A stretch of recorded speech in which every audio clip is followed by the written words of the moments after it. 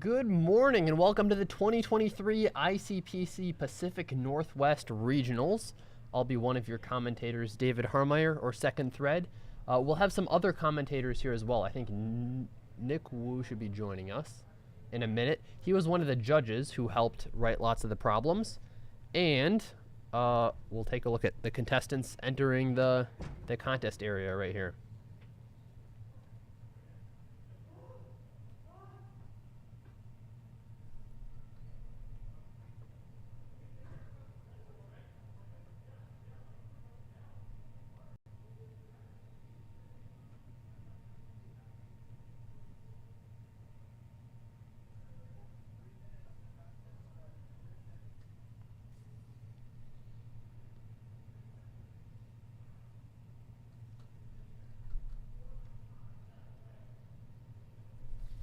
We have 3 minutes until contest starts, according to the judges. And we got a nice scoreboard overlay here. For those of you watching at home, this is the University of Washington, Tacoma. And there are multiple sites for this. There are some in California as well. I think there are some in Canada too. But this is only the teams that are coming to UW to compete. But for all contests, it will be on site. Different teams competing in different areas, though.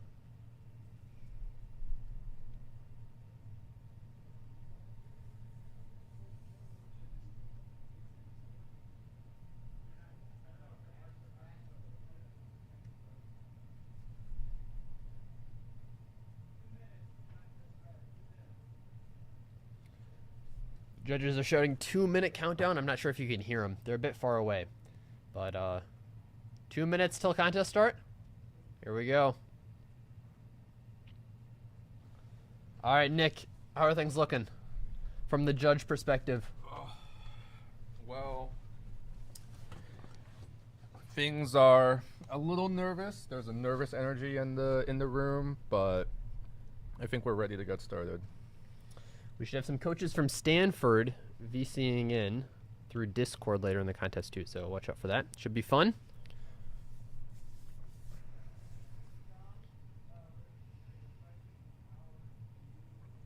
Welcome, welcome. I think we have people on Codeforces joining us here. Stream starts in a minute. All right. Yeah, I think we set up the stream on Codeforce to start right at the contest start. But the YouTube live stream is starting a few minutes before the actual contest starts.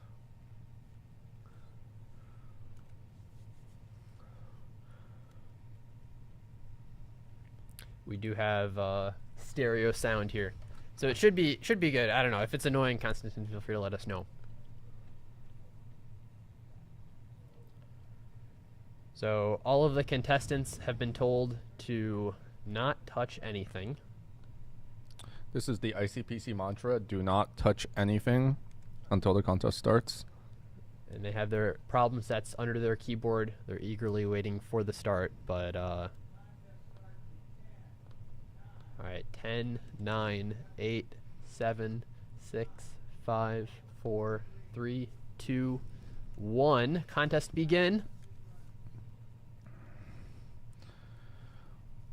There you go. You can see all the teams opening up their problem sets. Should be a fun contest. So we have access to some of the problems here. Not all of them. We'll take a look. I guess let's get them out now that they're unsanctioned. Look at this official problem set. Beautiful. Oh, they can't see us. Gorgeous. Okay. All right, so let's talk a bit about what this contest is, what the rules are for those people who aren't familiar, in case there are any parents watching. They don't necessarily compete themselves. It's a programming contest where the goal is to solve as many algorithmic problems as possible by writing computer programs in a 5-hour period. Yeah, so as mentioned, contestants will have a set of problems. For the Pacific Northwest, we have 2 divisions, and each division is actually featuring 13 problems. Problems are generally algorithmic in nature, although not necessarily. There might be some problems which don't involve any specialized algorithmic knowledge to solve. And teams will have one computer, so you can see on the contest floor there are teams of 3 individuals, and they share one computer. So they have one monitor, one keyboard, and they have to figure out how to effectively use just the one computer to solve as many problems in the 5-hour time span. So we currently don't see how many problems there are, so maybe we can ask the judges to update that if they get a chance. But we do see the score, and the way this is scored for each team is a combination of penalty points and number of problems correct. Obviously, if you get more problems correct, that's better. And if 2 teams tie for the same number of problems, whoever solves those problems fastest and with the fewest incorrect attempts performs better than the other teams, on the scoreboard anyway. Yeah, so I think specific to this contest, because the underlying judge infrastructure is being used to run multiple, it's being used to evaluate problems from multiple contests. I think that is part of the reason why we are not actually able to see, at least in this scoreboard view, which teams have solved which problems. So instead, we might see this combination of multiple distinct teams from different regions, and the ranks might look a little different from how they actually would appear in the subdivided contest. So in the Pacific Northwest, we do run 2 divisions. So we run a Division 1, and that is the sort of the typical regional ICPC regional contest experience. So if you are familiar with ICPC regionals, Division 1 you can just think of as like the actual regional, and that's the one that the strongest teams in the region will register for and compete in, and they will be competing for a spot in the ICPC North America Championship, which will run at the end of May. For teams that are getting started in programming contests and so on, we actually offer a Division 2. And so Division 2 features an easier problem set. So there are some shared problems between Division 1 and Division 2. And so this hopefully gives Division 2 teams a more gentle experience. We intentionally add some easier problems so that they have problems that they can work on, but we also do add in some of the harder problems from Division 1. So teams with a little bit more experience will have some harder problems to work on during the 5 hours. We can see there are M problems today, which is a pretty large set comparatively. Usually contests tend to have somewhere between like 10 and 14 problems. Yeah, I think over time, like historically, like 10 to 20 years ago, a regional would have maybe 8, 9, occasionally 10 problems. But yeah, I think it's definitely grown. Yeah, it's definitely grown a lot. I think that there is a bit of a move towards, well, if you have more problems, it's easier to have like a smoother difficulty curve. You can have more easy problems for teams to work on, so that teams sort of across the spectrum have something that they can work on. We got an announcement here. We have a wrong answer from Alberta Green. And some other submissions, yeah, in the Pacific Northwest. So the first submission we've seen so far is in Pacific Northwest. Rocky Mountain. Rocky Mountain. I don't know why I said Pacific Northwest. I'm looking over here. Yeah, so Rocky Mountain also is kind of using this system. There are some shared problems as well. But I know a lot of the Rocky Mountain problems are different from the ones used in this kind of Pacific Northwest, Division 1 and Division 2.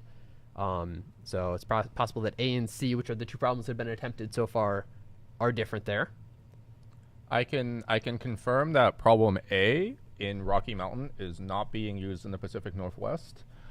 You know about problem C at all? Problem C is a problem that appears in the Pacific Northwest region, actually.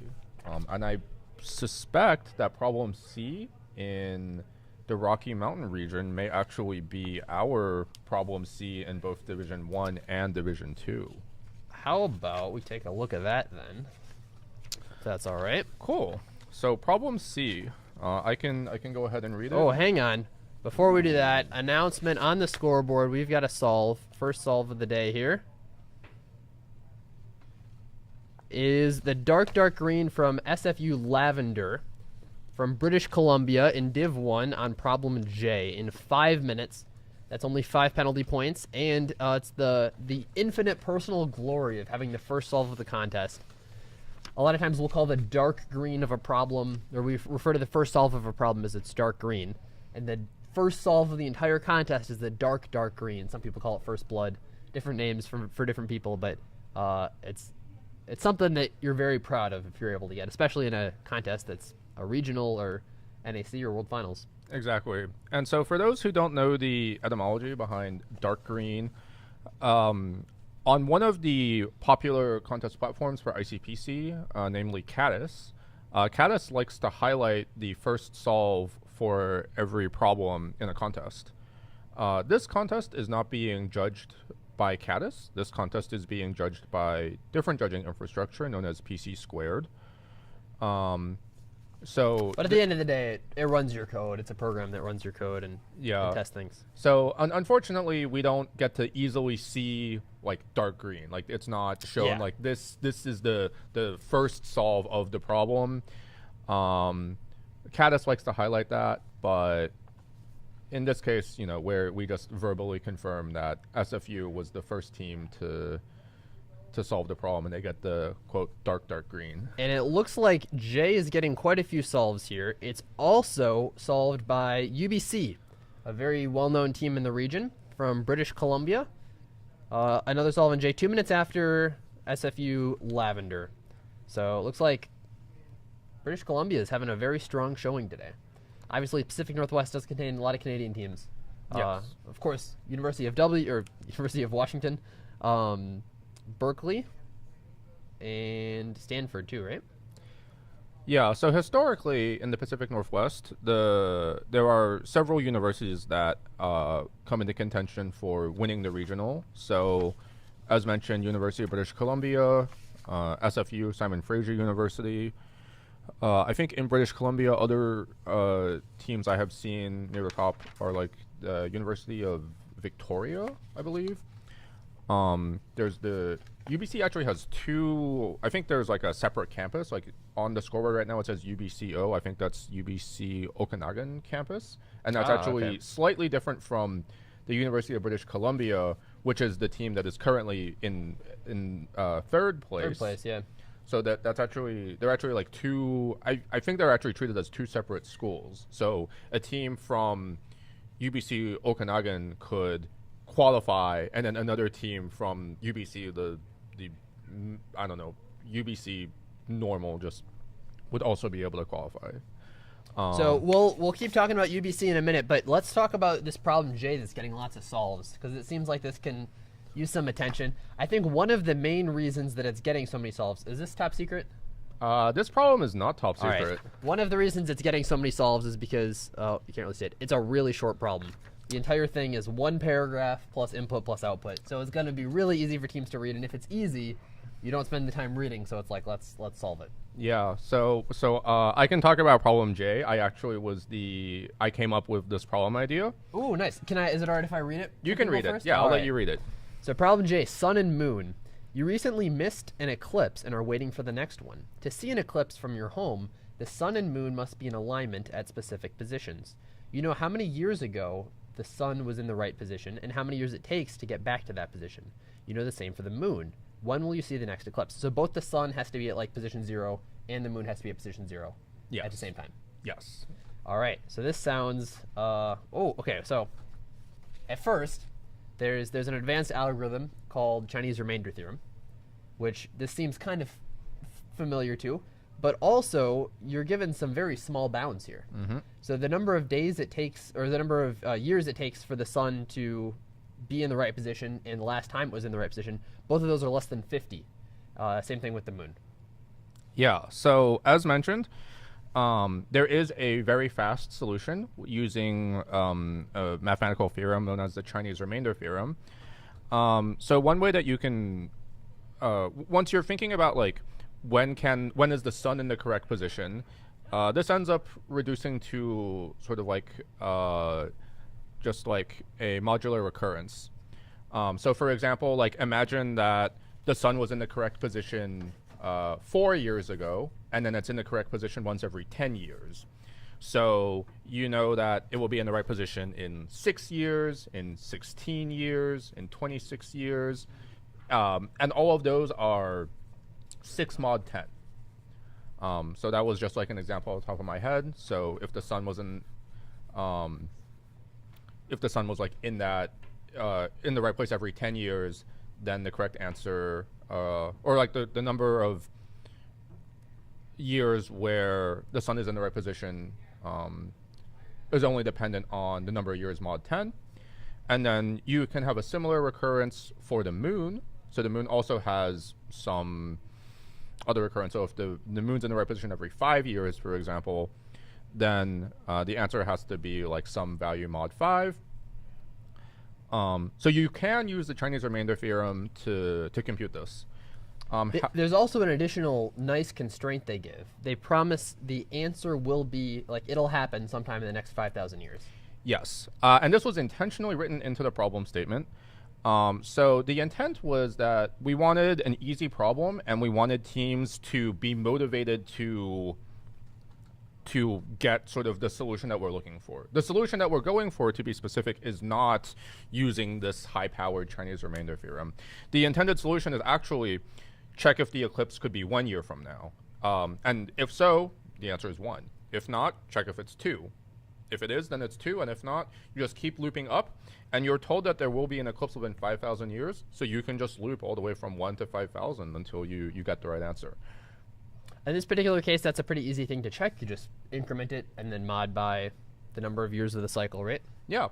Yeah, so the intended solution is that's it. It's you just have a loop going from 1 to 5,000, and you check the 2 modular recurrences, and if they happen to line up, then you print the answer, and then you're done. So it's supposed to be an easy problem. We expect all teams in Division 1 to get this problem. And in Division 2, it's also a problem that we hope that all teams will get, but it can be harder, I think, for Division 2 teams because they might be, We've got some pressing announcements here, some breaking news. We've got a bunch of solves on C, and also first team to get 2 problems was UBC from the real UBC, I guess, who got J in 8 minutes and just solved C as well, 13 minutes in. On their second submit, though, that gives them 41 penalty points because every time you make an incorrect submit and you end up solving the problem, you get an additional 20 penalty points, which means if another team, potentially one of the other 2 teams from British Columbia, if they are able to solve C as well, and they can do it without an incorrect submission, that'll put them in first place, beating D1 to do. Yep. Do you want to talk about problem C? Problem C. Problem C was the problem C in Rocky Mountain as well, right? Yes. Problem C was also from Rocky Mountain. So I was also the problem author for problem C. Problem author everything here. Problem Nick. author. Oh yeah, you have to see how many of these problems that are right. Nick said. Would you like me to read it again? Then you can talk. Yeah, talk you a can, bit about the theory. Yeah, I'll let you read it out loud. So the nth. Oh, what chaperone? Chaperone? Is that how you spell chaperone? So this is actually like the term for this construction. I don't know how it's pronounced. I'd say it's like chaperone, but I have no idea. It's spelled CHAMPERNOWNE. Champernowne. All right, we'll call it the nth champernowne. The nth champernowne word is obtained by writing down the first n positive integers and concatenating them together. For example, the 10th champernowne is 1, 2, 3, 4, 5, 7, 8, 9, 10 is like all digits. Okay. Given 2 positive integers n and k, count how many of the first n champernowne words are divisible by k. And bounds are very important here. So n goes up to 10 to the 5th, and k goes up to 10 to the 9th. Yeah, so this seems pretty classic base 10 problem. You got to know what happens when you extend something by a certain amount, and you're interested in the value modulo some integer k up to 10 to the 9. Yeah, so this problem also has some sort of not necessarily like number theory overtones, but like there's like this similar idea of you want to maintain these integers modulo k. So it happens to be the case that n is big enough that in some languages like Python, you can have integers that are like arbitrarily large. And so your first instinct might be, oh, I'm just going to, like take the first one, and then to get the second one, I'm just going to append a 2 and then recast to an int and check, and you repeat this all the way to n. And it's a pretty naive like brute force solution. You'd be tempted to try it out, but we made sure that that's too slow in all languages, in Python, in Java, in like C++. C++ doesn't have like these like big integers by default, but we made sure that those solutions time out. So you actually have to maintain these integers modulo k. And so the way that you do that is with like a little bit of algebra. So like imagine that you're starting with 1, and then you want to go from 1 to 12. When you're going from 1 to 12, what does that actually look like? You can actually treat it as like, oh, I'm multiplying by 10 and then adding 2. And then when you're going from, say, 12 to like 123, again, you're multiplying by 10 and then adding 3. And this process of multiplying by 10 and then adding the next integer happens to work up until you hit 10. So you can do this for like 12, 123, 1,234, yada, yada, yada, all the way to like 123,456,789. But then when you hit 10, you can no longer just multiply by 10. You actually have to multiply by 100. So then you can multiply 100 and add 10. And you can, then you, instead of multiplying by 10, you multiply by 100 up until you hit like 3-digit numbers. So this problem is also ultimately like solvable with like, you just loop from 1 to n, and then you just have to cleverly maintain what the Champernowne word is modulo k. That's all you need. The one thing that contestants will need to be careful about is k is large. K is up to 10 to the 9. So 32-bit integers have a maximum capacity of 2 billion, which is just barely above k. So if you only use 32-bit integers, you will overflow. And actually, the last sample looks really big and intimidating, but we added that sample to try to clue teams in that you need to use 64-bit integers to handle that. So hopefully teams aren't getting too tripped up on that. That's really the only big gotcha that we have on this problem. Yeah, it is a bit interesting that we've seen UBC get that one wrong, especially if they had that third sample. It seems kind of tricky to get wrong if you're not overflowing. That is true. In fact, as a judge, I can look at their submission, so I could theoretically look it up to see what went wrong. If we're very curious, I can probably try to dig it up.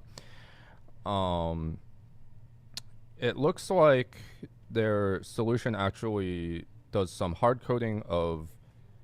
It looks like there's some hard coding of the number of digits, and it looks like that hard coding actually has an error. It looks like it has a tiny error when in counting the number of digits. And so this test case will catch overflow, but it won't catch if you multiply by the wrong power of 10. So because they counted the number of digits incorrectly, they were able to pass all the samples because the samples are small, except for this one. And it happens that in the overflow case, the number that is divisible ends up being kind of small. So the samples did not catch this bug, so they had to manually go and fix their digit counting. Gotcha. I see. So, coming back to the scoreboard, we have a whole bunch more solves here. I see a question, where can you get the problem set? Well, you can't yet. Maybe later you can. Yeah. But not for now. Yeah, due to some problem sharing that's been going on, the problem statements are not available for public usage yet. we have permission to discuss only the problems which are not shared because they will not compromise the integrity of future contests that we'll run. Once those contests start, we might be able to get all of the problem statements up for people to look at, and we'll also discover the other problems. But for now, we are keeping ourselves limited to only discussing problems that are not being shared in future contests. There are a bunch of contests happening today, a bunch of different regionals across the United States, and these include ones in like Hawaii, where the time zone is very different, obviously, from New York and Florida and even Seattle. So we have to be sensitive to that, and there are different start times, and some of the problems that are used both in this set and in Hawaii, we obviously can't leak because then the contestants in that, if they watch the stream, would have an unfair advantage. And that's also why you can't download it, because even if the contestants are sequestered, there would be risks associated with that. Oh my goodness, hang on. Hold on a minute. Breaking news. We've got a third dark green on problem E by SFU Lavender. It's from F. Sorry, problem F. I can read. F and underlined. Looks a lot like you need. Yeah, problem F. They got the dark green in the contest at 5 minutes, and then it looks like they moved on to F. And almost certainly now they're looking at C. Yeah, so one thing that we can actually talk a little bit about is like the scoreboard and like why does it exist and how can teams use it. So this scoreboard is not just visible for, you know, the public to look at to sort of see what's going on. Contestants in the contest will also have access to the scoreboard, so they will be able to look and see, oh, these teams are solving these problems. So SFU Lavender, if they're paying attention to the scoreboard, like they've solved problem F, they're probably going to look at the scoreboard and they're going to see, oh, look, there are like 10 or so teams and they've solved problem C. So they're probably going to have someone take a look at that if someone's not already looking. And I would fully expect them to, you know, make a submission in the next like 10 or so minutes, maybe even sooner. There is a lot of information that gets leaked to you, I mean, like told to you through the scoreboard. In particular, there aren't many problems in this contest that can be solved in 5 minutes, but J is one of them. So there are many teams still who haven't solved problems yet, and they now know that J is a problem that some teams can solve in 5 minutes. It's probably a good thing for them to look at. We got another submit on problem C. Let's see if they get it. The Cash Cow team. If we scroll down a little bit, we can see that some team tried problem I. Which team is that? Looks like this is Bite Bandits from U Washington. So they are on site here, and we'll see if they continue working on it, or if they decide to go to some of the problems that actually have been solved by multiple teams on the contest. So in a lot of ICPC contests, on the contest floor, after a team solves a problem, there will be a balloon that gets delivered to the team. This one will still have balloons, but they won't be quite as floaty, because there were some school policies about that. Obviously, balloons getting lost to high ceilings can be a big inconvenience for some janitors. Oh my goodness. Another alert. We have a submit on problem B, a wrong answer from another team from UW. UW today, they're going after some hard problems. Yeah, problem B is not. Are we allowed to talk about problem B? I think problem B we are allowed to talk about. I'm. Looks like it. Yeah. Alchemy. Problem B, alchemy. I'll let you Nick, read it out. there are there are so many problems that I've come across titled alchemy. Yes. Matt Fontaine had one. There was one. I think, did last World Finals have an alchemy problem? I don't think it was in World Finals. So Pacific Northwest had a problem called alchemy in 2014. In the 2014 regional, or maybe 2013, there was a problem called alchemy. Actually, in this past year for the USA Computing Olympiad, I wrote a different problem called alchemy. And then we found out on Caddis there's like another problem called like Alchemy 101 or something. But yeah, alchemy is a somewhat fancy common problem title. All right, let's talk about what the statement is here.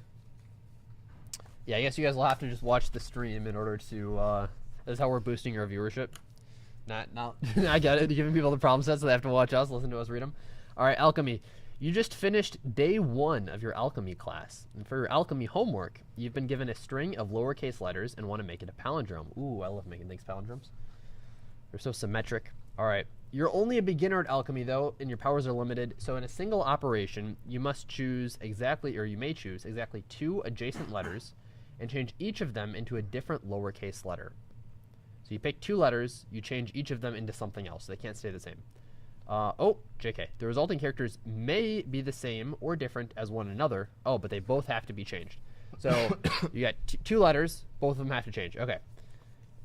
So, yeah, then they tell you what a palindrome is. So we'll skip the definition they give here, but basically a palindrome is the same if you read it forward or backwards, so it's symmetric along the middle. And the question is, compute the minimum number of operations needed to make the string a palindrome with bounds of n equals n up to 100 lowercase letters, and you have to convert the string into a palindrome. So they give you some samples here. And it looks like, 5 different samples with both some even and some odd cases. And I think it's very important because definitely there's going to be a different solution or a little bit of a different logic if it's even versus odd. This problem is very controversial. I also proposed this problem, believe it or not. And the original bounds for this problem were n would go up to 10 to the 5. And so with n being like 10 to the 5, you end up having to find like a very efficient solution. So usually when n is 10 to the 5, you think like, oh, you need linear, you need like n log n, maybe n log squared n or something as such. Seems like you do this one in order 1, or is it order 1 once you've done the pre-comp, so order n. Yeah, so the intended solution for this problem actually is linear. It's O of n. But we decided to lower the bounds because we didn't have a compelling reason to make the bounds large. And while the problem was being test solved, there were many wrong solutions from the judges. So actually, almost all the judges got this wrong on their first like 3 or 4 attempts. And there were complaints that this problem is just way too hard and just cannot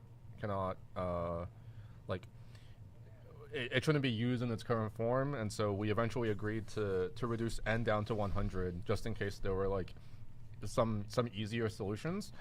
But actually, I don't know that we know of any like easier solutions. So intuitively, it doesn't seem probably quite as hard as it is. I don't necessarily see why it would be so tricky, but maybe let's talk about it here. We can go through the samples. I think let's go through the samples one by one, and I think going through the samples one by one will help to maybe like it helps you to kind of build an understanding for the problem and to realize why it's not as like easy as your first instinct might have it be. So there's several samples here, I guess. Yeah, here you go. We've got IOI. Yes, IOI is a reference to the International Olympiad in Informatics. IOI is a palindrome, so the answer is 0. You don't have to do anything. It's already a palindrome, so the answer is necessarily 0. A bit more of a tricky one is the next one, which is NOI. And for this one, you can change the N and the O, right? Yeah, so you can change the N and the O. So the N has to be changed to an I in order to make it a palindrome. And then the O also has to be changed. But that doesn't matter. The O is in the very middle, and the string is odd length. So you can change it to any letter, and it'll be okay. All right. We have our third operation here, which is CTSC. Is this another contest? Yeah, so NOI and CTSC are references to contests that are run in China. NOI is the National Olympiad in Informatics. CTSC stands for China Team Selection Contest. This sample, the answer is also 1. So yeah, there's one thing that I want to point out here, which is like when you have a palindrome, there are often pairs of characters that you need to be the same because it needs to be symmetric, right? So here, the T and the S, these will need to be the same, and these C and the C needs to be the same. Mm-hmm. And really, I think all that matters is which pairs work, which pairs don't, and the count of each. and also the middle character, right? Yeah, so I will refrain from commenting further until we work through all the all right. samples by hand. But the answer to this is 1. And so how would you change the string to show that it's doable in only one operation? Well, we have this T and the S that don't work. If we know the answer is 1, then clearly that's what we have to change, and it seems like we could change both of those into C's. Yeah, so you could just get C, C, C, C, and that's a palindrome. And so that's how you get it in answer 1. All right, are things about to get tricky here? Yeah, the next sample is going to be the first one that's gonna trip people up. I'm not gonna tell you the answer. All right, I'm just gonna tell you. I'm gonna tell you what the word is. Yeah, tell me. Okay, let's go for it. So it's actually a word this time. It's not a contest reference. The word right. is fool. F-O-O-L. Oh, that's clever. Because that's what trips people up. Well, Yeah. surely this is just 1, right? I don't know. Do they have to be adjacent? Oh, they have to be adjacent. Wait, do they have to be adjacent? Hang on. Yes, they do have to be adjacent. You have to pick 2 adjacent characters. Okay. That makes it a lot harder. So now the position of the characters matter all of a sudden. Okay. All right. So now I see why it's tricky. Okay. Wait, was this solved? What is this? This is problem B? No team has solved it yet.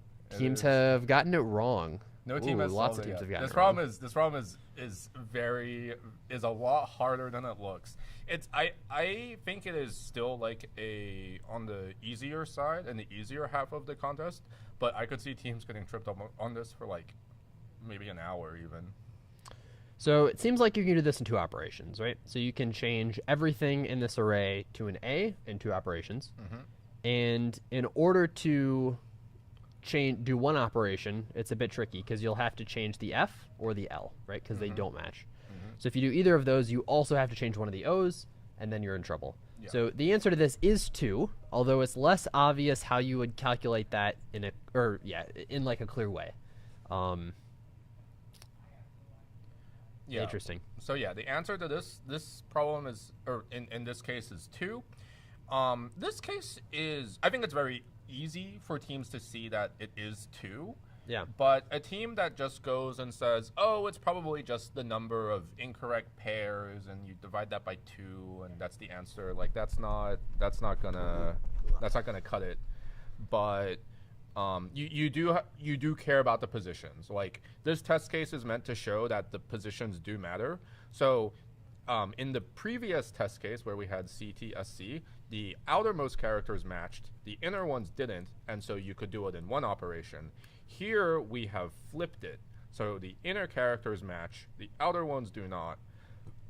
Because of this like inversion, the answer is 2 and not 1. And that makes a lot of sense because when the characters are farther apart, you can't easily match them together. But you still do, like, there still is one important part, which is you don't really care what each character is, you just care whether it's correct or not. Where correct means it matches its pair in the palindrome. Yeah. So one observation that you can make is if you have imagine that you have some pair and those letters are correct. If you mutate exactly one of them, the pair will switch to being incorrect. If the pair of characters do not match, if you mutate one of them, you can make them match, but you don't have to.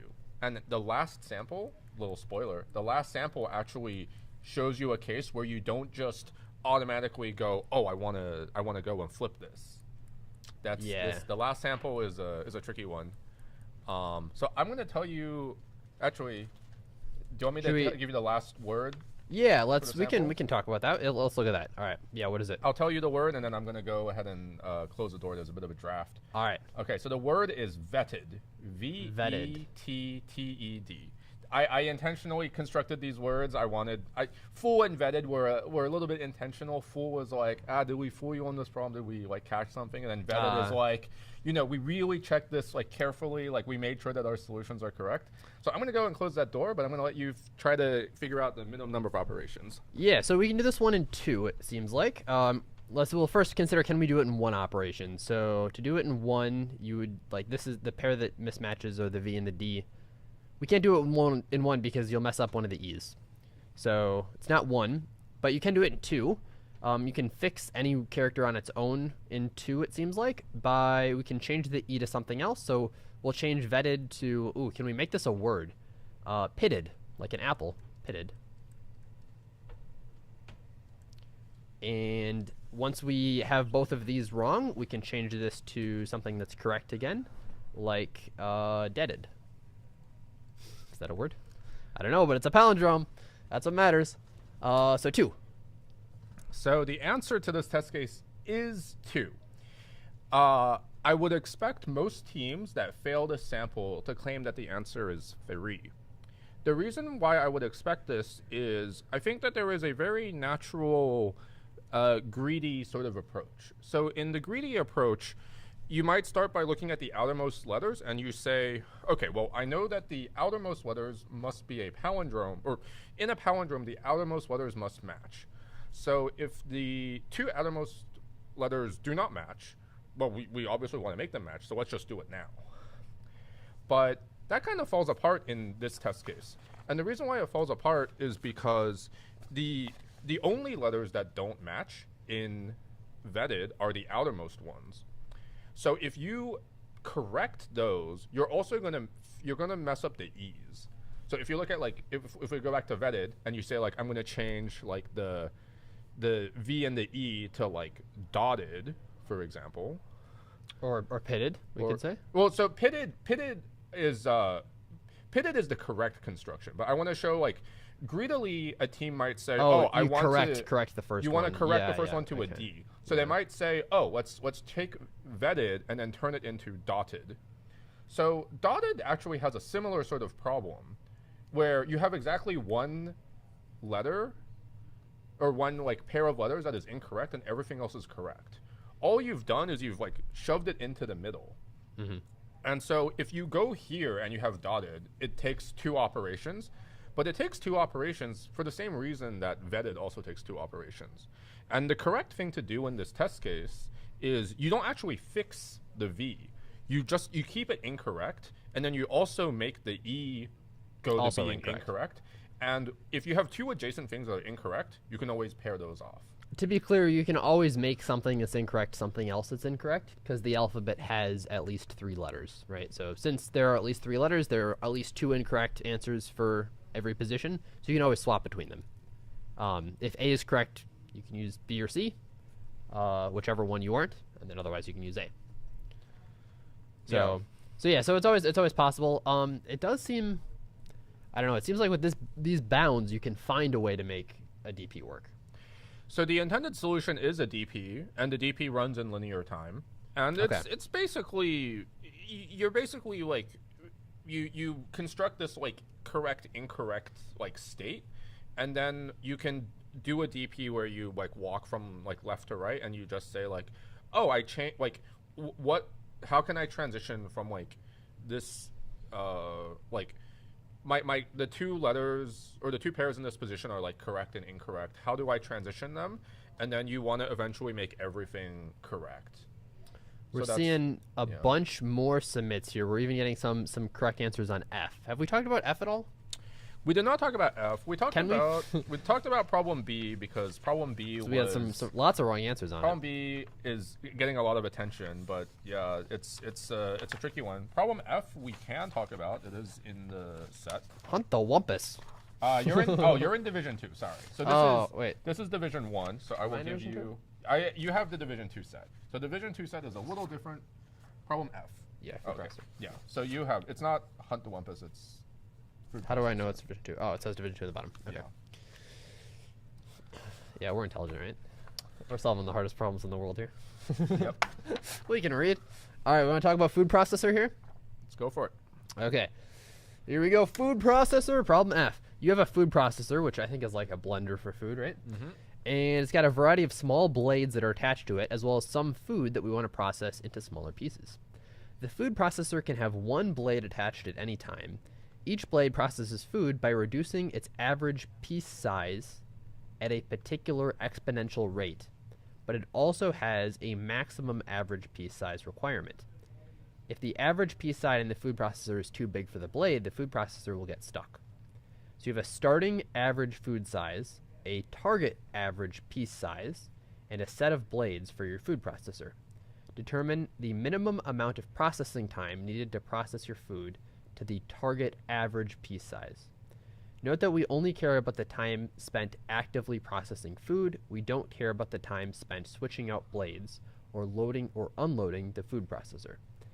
So, let's talk about what each blade is. So we have, so first we have a starting average piece size and a target average piece size, and each of those are numbers up to 1 million.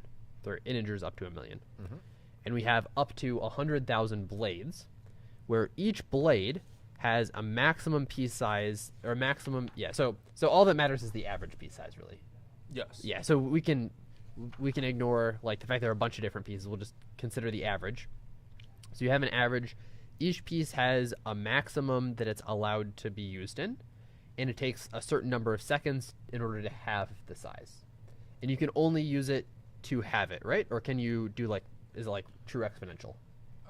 So it is like a true exponential. So instead of it being like you run it for that many seconds and then it cuts in half, you can like switch it out and it will like slowly taper off. Like so if it takes like 5 seconds in order to have, and it has a certain size, you're allowed to use it for like 1.2 seconds until it gets to some other size, and then switch the blade out. Yes. And then start processing it again. Yes. So it will decrease like continuously. So it's not like a discrete like drop off at every like halfway point. And this is hopefully clear in the problem because all of the answers are floating point numbers. Whereas if it was a discrete drop off, like they would just be integers because you could only ever have a halving on an integer boundary. Yay, practical problems. Yeah, I don't know how practical this one is, but this one's interesting because I feel like I don't know. Have you ever used a food processor? No, I have not. I feel like you always spend way more time cleaning it up and worrying about the blades. So if you were really in a rush, you would just use one. but yeah, you just hold the button down, right? You just hold the button down, you're done. But anyway, it's kind of fun. So it seems like since changing and washing the blades doesn't count toward your total time, it's always beneficial to use whatever the best blade you have is, where the blade is capable of cutting food that big. Yeah, that's actually all this problem is. Like your intuition to sort of always use the fastest possible blade is correct. There's no reason to ever use a slower blade. A faster blade will just always do the same amount of work, but it'll do it faster. So this problem is just sort of like, you can call it a data structures problem, just a sorting problem. You maintain like you maintain like your initial collection of like, oh, these blades are ones I can use. Just take the best one, throw out the rest of them, and then you like use it.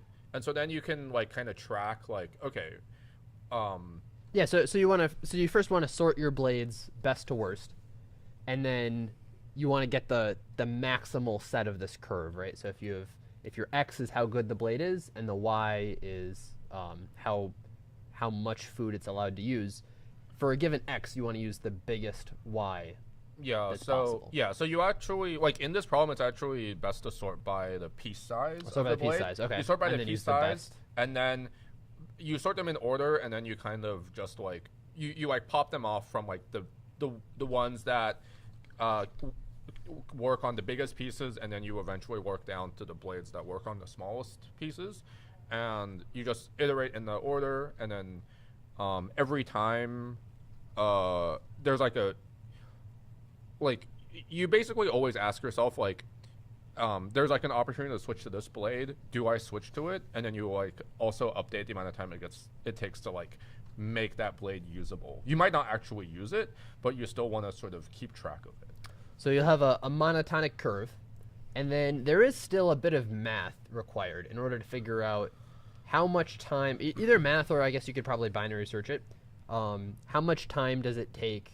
Like, how do things decay? So you mentioned, like, it takes this much to decrease to half. You mentioned the half-life or whatever. But, yeah, it's not immediately obvious before you get out your pencil and paper how long you would have to keep something in the food processor for it to get from average size of 5 to an average size of 3. Yeah. So I think all of the judges, they just solved for this exactly. So you're basically solving an equation of the form like 1/2 to the x is equal to like some ratio. How do you solve for x? And this is a high school algebra exercise. So Do if I you remember wanna, my high school algebra? we'll see. We'll see. All right, let's see. Let's think about it. I'll try and derive it. You just told me, but I wasn't super listening, so I'll try and derive it here. All right, so 1/2 to the X. yeah, to We'll call it t. Call it t. 1/2. time. So how much it takes 1/2, like it halves every second, or every not every second, every like so many seconds. So like every t divided by like the duration. It's actually the opposite. It'll be the duration over, but it doesn't really matter. Like if your duration is 2 times it, you got cut to 1/4. So you want it to be. Yeah. So if it takes 2 seconds for you to have, then when t equals 2, it'll be 1/2, right? When t equals 4, it'll be 2. Yeah. So you want the duration to be the numerator. As the duration goes up, the amount you have left over goes down. Oh, so you would be solving for like this is currently just like the amount. Howdy.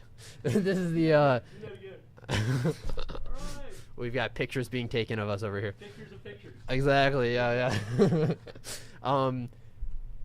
Okay. Yeah. So you're saying how much you want left. So this is like what it will, like the proportion it will decrease by. Is what this would be. Like ultimately you're like the hard part is you're solving 1/2 to the x equals y. Like that's what it ends up being. Like Sure. I think in the way that I've modeled it, I model it as duration over t, where t is the amount of time it takes. If you have this other Yeah. you might Should be I go modeling for something this? else. Yeah. If you're modeling something else, that's totally fine. So this is like the percent of the original that we want to keep.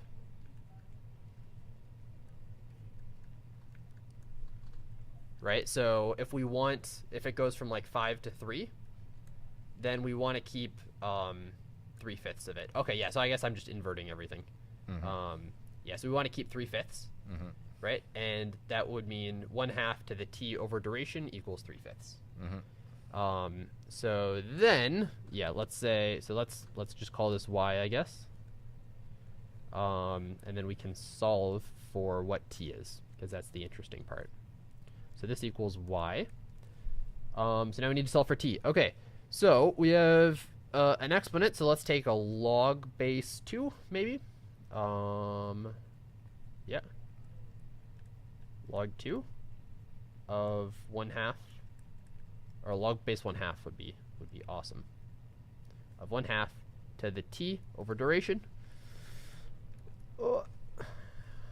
This equals log base 2 of y. Log base 1/2. I'm sorry. Log base 1/2 of 1/2 to the something. That's just the thing, right? So this is just t over duration equals log base e of y over log base e of 1/2. And then you multiply it by duration and you're set. Yeah, this is Right? how you can show that you've inverted this. Oh, because The duration, like Yeah. as the duration goes up, you expect am I right? Oh, maybe you've. Oh, I see. Okay. like it depends what you're. Yeah. But Like my y means something else from. yeah. Sorry, I'm still mixed up. I'm like thinking in terms of my solution, which is not what you were describing. But yeah, like the high school algebra that is being assessed here is, can you take a logarithm? Yeah. Do you understand what it means to have a half-life? Yeah. But I think I do not know that any judges wrote a solution where you could actually binary search for the answer. Like that is a standard technique. It may or may not pass. I don't think we wrote a solution one way or the other to say like, oh, we take a stance here. We just sort of expect these teams to be able to take the logarithm, because it's not a difficult part of the math here. Like I think the harder part is in this problem is keeping track of the best possible blade. That's the part that we find hard, but then there's just a little bit of math flavor on top of it. It does seem like somewhat doable, because they say you can have a relative error of at most 10 to the minus 5. So it's probably doable, but I guess you can try it when the data gets released after the contest, probably. Mm-hmm. Let's take a look at the teams here. I'm not seeing too many balloons. It's possible that's a work in progress. Oh, we have some more breaking news. Breaking news alert! We got solves on A. 2 solves on A.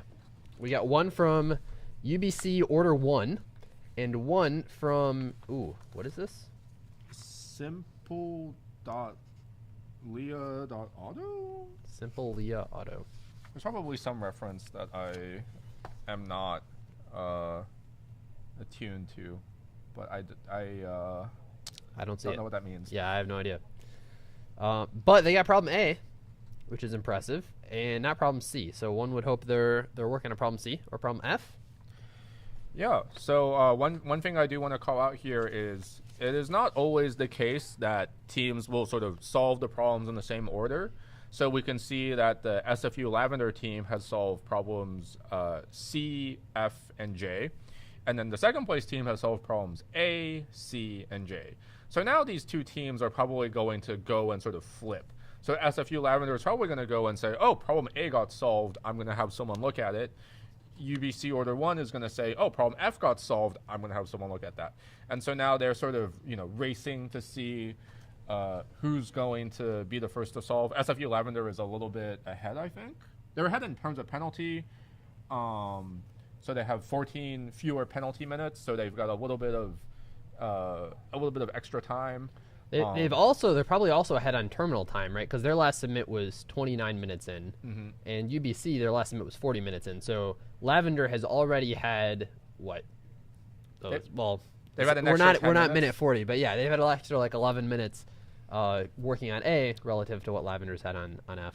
Yeah. Although I would say that the one thing that UBC has going for them is if they looked at the scoreboard now, like at minute 40, they would be like, oh, look, 3 teams have solved F. Whereas when SFU Lavender solved problem C, they didn't know that A was solvable. So they could be on E for all we know. Yeah, they could be doing any other problem. Let's take a quick look at the Div 2 standings here. It looks like we've got 2 problems solved, and OSU is in the lead. Oregon State University. I would guess that OSU is Oregon State and not the game. Not Ohio State or the game. There's also this Ohio this State. game, right? It looks like it's Oregon State. Yeah. If Ohio State somehow made it to our region, I'd have a few follow-up questions. Problem G, I think, is unique to Division 2. I do not know exactly what it is. Do I have it? I've got the But you might Div not 2 have set. it. You actually, I think you Let's have see. it. I think you probably have it, but you might not. We'll find out. CF. Oh, did I take 2 pages? I did. We've got it. Fading wind. Should we talk about it? Yeah, feel free to read it. You have the only copy, so I'll let you read it out loud. It's a long statement, I gotta say. It's like 4.5 paragraphs, so we'll go through this quickly. Derek Kisman says Simple Leah Auto is the proof language. The proof assistant language. I vaguely know of that language. I know enough to know that it exists, and that's it. I am not qualified to say anything else.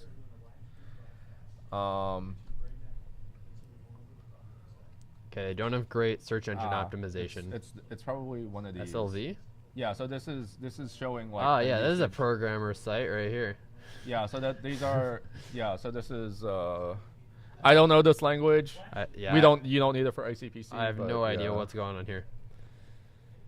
All right, well, let's talk about problem G instead. We can read them.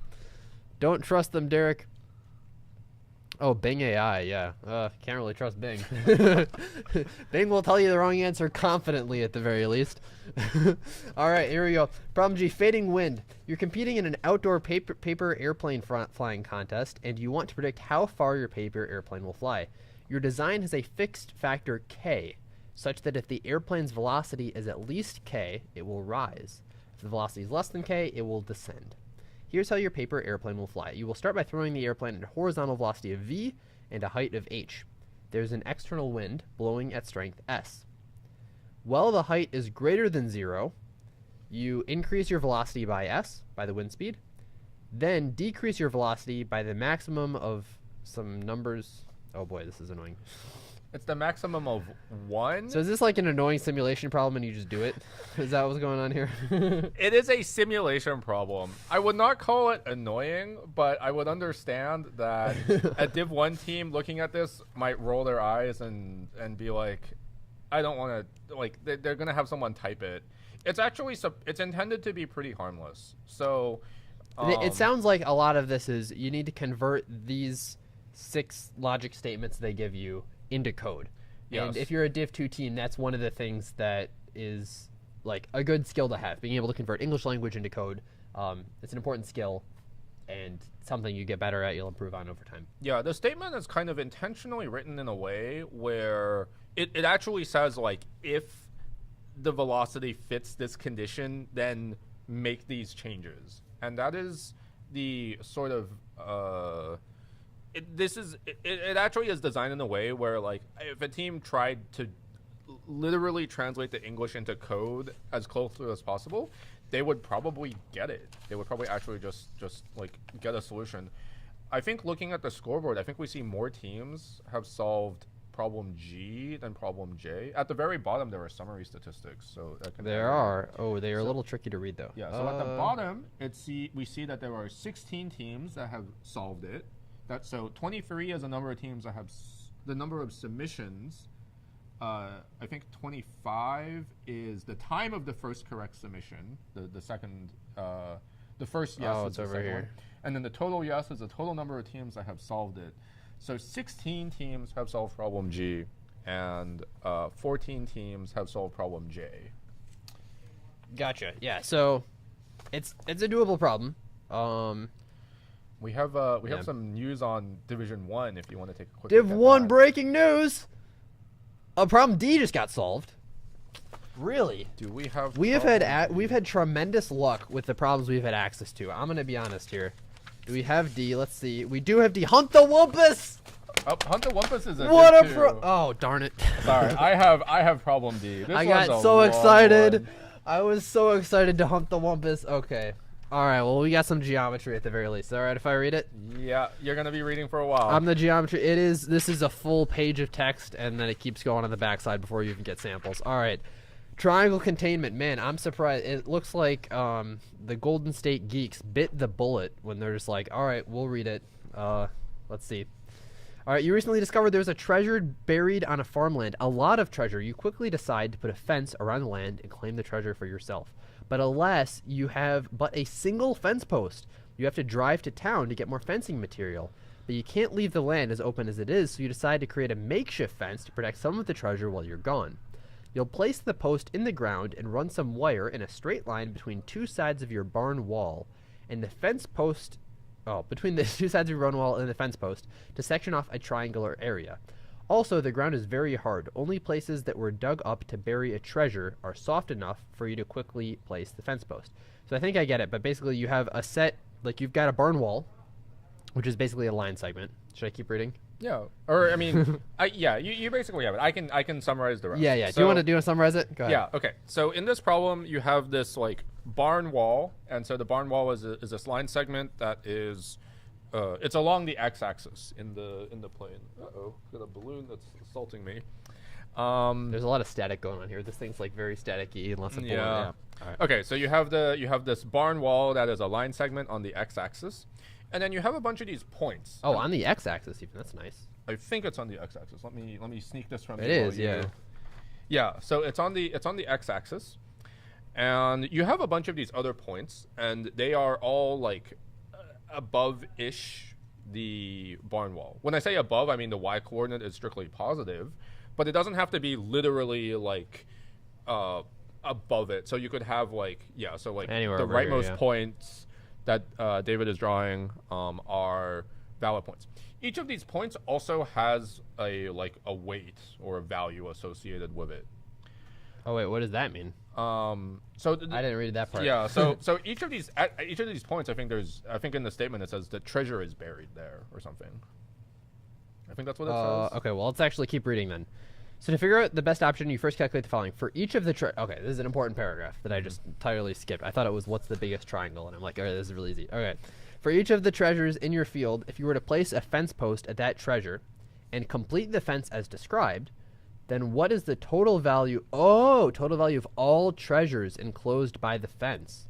Note the treasure under a post you placed is not considered when enclosed by the fence. So you have a bunch of points. Each has a certain amount of treasure. And you need to know, if you place it here, how much is strictly inside the triangle.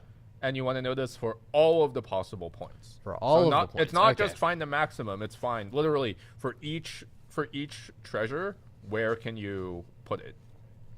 Or So- like how much treasure is like Yeah, underneath? like what's the sum of the weights of everything that would be in that triangle? Yes. All right, so yeah, let's maybe make a better example here. Let's do one of these probably. Do they guarantee there are no 3 collinear points? No freely collinear points is guaranteed. Nice. I love that Yeah. guarantee. Yeah. How many so points are there? There are 10 to the 5. 10 to the 5. The coordinates are really big. That's actually important. Values are also big. Less important. Okay. But yeah, the important things to note: 10 to the 5 points. Points are big in coordinates. No free collinear. So yeah, so there are two things that are very important here, which we can be interested in. Maybe we'll get a new color even. How about that? Let's make red. What do you think? That'd be pretty cool. So the first thing that's important, let's consider a particular point. Maybe let's consider this point here. Good example point. So the first thing that's important is this line. Can I draw a good line? This line, here, right? And the second one is this line here. And we know, like this point we'll say is below the line. We know there will be 0 points on the line because this point is one of the points, this point's one of the points, and there are no 3 that are collinear. So we don't have to worry about that. So we're interested in all of the points that come after this point in this order, if you circle everything around this like this, and also all of the points that come before this point on the order that's sorted by this. Yes. So one potential way of doing this, do you know, do they give you time limits here? I think the time limit is at the very top of the statement. Very This time top. limit's pretty strict. Pretty strict. So I have an idea that would be like n log squared, which would Okay. involve like some sort of 2D range sum, but that might be too slow. So it seems like maybe instead of having just a bunch of these, we can do a sweep with an n log n instead of n log squared. That might speed things up a bit. Yeah, so the intended solution is to... so we start by making the observations that you had with respect to these angles. So a point is strictly inside this triangle if it's sorted after, like, with respect We'll call to the this origin. A and this B. And if it's sorted before with respect to B. So this is an equivalent constraint. And so if you like remapped these points into like a different like XY space, you would say that like you want like this 2D range sum, right? You want all of the points that are like under and to the left of this point in this like remapped space. And you the natural inclination there is to have like a data structure that supports a 2-dimensional range sum. But 2-dimensional range sum data structures are generally avoided, and you don't want to use them unless you really, really need a 2-dimensional range sum. Yeah, and they're a bit slow, right? Yeah, they're actually super slow. They're slow. They use a lot of memory. Yeah, so what you do instead is, so when you're solving this, so now we've sort of translated the problem into this like you have a 2D plane and you want to count the number of the like sum of all the points like down and to the left. So what you can do is you can sweep like a vertical line over the plane from left to right, and you maintain a one-dimensional seg tree. So we'll do it instead of converting to the Yeah. points because that's a bit hard to draw. We'll Yeah. do it here. So we'll sweep this line here. Yeah. And we're going to rotate along one angle. Yes. And then for the other angle, we'll keep track of, for every range of this angle in a segment tree, Yeah. we'll keep track of how many points in the first one have already been processed. Exactly. That's the intended solution, and this is n log n, and this runs comfortably in time. It was not required to do this in n log n, so I know that some of the judges believe in Square root like, stuff? square root and stuff. Ooh. So like there is a solution that uses, instead of maintaining the sums with a segment tree, they use like square root decomposition to maintain it. Those solutions explicitly pass. Basically, the judges wanted to support any solution that did it in faster than n log squared. or faster than n squared. Oh, faster than n squared even. Just All like right. yeah. So we intentionally TLE'd like brute force pruning, even like, you know, check if this point is in this other triangle and so on. Even if you like sort all the points by y coordinate and do some of these like angle like sorting heuristics, like we're able to make all of those solutions not pass. But any way of doing the sums more quickly, so segment tree, square root decomposition, the 2D range sum probably works, but it's very nasty to code. I wouldn't expect the team to have coded that in the first hour. Yeah, that's the kind of thing where when you start coding it, you're like, hang on, let me think for a minute. Am I overcomplicating this? Because if I am, the amount of time it would take to figure out the easier solution, like you saw me figure it out in just like a couple seconds there, like, oh, this is not, we're doing this too hard. That's definitely way faster than it would take to code the whole thing. Yeah, that's actually one important thing in ICPC is keyboard time is very, very important. So you don't want to commit to spending like 60 minutes of your time typing out a like this two-dimensional data structure that's really easy to get wrong. If you spend an extra 5 minutes thinking about it, you go from, you know, having to type this massive two-dimensional data structure to typing a one-dimensional one, and that sort of thing takes, you know, teams here maybe like 5-10 minutes, honestly. So you've suddenly saved yourself a lot of time, even though you know you spent that extra time to think about, oh, is there a simpler solution I can code up? All right, first of all, it's good to see you, Nero, too. And we have some breaking news about Division 2. Let's check this out. We got a bunch of brand new solves here. One on D, one on I, and one on M. All very recently. And I think I want to make the executive call, since I got so excited before, that we're going to look at the Wumpus problem. Is that all right? Yeah, gotta hunt the Wumpus. Hunt the Wumpus! Hang on, where is he? Hunt the Wumpus. All right. I'm so excited. Hunt the Wumpus. What a problem title. Is a game you play against the computer with a 10 by 10 grid. At the beginning of the game, 4 Wumpuses are placed in the grid with no two sharing a location. You need to find and capture all 4 Wumpuses. You guess a square by entering the coordinates as 2 decimal digits. If you guess the location of a Wumpus, you're told you did so, and that the Wumpus is captured and removed from the grid. Whether or not you hit a Wumpus, the Manhattan distance between your guess and the closest Wumpus is reported to you. You can use this to locate and find each Wumpus. The game ends when the last Wumpus is captured. You've been asked to write a computer portion of the game. The user guesses and randomly generated Wumpus coordinates are defined as a 2-digit integer, where the high digit is x and low digit is y for the point xy. Wait, what? The user guesses and randomly generated Wumpus locations are defined by a 2-digit number, where the high digit... Oh, so you have an x and a y, but it's a 10 by 10 grid, so they give you those as the two digits. It is encoded as a number from 0 to 100. Or, yeah 0 to 99. Yeah. Okay, all right. To make the game more deterministic... Wait, so... I see. So, the Wumpuses don't move. Right. Yes, the 4 locations are like pre-generated and static. Like they stay there. So we have four locations in a grid. And who makes the guesses?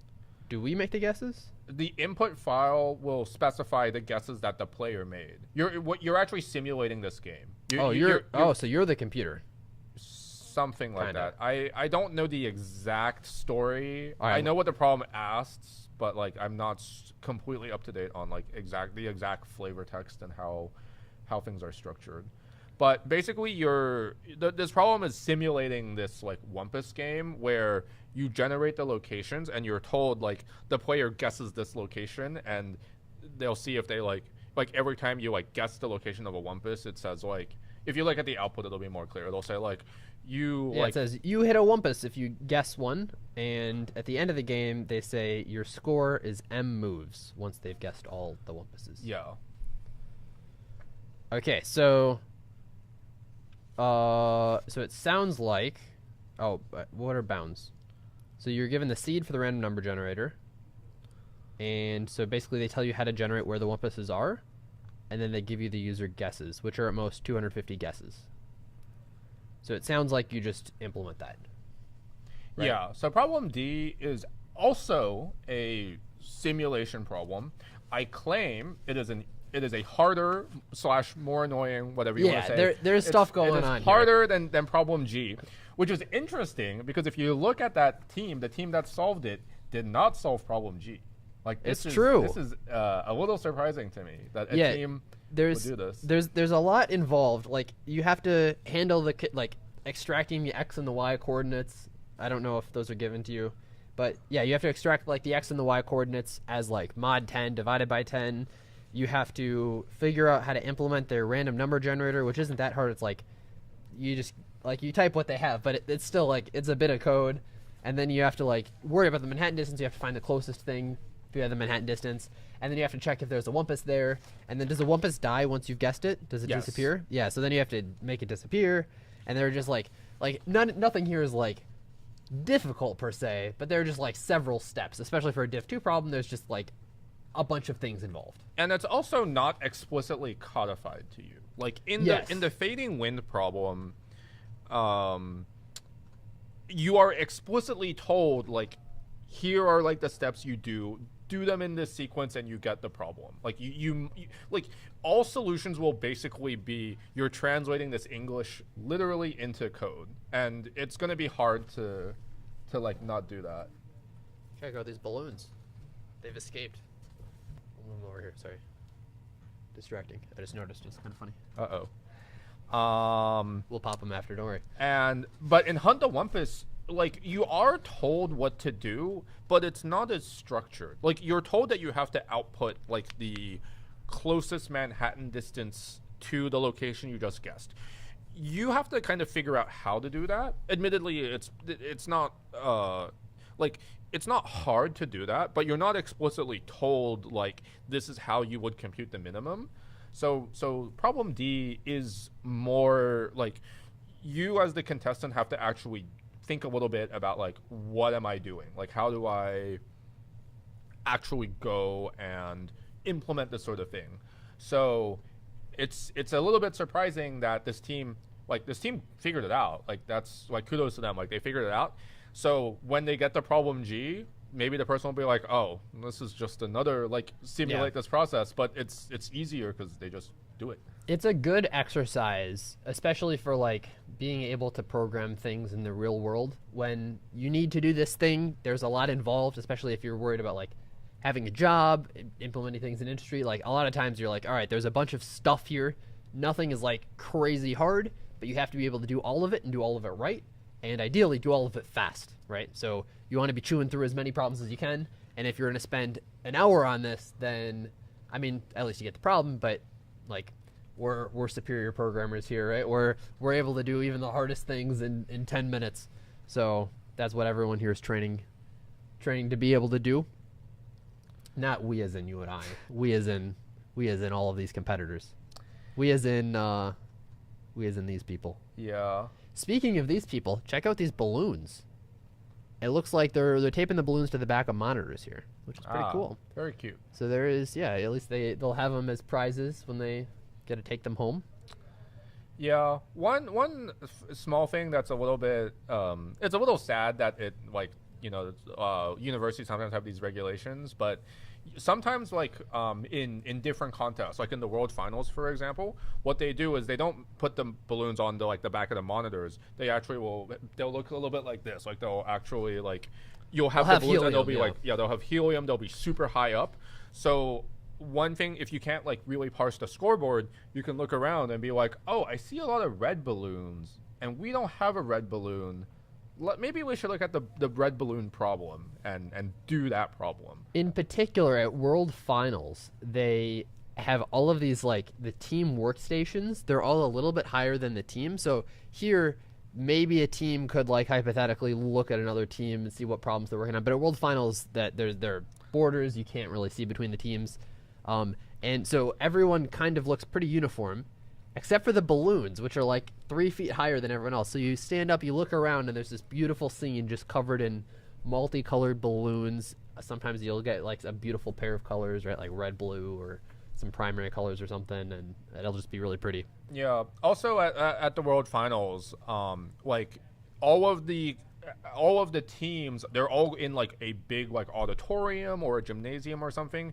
Here at the Pacific Northwest, like we have a little sneak peek into the University of Washington Tacoma site, but there are different sites that are also running the regionals in parallel. Sadly, we don't have cameras installed at the location, so we can't see what they're doing. But like, there's a site in Oregon, there's a site in Hawaii, there's a site in British Columbia, there's a site in Northern California, and so at all of these sites, the setup's a little bit different. The computers are all running the same like operating system and so on, but they also have like similar builds. But if you look at like the World Finals, because everyone's in one auditorium and you have people who are spectating, they want the balloons to be like super high up so that if you're like looking and you're trying to find like, oh, I want to find like my team like on the contest floor and you can't easily see the scoreboard, you can just look for where your team and you can just look up above them to see how many balloons are floating above their heads.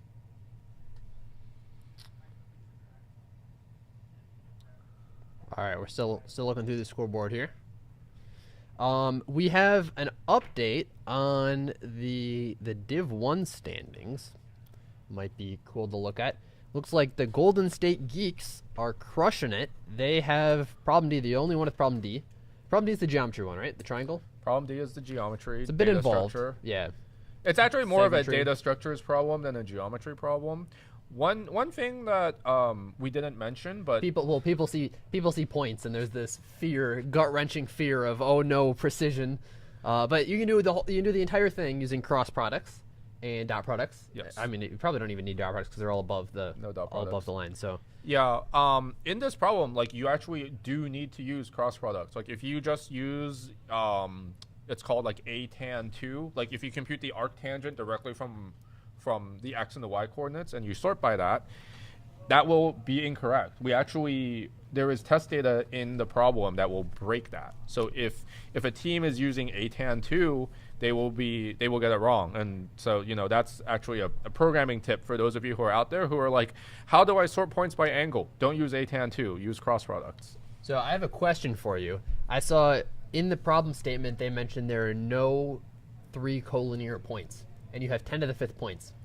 So my question is, as problem setters, how do you enforce this? Like, this is always a tricky thing to check in the data once you've created a whole bunch of points. I mean, you can create a bunch of random points. There probably won't be any collinear points, but how do you check? You have to just brute force check all of them. So when we are preparing test data, one thing that we do is we call them input validators. So we assert all sorts of conditions. So the easy ones are like, you read in an integer n is between 1 and 10 to the 5. That's easy to assert. You just read it in and then assert like 1 less than or equal to n less than or equal to 10 to the 5. If I want to assert a condition that's like these points are not collinear, you actually have to brute force all possible pairs and you have to check, do these 3 lie on this line, do these 3 lie on this line, and so on. Ah, nice. Okay, so we have a comment here. It says, actually, it only guarantees there are no 2 collinear with the barn, which makes things much easier. That's easier to check anyway when you're creating sorry. data. Yes. That is the like key constraint. So you could have all of the points like on the same horizontal line. Yeah, they could all be on one line, but the key is that like no 3 points can You can't have two treasure points collinear with like the either endpoint of the barn wall, and that's the key constraint, because that's all you're sorting by. Yeah, you're sorting by those, so you actually want those to be uniquely defined. I think it is hypothetically not difficult. I'm thinking out loud here for once, and I think it is probably not too hard if they are on the same line, because I think you can, if they're like, if they like match on the slope, you sort by like the distance or something like that in order to make it work. There are a little bit more details, but we decided that's not really like a big part of the problem. It doesn't make the problem more interesting. It just makes the problem more annoying. Yeah, there are things like this that come up all the time, and it's always like, you understand, like, like there's like, you get 95% of the way there, and that's all the fun part, and then you can spend another 2 hours doing the extra 5%, but there's just not much enjoyment there. So I think, in general, I usually like the constraint of like no 3 collinear points if it's important, Yeah. or at least no 3 collinear points to the degree it's important. Right here, you have no 2 in the barn. But obviously, that's not essential. At the World Finals, for example, you'll run into problems where they explicitly don't have that constraint, and that's actually that makes the problem go from being like, oh, this is a cute exercise, to suddenly being like, I hate my life and I have to deal with collinear points. And you will see teams get like 20, 30 wrong submissions at the World Finals on a geometry problem, and that's actually part of what that's part of the World Finals experience. I feel you have these geometry problems where you actually are forced to handle all these like hard cases. At the regionals, we're already concerned that the problem set is too hard. So, we make the problems easier. Maybe we're doing these teams a disservice by making the problems easier, but like, there's something to be said for, you spiritually solve the problem, we'll give it to you. We don't have to make you do the nasty version that has a bunch of extra edge cases where you've like conceptually got the right idea. As far as making the problem set too hard, it looks like currently we're almost an hour and a half into contest. Not quite. Almost an hour and a half in, and we have 4 problems solved out of what is M in the alphabet? 13. 13? Yeah. 4 out of 13. So it's not necessarily looking too difficult. I guess one nice thing is you've got like A and D, so there's always, like, every team has there's a solved problem they haven't yet worked on. So it seems reasonable. We got one right answer on H, which is interesting. Or 3 right answers on H, all from the same team. From a Stanford team. Did I lose like my half of the problem set, or did you import it? Did I take it? I could have absorbed it. I feel like you. That's probably it. I probably absorbed it. Because I was like, problem H sounds like one of the harder ones. Problem H is one of the harder problems in our set. It's definitely approachable. I would expect teams to get it in the middle of the contest, but probably not one of the first like 4 or 5 problems to get.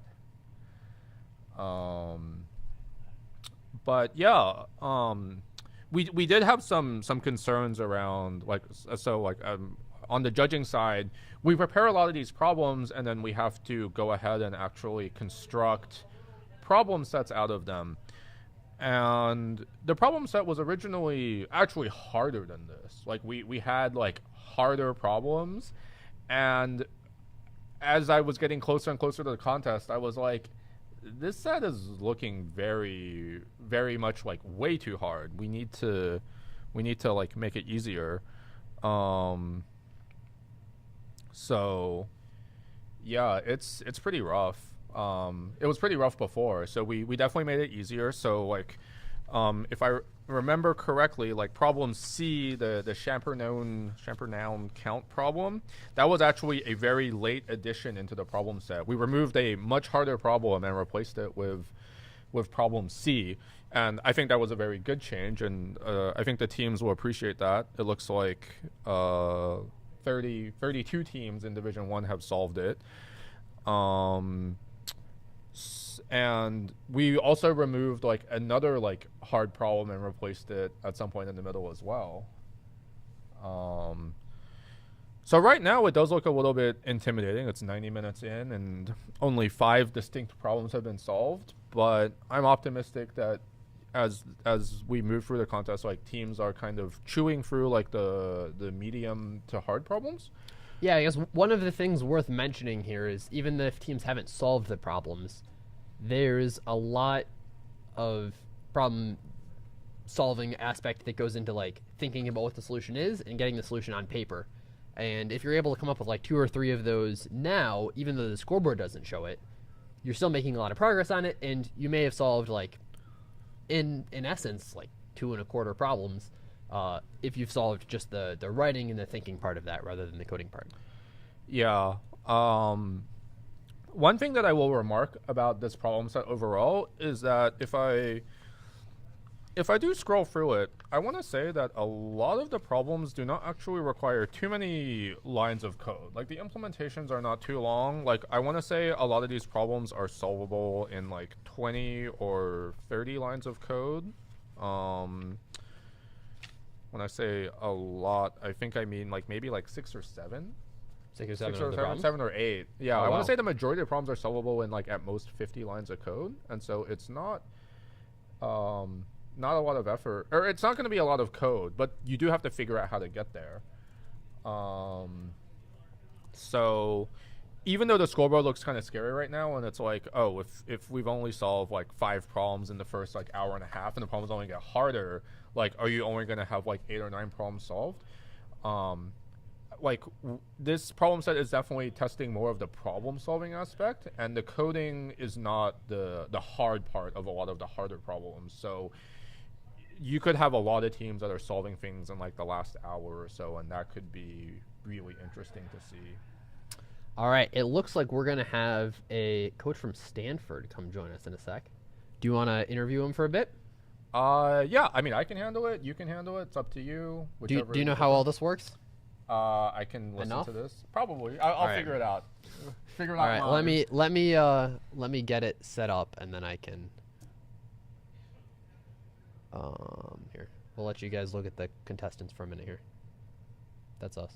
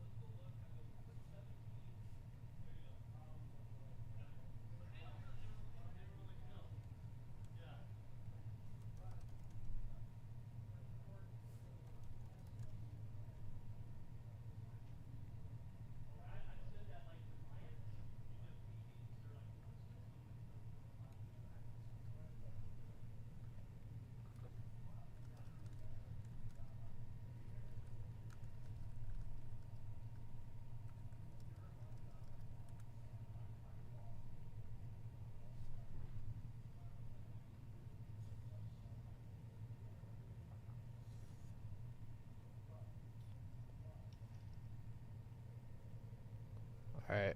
I think we should be good here. Hear me? We can. Let me adjust this for a minute here. Welcome, welcome. You want to handle this, Nick? I can try to handle it. There you go. You should be able to hear him. All right. I'll check the stream, make sure it sounds good. Yep. Sounds good. I will try to handle things. Hi. Can you hear me?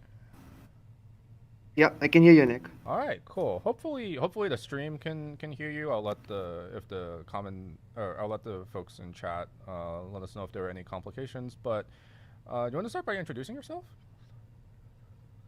Hi, everyone. I'm Shubham. I'm one of the coaches for the Stanford team, and I'm here at Chico State. I'm looking at our teams performing today. Yeah. So what's it like being a coach at Stanford? Um, so Stanford is an interesting case because we have four coaches, and three of us were part of the Stanford team last year. We made Egypt World Finals, so we'll also be there later this year. And it's been fun because we're all trying to promote CP at Stanford, and we hold weekly practices. We're kind of building a community, and so it's been a lot of fun, doing CP with other people as well, trying to promote the word. Yeah. How big is the community that you have at Stanford? I think about 30 to 30 people show up every week, and yeah, I so it's interesting that all of us started out as all three of us who are coaches are grad students, but now we have both grad students and undergrad students, really all kinds of people doing CP. So it's been kind of a lot of different people coming together to solve problems, which is fun. We even had, like, for example, a couple of law students show up in our sessions. Would you say that most of your students are in the computer science department, or do you also see like a wide variety from other departments? I think most of them are from computer science and then some from math, because Constantine, who is also one of the coaches, is a math PhD. So he also promotes the ICPC group in the math mailing lists. And so we also get a lot of students. And also, I think math students generally tend to do well. Those skills transfer a bit into competitive programming contests. Yep. So That we also get a lot of math students. Yeah, that makes a lot of sense. Like on one of my teams, like I will say that we had one person who was a math PhD, and so yeah, you can get pretty far with a team of like two people programming and one person who does a lot of math. So more specifically, like, can you talk a little bit about like the teams? Like, how many teams did Stanford bring to the regionals this year? Right. So we have six teams, and currently it seems that five of our teams have three problems so far, and one of them has one problem. Um, our top team right now is Cardinal, and they seem to be stuck on problem H. And then we have four other teams on problems as well. Um, and it's interesting because each of our teams has a very different composition compared to each other. Can you talk? So Yeah, can you talk a little yeah. bit more about the different composition of your teams? So Cardinal is composed of three students. One of them is a freshman, one of them is a math PhD. So it's a huge kind of range of experience that they've been through. And uh, Conqueror of Park NW. This team is interesting because their their team name is inspired by a popular competitive programmer known as Conqueror of Tourist on Code Forces. And an interesting fact about this team is that their codebook, the first page, has a photo of Dilhan, who is the person behind the Conqueror of Tourist handle. Um, and are also interesting. I think the cool part about most of our teams is that so far, almost every year in ICPC, Stanford used to have people who have gone to World Finals before participating in participating in regionals. But this year, all of us have hit our limit for number of World Finals. So we have had all six teams, I think, composed of people who have never been to World Finals before. So it's all of them are first timers, which is nice. Do you think that um, do you think that there's like any case of maybe like contest nerves or something going on like with the teams? Like, how do you think that the teams are performing like right now based on how the scoreboard looks? Right, that's a great question. So that is an interesting question, especially in the context of this problem set. It seems like a lot of teams got stuck on B. I don't think many of our teams are stuck on B yet, but like you said, is a DP solution to B, and I feel like some teams got stuck on the greedy, and also one of our teams, Cardinal, got stuck on problem H. A couple of our teams got stuck on problem K for a little bit before giving up and moving to other problems.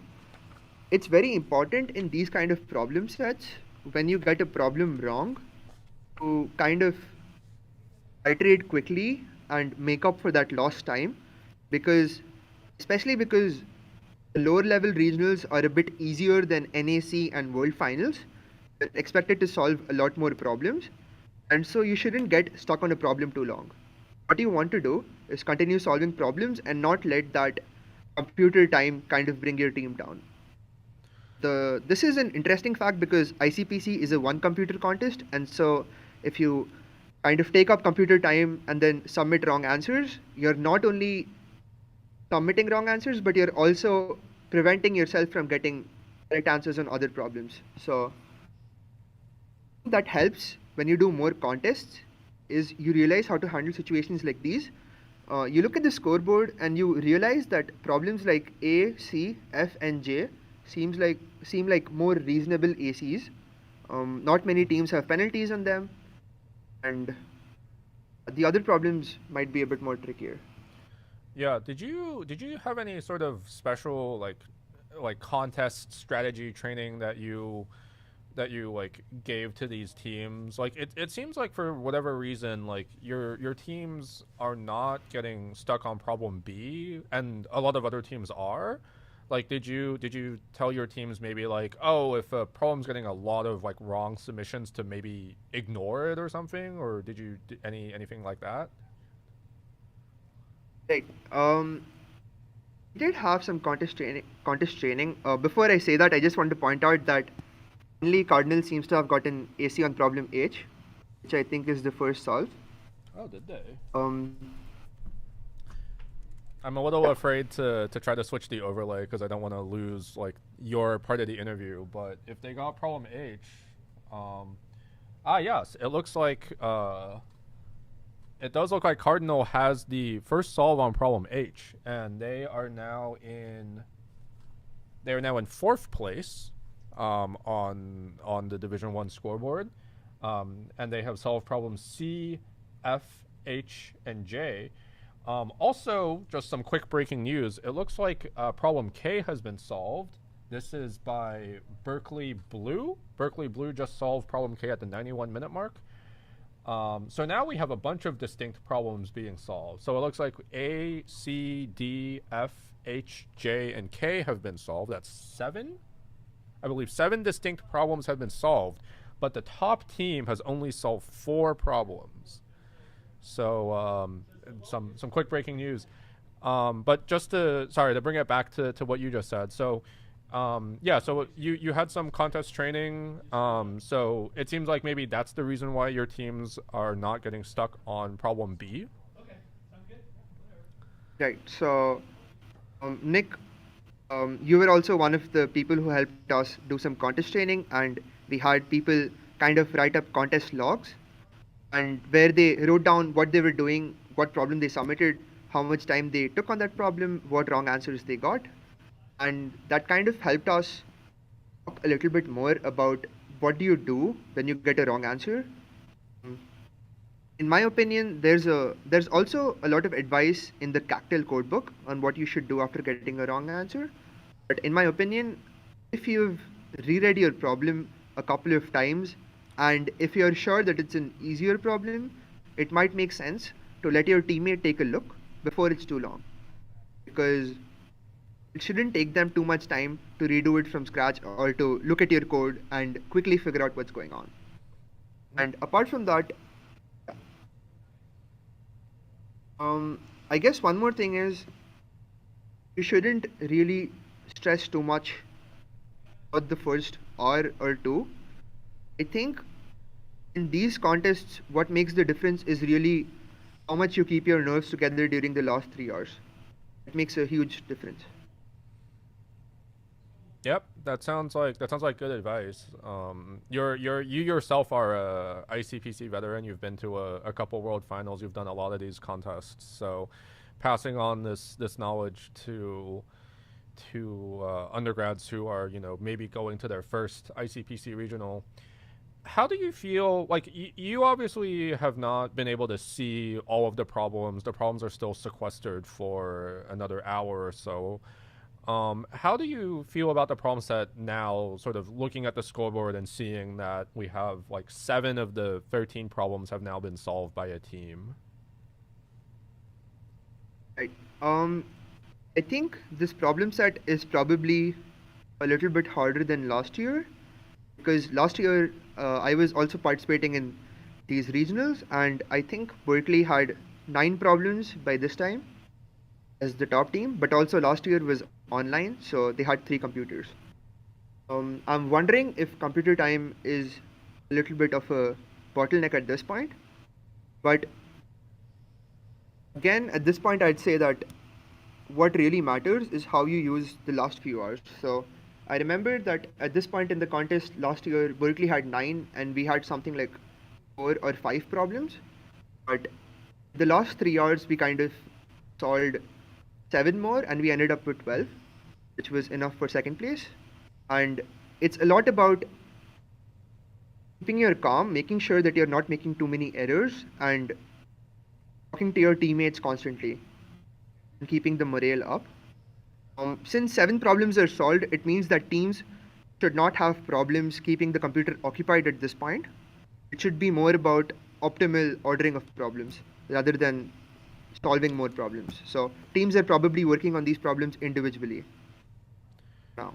Yeah. So one thing that I will just sort of talk about now a little bit. I don't know if you have ever heard about this. Have you heard about the like World Finals medaling heuristic before? No, I haven't. Okay, so you will get to hear this live, and we'll see if it actually is applicable to this contest. It's usually not applicable to easier contests, because easier contests have like different difficulty curves, so you usually have teams always solve the same problems. But in World Finals, there's a heuristic that is used to assess what the medal thresholds will be for the World Finals. And the way that this is done is at the 90-minute mark, you take a screenshot of the scoreboard and you say, these are the problems that have been solved by the 90-minute mark by some team. And then the heuristic goes something like, if you solve 3 more problems than that, you get gold or you win. If you solve 2 more problems than that, you get silver. And if you solve 1 more problem than that, you get bronze. Is this the N+1 strategy? This is the we're talking. Yeah, so we talked about this. David and I talked about this during the World Finals broadcast in Dhaka, but yeah. So David's is off camera now, being covered by Shubham. But now we're sticking him somewhere in the middle. So yeah, so this is a heuristic that is used at the World Finals. Part of the reason why it's applicable at the World Finals is at the World Finals, there is a cash prize for the teams that are first to solve a problem. So teams are actually incentivized to maybe reach a little bit for like a difficult problem and be the first to solve it, because then they get money. And some teams that decide like, oh, I can't possibly get a medal at World Finals, they can get money for being the first to solve a problem that other team, like a team that's trying to win. Teams that are trying to win, they're going to try to solve the problems from easiest to hardest. But if you're just trying to get money, you might just jump to that medium problem and like mess up your rank. But if you can say like, oh, I won like $1,500 from the contest, maybe that's like worth it. Do you think that something like that could possibly be applicable here, like in this contest, like based on what you're seeing in the scoreboard? I'm not sure. I don't think so, because first, I'm not fully sure if we have first solve prizes. Do we? Okay, I can guarantee you that there were no first solve cash prizes.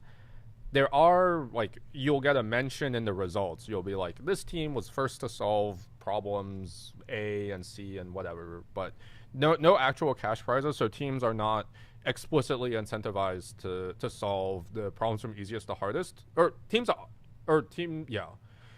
incentivized to solve from easiest to hardest, because that is how you would minimize the penalty. But in like this case, because teams have that incentive, the n+1 heuristic may or may not apply.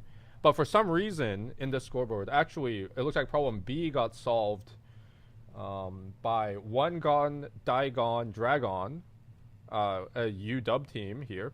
So now there are 8 distinct problems that are solved, but no team has solved more than 4 problems. This is actually, I think, unprecedented in Pacific Northwest history. So, actually, how does this make you feel about the problem set overall? Like metal thresholds aside, like how do you feel about the problem set where this has happened? Like how does it make you feel? I honestly think it's really good because I think the optimal problem set, every problem should be solved by at least one team, and no team should solve all the problems. These two things should hold. Mm-hmm. Yeah. So the fact that there are, Yeah. So the thing that Trubum is talking about here is there's this notion of what is called a quote perfect problem set. So a perfect problem set has 3 conditions that need to be met. The first is that every problem gets solved by some team. So there wasn't a problem that no team solved. The second one is that every team solves a problem, so no team goes home being like, oh, this contest was too hard, I couldn't solve anything. And then the third one is that no team solves the entire set. This generates some discussion. Actually, last night, the judges and systems folks and we had some discussion, and I was in the minority. I was like, it's okay for a team to solve the entire set, and everyone else was like, no, you have to.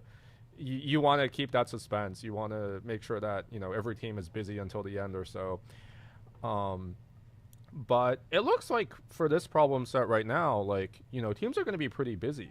Like, it looks like, 8 problems have been solved so far. And I think that's like it's very new to me.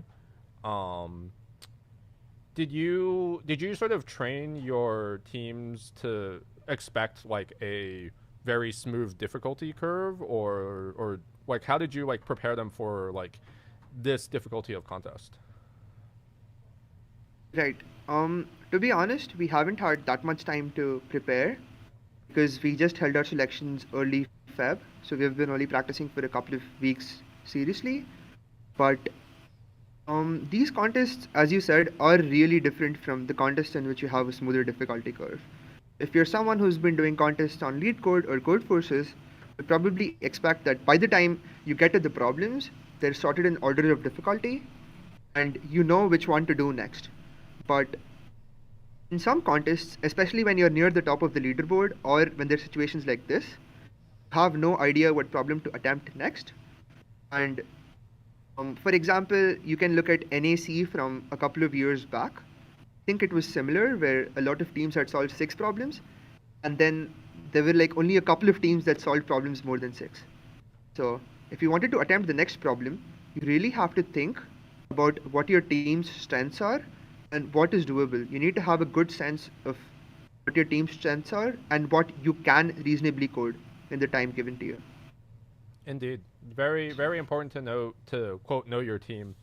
I want to quickly announce for those not following along on the scoreboard, it looks like problem E also very recently got solved. Problem E solved by UC Davis, Cash Cow Hearsay. So now we are at 9 distinct problems solved, and no team has solved more than 4 problems still. Like, this is getting crazier and crazier. Like, how is this happening? Yeah, let me quickly change to this is the contest view real quick. And let me see if I can get the scoreboard in. How do I switch the scoreboard? Scoreboard's a bit tricky. We don't have to mess with Discord. Discord is. Oh, I see. Discord is full screened. Sorry. Let me get this quickly shuffled around a little bit. Here we go. So here is the Division 1 scoreboard. Let me quickly refresh it. So here, like in first place, we have the Golden State Geeks, with problem D solved. And then UBC Order 1 has problem A, Berkeley Gold has problem K, Berkeley Radicals has problem A, Cardinal from Stanford has H, the Simple Leah Auto from UW has A, Cash Cow Hearsay has E, One Gone, Digon, Dragon has B. So we have 8 teams tied, or not explicitly tied, but 8 teams have 4 problems solved, and across them there are 5 different problems that they have solved to get to 4 problems. They've all solved problems C, F, and J. So looking at the scoreboard, like J clearly looks like the easiest problem in Division 1, then problem C, then problem F, and then after that it's a little bit interesting distributed. Like problem A has 8 solved. Oh, actually, just breaking news. Golden State Geeks first to 5 problems. So we finally have a team breaking the 5 solve mark. They just solved problem A. So problem A does look like the next easiest.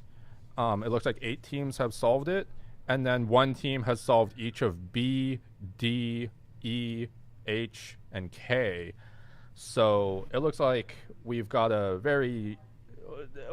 difficulty curve that I kind of anticipated. Like when I was trying to sort of assess the difficulty, I was like, I feel like we have a ton of problems that are all at the same difficulty, and I don't know which of these problems is easier or harder. They all seem about the same difficulty, and frankly, looking at the scoreboard, maybe that's actually true. Maybe they are all like just the same difficulty, and it's going to come down to, do you have a preference for like DP or like graph theory or data structures or just like math or something. So yeah, it's panning out to be real interesting. Given these recent scoreboard updates, like how are you feeling about your teams? I think so far Cardinal is doing fine. The good part is they haven't solved A yet, and it seems like pretty clearly now that A is the next easiest problem. Hopefully they can solve that soon and get to 5. Yeah, as you said, like we have 5 different problems: B, D, E, H, and K. And at this point, teams should realize, especially if they're thinking of a greedy solution or something like greedy, that there are a lot of wrong answers in B.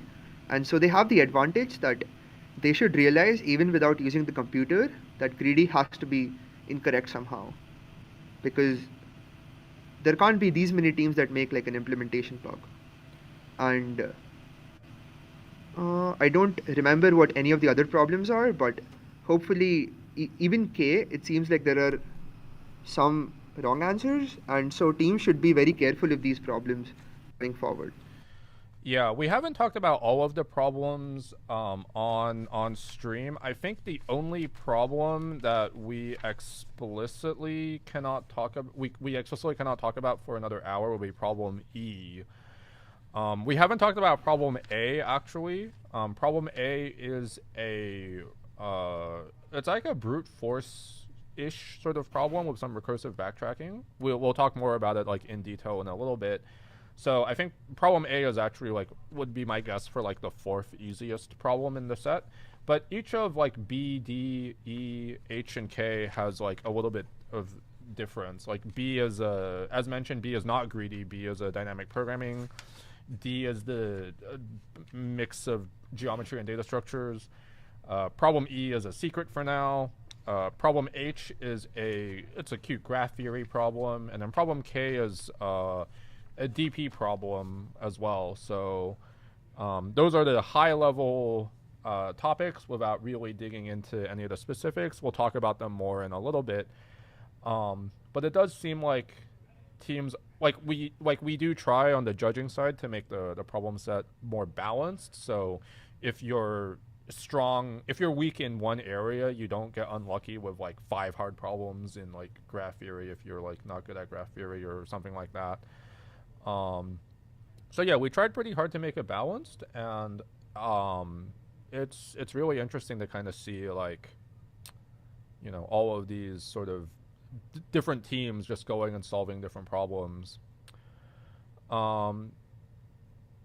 do you have any experience with like problem setting for like ICPC, maybe like different regions or like maybe other contest platforms?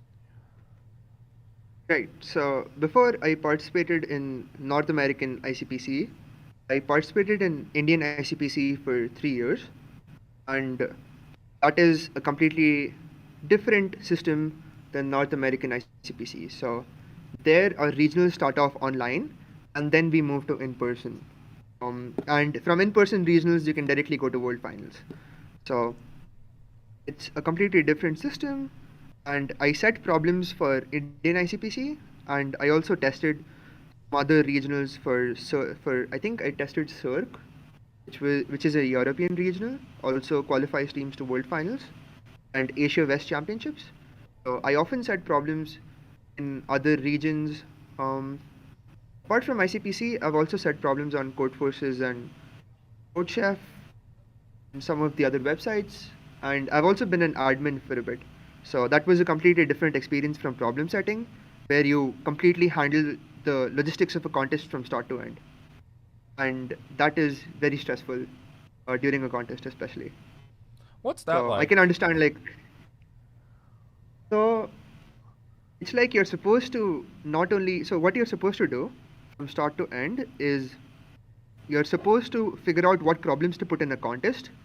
You're supposed to ensure that problems are well balanced, and so all the all the different topics are covered. You can't have like 5 DP problems, then people are going to complain on code forces. So you need to have problems that cover a wide variety of topics, and then you need to ensure that their difficulties are have a good gradient.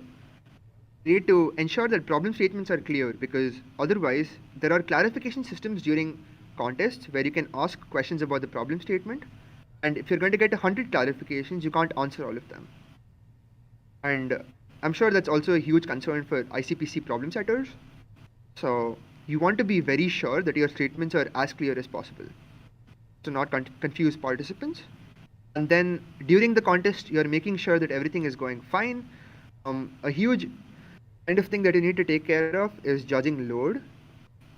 So if contestants don't have solutions judged, you might have to contact someone, try to get additional servers up and judging solutions, and maybe, I don't know, on Code Forces there is this nice system of having pre-tests, so it isn't a huge load on servers, but on CodeChef, I think sometimes you try to reduce the number of test cases to be minimum. So instead of having 20 test cases, you have 3 really strong tests, and you usually change everything to multi-test to ensure that the servers don't get overloaded and things like that. It's a lot of things you need to keep in mind for 1 3-hour contest to make sure participants are satisfied with the experience. Yeah, you can definitely like a lot of this like problem setting. Like some people have this model where they treat a contest as sort of like a battle between like the contestant and the judge, and the judge is like, here are all these problems, and the contestant is like, oh, okay, which of these problems am I gonna tackle, and then which of these problems am I going to just throw away or something. So yeah, like I think being on the admin side is definitely also like different from being like a regular judge or being like just a problem setter. I want to give a scoreboard update, so I'm gonna quickly try to finagle through the settings again here, but I need to switch over to. Why am I not able to switch over? Okay. So Cardinal has just jumped into second place. They solved problem A at minute 116. So now they're in second place. So sort of as you said, like, or like problem A is like the next, it was like the 4th easiest. So it makes sense to sort of go back to working on that. If you were in Cardinal's position right now, what would you be doing if you were one of the team members? Right. That's a very interesting question, because when you kind of talked about the different flavors of problems, I kind of understood and things made sense. So one more thing that we have talked about before is knowing your competition. And I know some of these teams really well. So when you said Hedge is a graph theory problem, that made sense to me because Cardinal has some people really strong at math, including a math PhD, and it would make sense to me that they would solve this problem faster than other teams. And K, getting wrong answers in K, I saw one of our team got a couple of wrong answers, and I noticed that they make a lot more mistakes on problems that are DP by assuming it to be a greedy. So I was able to kind of guess the flavor of problems a little bit because I knew what teams were like. Um, if I was Cardinal at this point, the main thing that I need to do is they already know I already know what my teammates' strengths and weaknesses are, and I've been in this position because I've competed in NAC before. I know what my teammates' strengths and weaknesses are, and when you see a problem, you can roughly categorize it into multiple different areas. So, for example, I know one of my teammates is much better at me than geometry, so I never do any geometries. I just give it to him and ask him to do it as long as he doesn't get stuck. And I know another teammate is better than me at strings, so I give it to him and ask him to do it.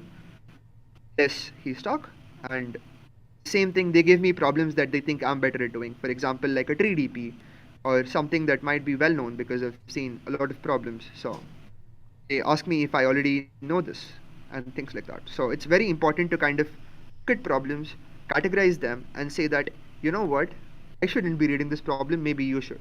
And then switch over and then start again if you're stuck.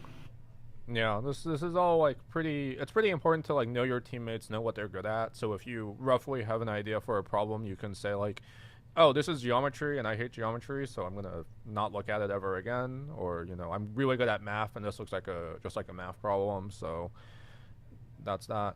Problem K is a DP, but it's not a DP that can be mistaken as a greedy because it's a counting DP. You want to count the number of things that meet some constraint. So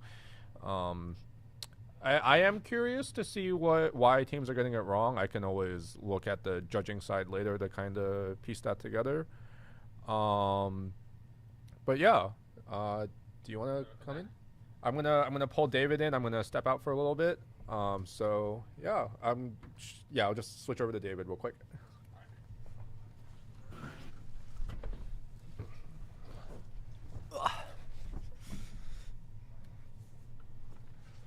How's the interview gone so far? It's been fun. It's been fun talking about different strategies and problem setting and all of these things because I've been doing competitive programming since I've started programming actually. And so it's the first time that I'm talking about these things in an interview kind of. Oh yeah. Style. Did you ever go to World Finals during your time? I've been to a couple of World Finals. I've been to Moscow and Dhaka. Ooh, very cool. What did you think of Dhaka? Or what did you think of Moscow as well? I thought both of them were really fun. Very well organized World Finals. For me personally, both were. I mean, Moscow was a very interesting situation because it was so delayed. So, for people who don't know, Moscow was supposed to be held, I think, in summer of 2020, and as we all know, COVID happened. So Moscow was delayed by 1.5 years to end of 2021, and at that point, both my teammates couldn't come anymore. And that was for the regionals that happened in 2019, right? Right. So the last time we had practice as a team was like late 2019. So yeah, it's it's tough. Was Konstantin in that one? Did he compete in that at Moscow or no? Konstantin was at Moscow. We were in different teams. He competed from Stanford, and I was at IIT Bombay until last year. Oh, nice. Very cool. Yeah, what a small world. We'll have Konstantin on in a bit here in like 25 minutes or so. Yeah. And then, so one of the things that kind of happens at World Finals is they have like people from ICPC Live try and do interviews, and they try and do things like this, but of course it's much less watched because it's mostly during registration when people are like the people who are interested they all have to be there, so they're not watching the interviews. But anyway, have we talked about problem A yet? I've heard there's been some updates on that. I think we have not. All Nick said was that it's some kind of brute force, but we haven't talked about the details specifically. Do you have access to the statements? Do you want to talk about it now? I can read it. I don't them. have I access, them but I can. All right. Yeah, that'd be good. Yeah, I'll let you know. Okay. So, problem A is called 3 dice. You're given a list of 3-letter words, TLWs, and you generate one possible set of 3 6-sided dice. So it looks like it's, this is a constructive problem. Here you go. So, okay, I'll just read it here. So you need to generate one possible set of 3 6-sided dice such that each word can be formed by the top faces of some arrangement of the 3 dice. You must distribute 18 distinct letters across the 18 total faces of the dice. There may be multiple possible sets of dice that satisfy the requirement, and any set will be accepted. So as an example, if you're given like LAD, FIN, and SLY, you need to come up with 3 possible dice where, like, if you rolled the dice, you could get any of those words. I see. And what are the constraints here? So how many 3-letter words do we have? So you're given up to 1,000 of them, and each of the dice, obviously, they're 6-sided dice, right? So they'll have 6 faces. So you gotta find a way of doing that. It sounds a little bit like there's like some 3-set stuff going on, but you got to find a way of not doing that because 3 sets obviously NP complete. So it's like if you have L, A, and D, then you know L, A, and D are on 3 different dice, right? So you know one dice has L and the other 2 dice one has A, one has D. Do we also know that it's all like it can be in any order? So can you rearrange dice? Yes, I think you can rearrange them because otherwise it would be trivial, right? Right. Yeah, let's look at the samples, I guess. Oh, yeah, it also might be impossible, and if it's impossible, you print 0. So they give an example of like the word dad. You can never get the word dad because that would require having a D on both the first and the third dice, or on 2 of the different dice. So, yeah, so that would be impossible. So then you print 0. Oh, I see. So they also have to be like on. Okay, so a word can only appear once. A letter can only appear once. Each letter can only appear once, and you're gonna have to distribute 18 of the letters across 18 faces. So there and are. you're given which 18 letters there are. You're not necessarily given all of them, but you can just fill them But in. you can just Yeah. get it from the set. So, okay. So it's not super obvious how to do it. Like you do have these, you have like a bunch of, basically you've got like a bunch of like triangles where you have all of these edges and like these can't be on the same. Maybe thinking about it as a graph problem is more useful. Like, So maybe if you have like a 2 to the 18, you could do a 2 to the 18 bit mask sort of thing, right? Like if you know which letters you have already used and then you have to distribute them to a dice. right. Yeah, I don't actually have I a solution idea. It's just it looks promising. I think what I would think of first is the fact that here we don't care about which face has which letter exactly. We just want to assign letters to a dice.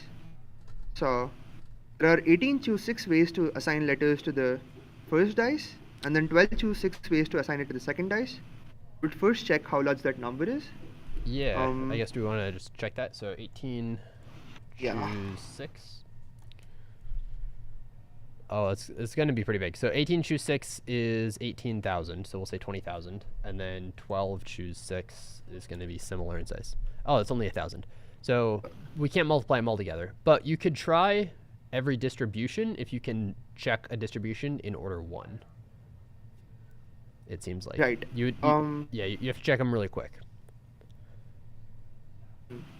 But what if I do 18C6 and then I solve, like for example, if I could get it down from 3-sat to 2-sat or something like that. So the 12 choose 6 part, I might be able to do it in O of n instead of 12 choose 6.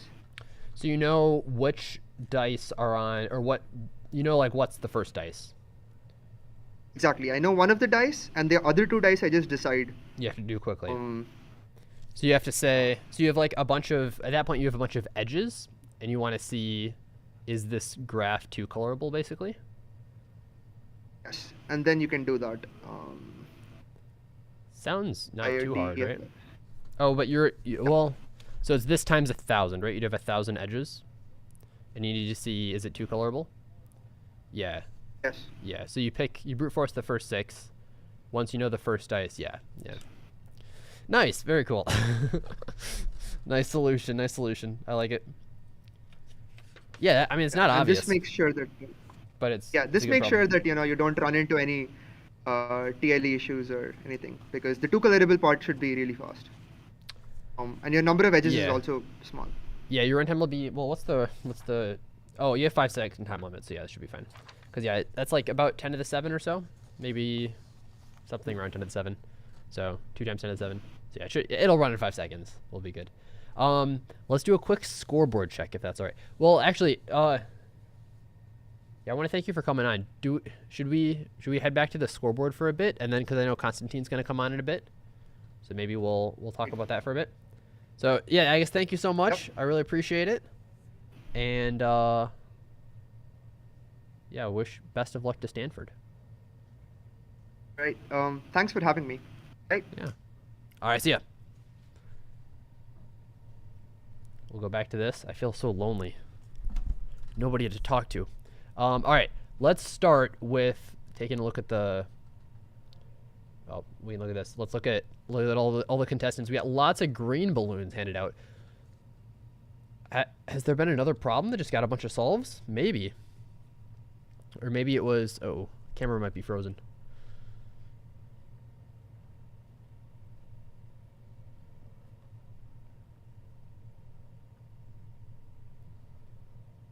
There you go. Lots more balloons. So we got a team in the front. They've got at least 4 problems. That's quite good. There aren't that many teams that have 4 problems, so that's very impressive. It'd be nice to know what their names were if we had like name tags. But I'm sure if you're from their school, you probably recognize them, right? We'll take a quick look at the scoreboard, and then we've got some more things to talk about here. So first, Golden State Geeks have been crushing it. They're still in first place. They have been for a while. They're doing great. They've got their 5 problems, and one of the only 2 teams that has 5, Stanford, now has A as well, as C, F, and J, and they also got H. The only team with H, so H might be good to look at too. And then, yeah, overall just a very balanced set. I think I heard Nick talking about this earlier, but there are quite a few problems with solves, but no team has solved all of them, right? Like, B has 1 solve and a whole bunch of attempts from a lot of people. I guess a lot of people trying greedy. The greedy is promising, but it won't work. E's got 1 solve with no attempts. H has a solve with 4 wrong submits from Stanford. And I is untouched. K's got 1 solve. And then L is just a graveyard.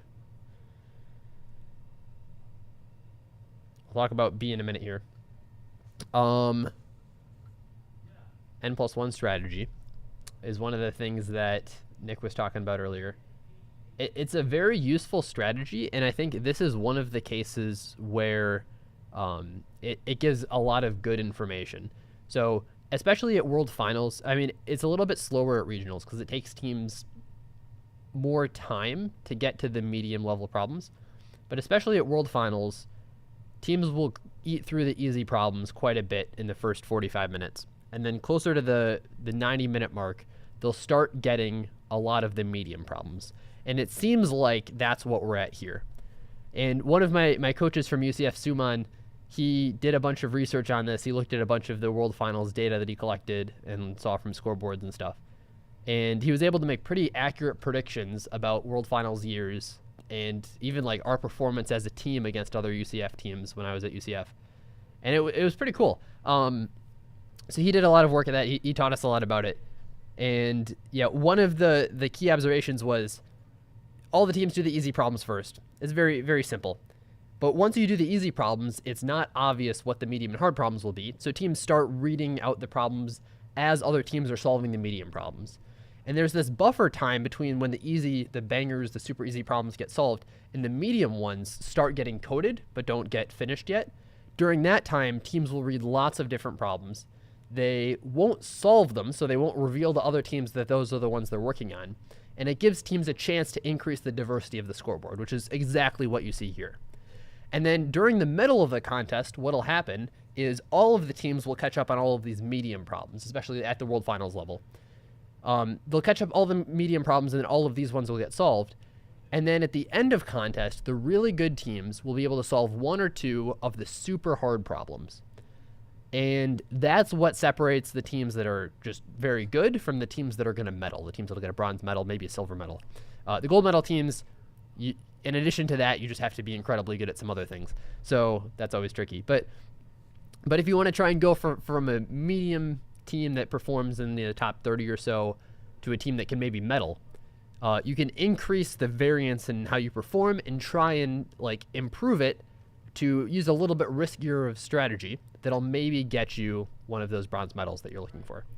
And it's a interesting strategy. So yeah, Suman from UCF, he was one of the people who talked about it quite a bit. And Richard Peng also talked. He's been in a bunch of different places, but he's a big proponent of that sort of strategy, that sort of thing. The 90-minute mark of a contest is where a lot gets determined. A lot of teams will do team meetings. They'll pause what they're doing and think about it some more. So yeah, it's a good strategy, worth considering. All right, we got lots of epic problems here. Looks like we were talking about perfect sets earlier. No problems with an AK as long as it doesn't happen 2 hours in. Yeah. So there are different philosophies with this. I think some people think it's bad if a team solves the set because that means the set's too easy. Some people don't care if a team solves the set because sometimes that's not what the set's for, right? Different contests have different purposes. And I think the purpose for these regionals is largely to determine which teams are going to be most qualified for the North American Championships. And the North American Championships will determine which teams are most qualified for ICPC World Finals. So the North American Championships are going to be much closer to World Finals level. And it's also more of an event. But I think in those settings, in the North American Championships and World Finals, because there's so many people watching and it's such a useful thing for sponsors and stuff, you want to make sure the scoreboard reveal is interesting. So I think one of the important things there, it's not necessarily that an all solve is bad, but I think an all solve that happens before the 4-hour mark would mean the set's too easy. Because that means the scoreboard reveal is going to be boring, right? If someone solves all of the problems before the 4-hour mark, they win. There's nothing hidden about it. And in practice, although it's possible another team might beat them on penalty, it's just not going to happen. It's too difficult. You'd have to be too fast. And if you solve everything before the 4-hour mark, you're probably not getting a whole bunch of things wrong. So your penalty is going to be pretty low anyway. So that would be a pretty good indication of things aren't working as you would expect. All right. I kind of want to... We've looked at problem A here. That's 3 dice. Do we have problem B? Problem B is the alchemy one. The alchemy DP. Yeah, so that's particularly tricky, I guess. How about D? The Champer noun count we've seen. D is the triangle problem. All right, very, very approachable. If you're willing to attempt geometry.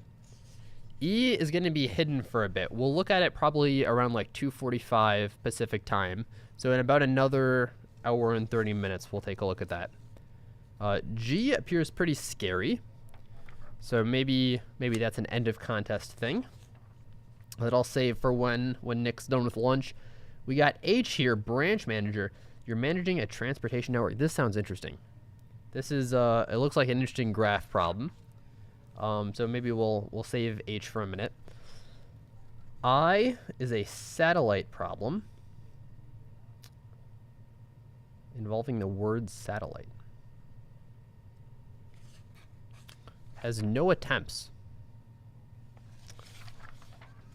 Bit concerning. J is the title of a Pokemon game. Sun and Moon. This is the one we've seen. Yeah, the Eclipse one. K has one solve, advertising, ICPC. And then we have L and not M.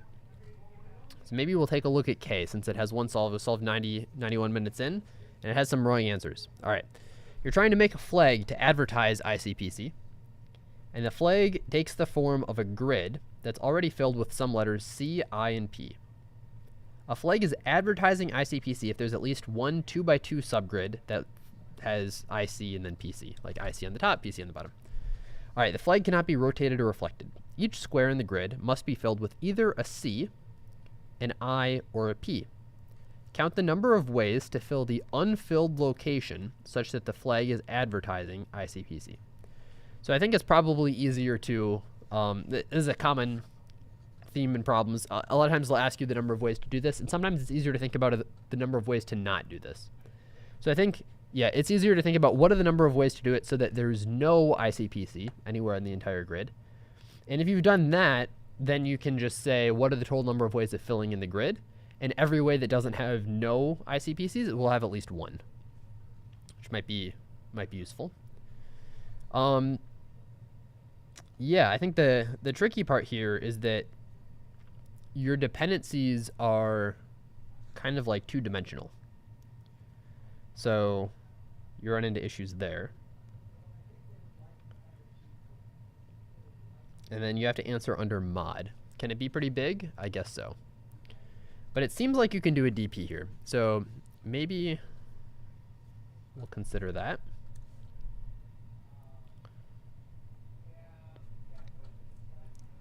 Let's say you've got, so you have an 8x8 grid, but maybe we'll say like a 4x3 or something. So you've got 4 here and 3 here. Well, maybe we'll make it 4x4 just because I've already messed it up. So if you've placed some letters, let's say you've placed all of these letters, and let's say you've never created, the thing you're not trying to create is ICPC. I mean, you are trying to create this, but we're going to count the number of ways to not create it. So yeah, it's up to 8x8 in the problem, but it's only, we'll say 4x4 for now because it's easier to draw. 8x8's a big grid. If you've placed all of these and you guarantee you haven't created, let's do one more. You haven't created ICPC. What that means is you haven't created it in this box. You also haven't created it in this box. So these two boxes are safe because we're going to assume that we haven't done it yet. BitMessDP go burr, it sure does. So the question is, what positions are still important to us? And that would be all of these positions up to here. So in this case, this is 5, but in reality, this would be 5 times, or this would be 8. That'd be 9. So there are 9 things here, and each of these can be an I, a C, or a P. So it's 3 to the 9, which is a big number. We might try and get this a little bit smaller. We're also interested in which position in the grid it is, right? So where it starts. So there are 3 to the 9, there are 64 of those. My face is in the way. All right, here we go. We will move me over here. All right, so there are 64, right? And this seems like a big number. That's, okay, let's see. 3 to the 9 times 64. Oh my goodness, that's it. It's only 1 million. All right, yeah, so that's the solution. So yeah, this is a pretty classic problem.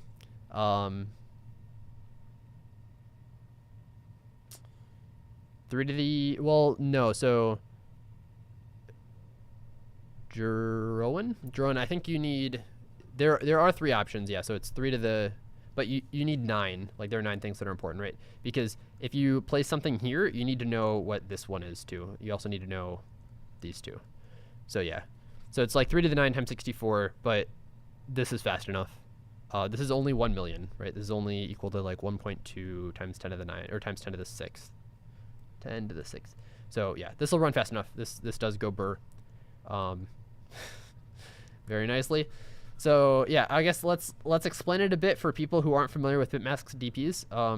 Like briefly, the idea is there are a bunch of states that we will contain in our DP, and we're going to say, like, let's consider what the last several of these things were, right? We're going to consider each of these.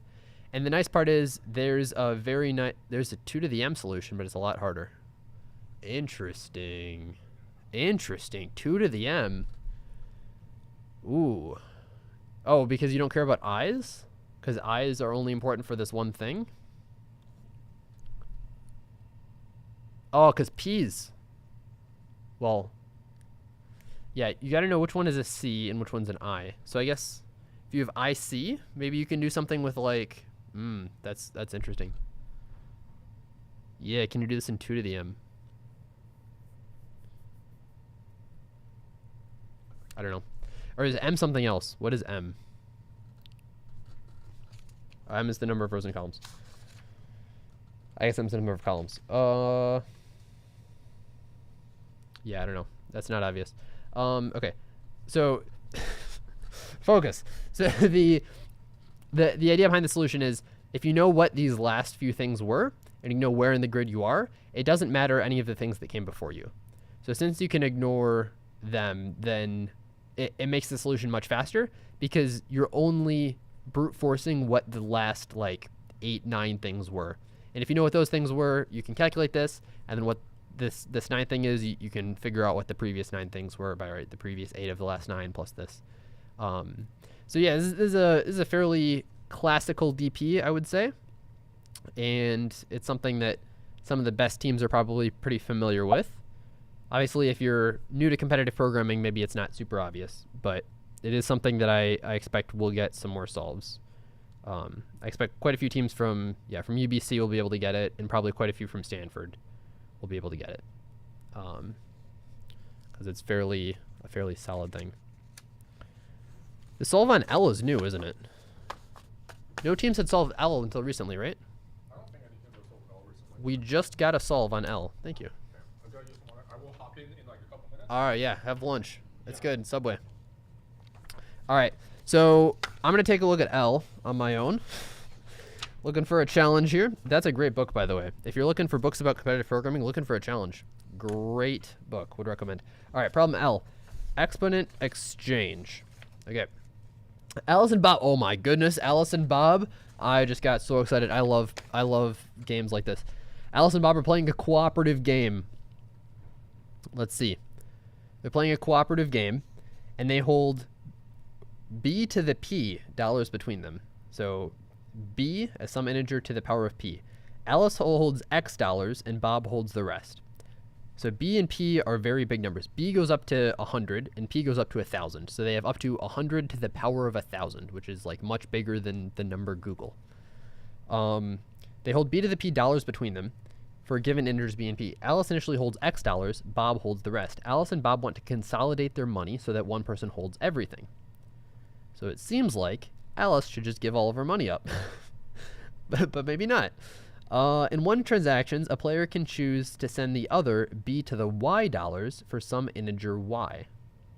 Oh, so this isn't actually a game theory problem at all. Just as Alice and Bob. Clickbait. Clickbait.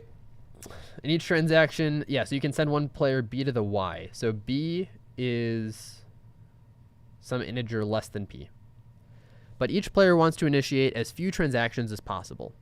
They are willing to cooperate such that the player initiates the most the most transactions, the busiest player initiates as few as possible. Alice and Bob want to know the fewest number of transactions the busiest player needs in order to complete the transfer. So basically, you have a number which starts at x. Wait, what? Oh, you're given base b.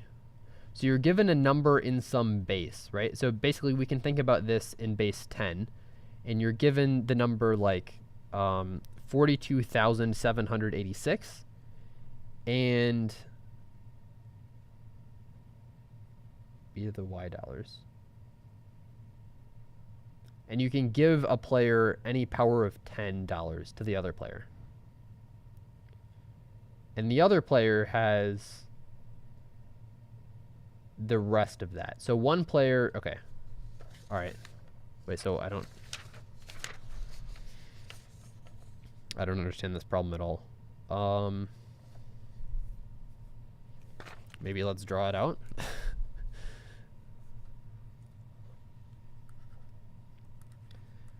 I understand why teams don't work on this yet, because it's the wording is a bit obscure, but we can figure it out, right? So the idea is that there is a big pile of money, and we're gonna distribute the pile of money. So one team or one player has like four. We'll do the example here. One player has 4 2 4 2 7 8 6, and the other player has 10 to the 5th minus that, which is oh my goodness, what is that? Should we just do the subtraction? So this is so let's do 9 9 9 9 10 4 1 2 7 5. Okay, so we'll just, this is 5 7 2 1 4. And we need to give all of the money to Alice or all of the money to Bob. Okay, so let's consider how we might do that. So one way we can give any power of 10 to the other person. So clearly we can do this in 4 plus 2 plus 7 plus 8 plus 6 steps, right? We can give this 4 times, then this 2 times, then this 7 times, then this and this. But we can do something else which might save a little bit of time. Instead of giving 7, we could give this once, and then we could go the other way 3 times, right? So we could do 10 here, and then minus 1, minus 1, minus 1. That would save a bit of time. L just got solved. Ah, yes. X1 and exchange. Oh, wait, hang on. Uh-oh. We're waiting. Constantine is supposed to join us.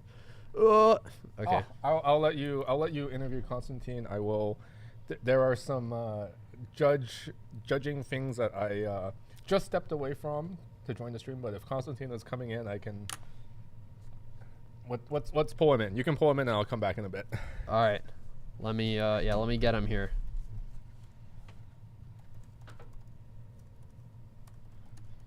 Sorry, I forgot about you, Constantine. I lost track of time. Time flies when you're on stream judging a contest that's very exciting with lots of cool problems. All right, here we go.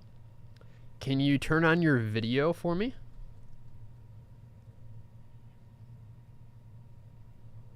Figure out how. Oh, here. Awesome. You look fantastic. You're a little off-center, though. Let me... Great. There you go. Okay. One sec. I'm gonna do a quick filter here. Give me a sec.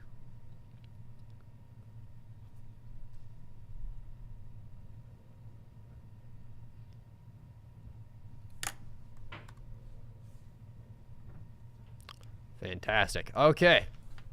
Welcome, Constantine. You are a Stanford coach this year, right? Yep. Do you want to give me a quick summary of your background in competitive programming? Because I know you've been all over the place.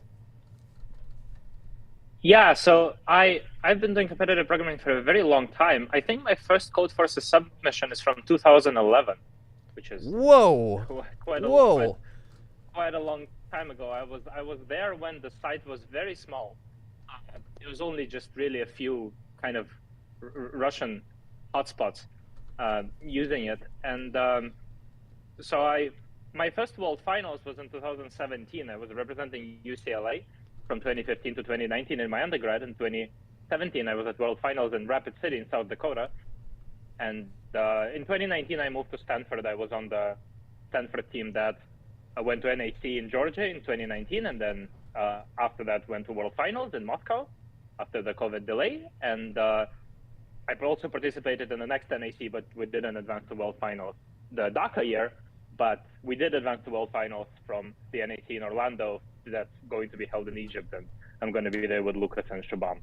Well, and now I'm the coach for the next generation of Stanford team. Yeah, congratulations. You're all over the place. So you're currently an active competitor. insofar as like you're going to be competing in an upcoming World Finals.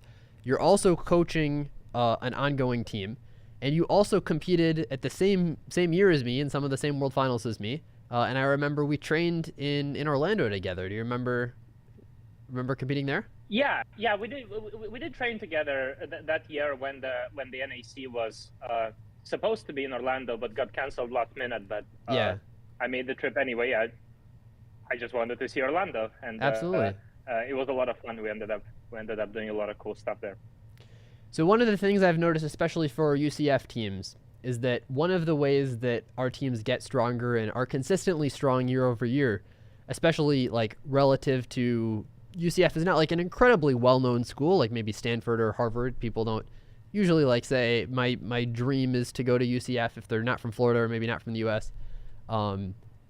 But we still have very like strong competitive programming teams year over year. A lot of that is because of like some of the knowledge transfer that happens between some of our coaches and like our students who compete later on. Would you say that a lot of the skills that you've learned from competing in contests that you've done on your own are skills that you've helped pass down to your teammates?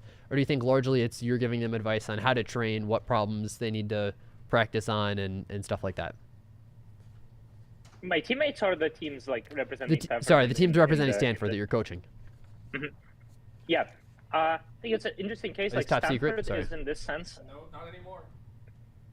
Oh, well, wait, doesn't at 1:45 they start? We got the okay from SoCal. We got the okay. All right. We now have the top secret problems. Sorry. Go ahead, Constantine. I didn't mean to interrupt you. Oh, you probably couldn't hear that. Nick just Great. Yep. Yeah, we had locked problems. Now we can see them. No, I can hear you. Yeah. Okay. Great. So I think Stanford is interesting because it is the complete opposite case compared to UCF. It's a school with a lot of history overall, but that completely does not have sort of a continuous competitive programming culture and ICPC culture. And this year, we're trying to start that from scratch. Me, Shubham, Lucas, and Andy. And we're starting everything from the beginning. We're setting up regular practices. We're setting up both lectures and sort of seminars on problem solving and topics and team practices in real contest conditions, and sort of just the club infrastructure. None of that existed before this year. So I think it's been difficult in a sense where I've been a competitor for a very long time, and I have not realized how many things I take for granted in terms of what happens in a competition, because I've been doing it for so long. And I think just as we sort of came here to Chico State, I have realized that there are obvious things that we should have prepared our teams for that maybe we didn't spend enough time on. We wouldn't think of it because as competitors, that's not something we think about. Like we learned it a long time ago. One of those things being, for example, just working with the contest image and working on the contest machines. Oh yeah. I think when the contest started, the Stanford teams were quite slow. In the very beginning, I think Stanford Cardinal didn't get an AC until mid-20th minutes, and I think there were like 15 teams solving something before the first team from Stanford solved the first problem of the contest for our university, because I just realized that they've never competed in a sort of bare bones Linux environment. They never had to log in into the system. They might not remember the compilation commands for the language in command line. So I'm sure that took some time and some nerves from the team. So we try to